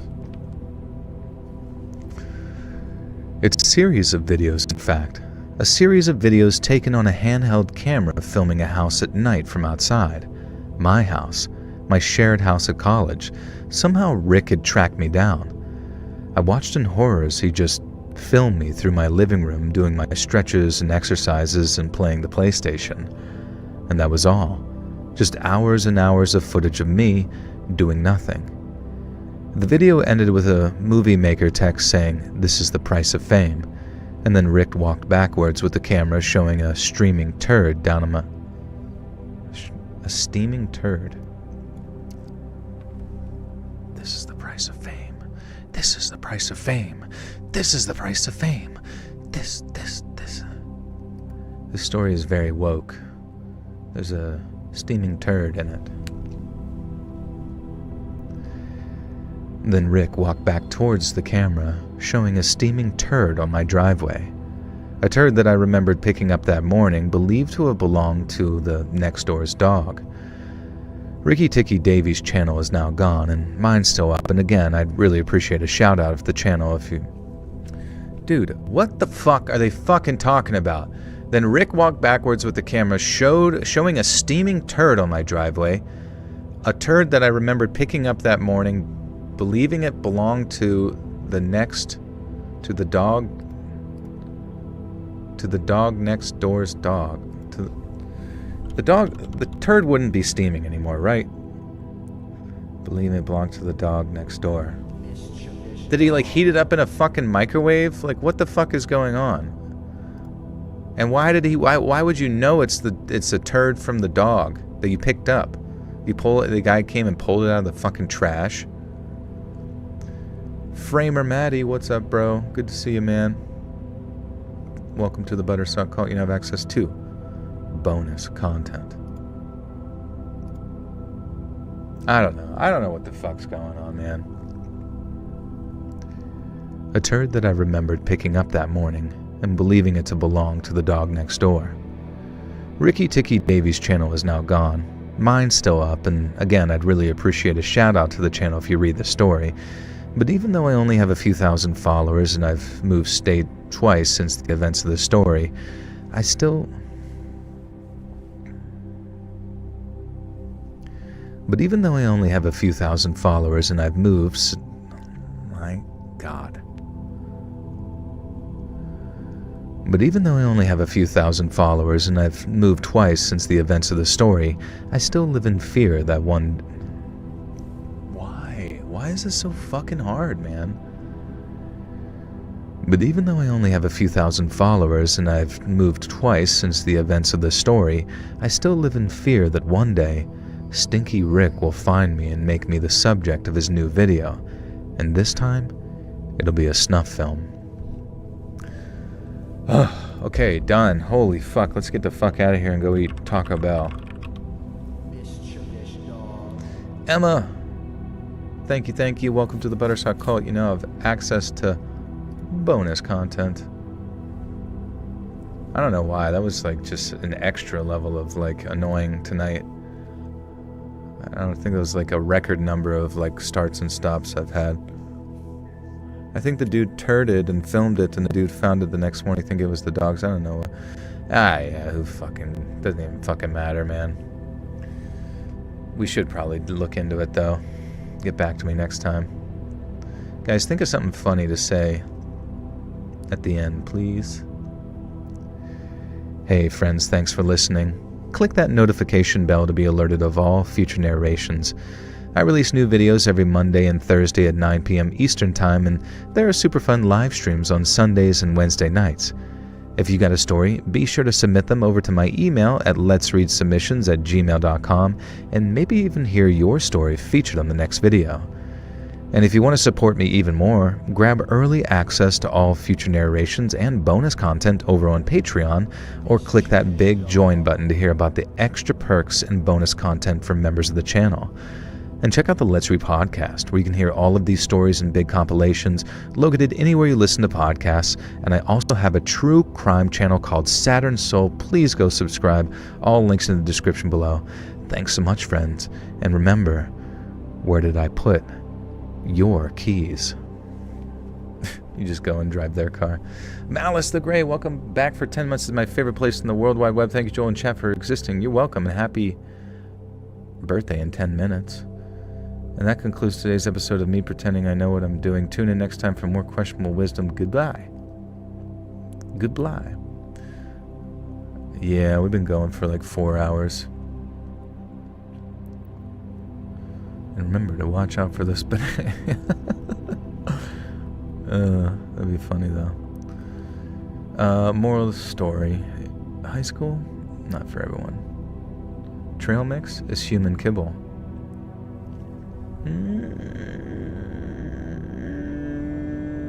Remember, watch out for... No, I can't say that. They'll kill me. They'll cut my nards right off. Remember, don't stalk and poop.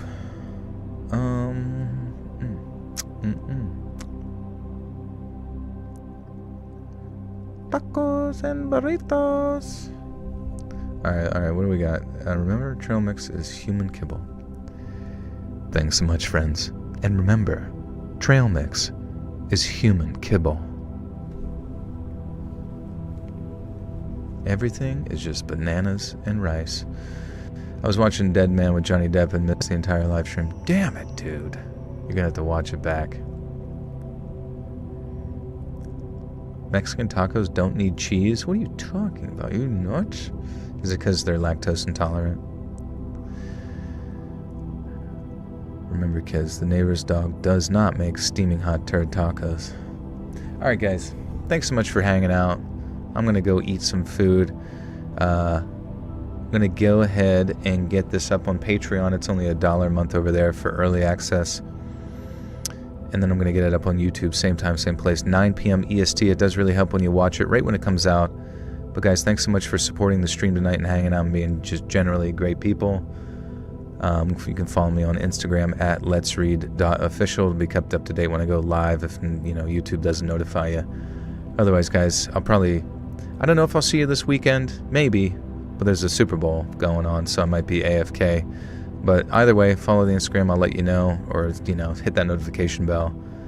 And yeah, I will see you all in the next one. Goodbye.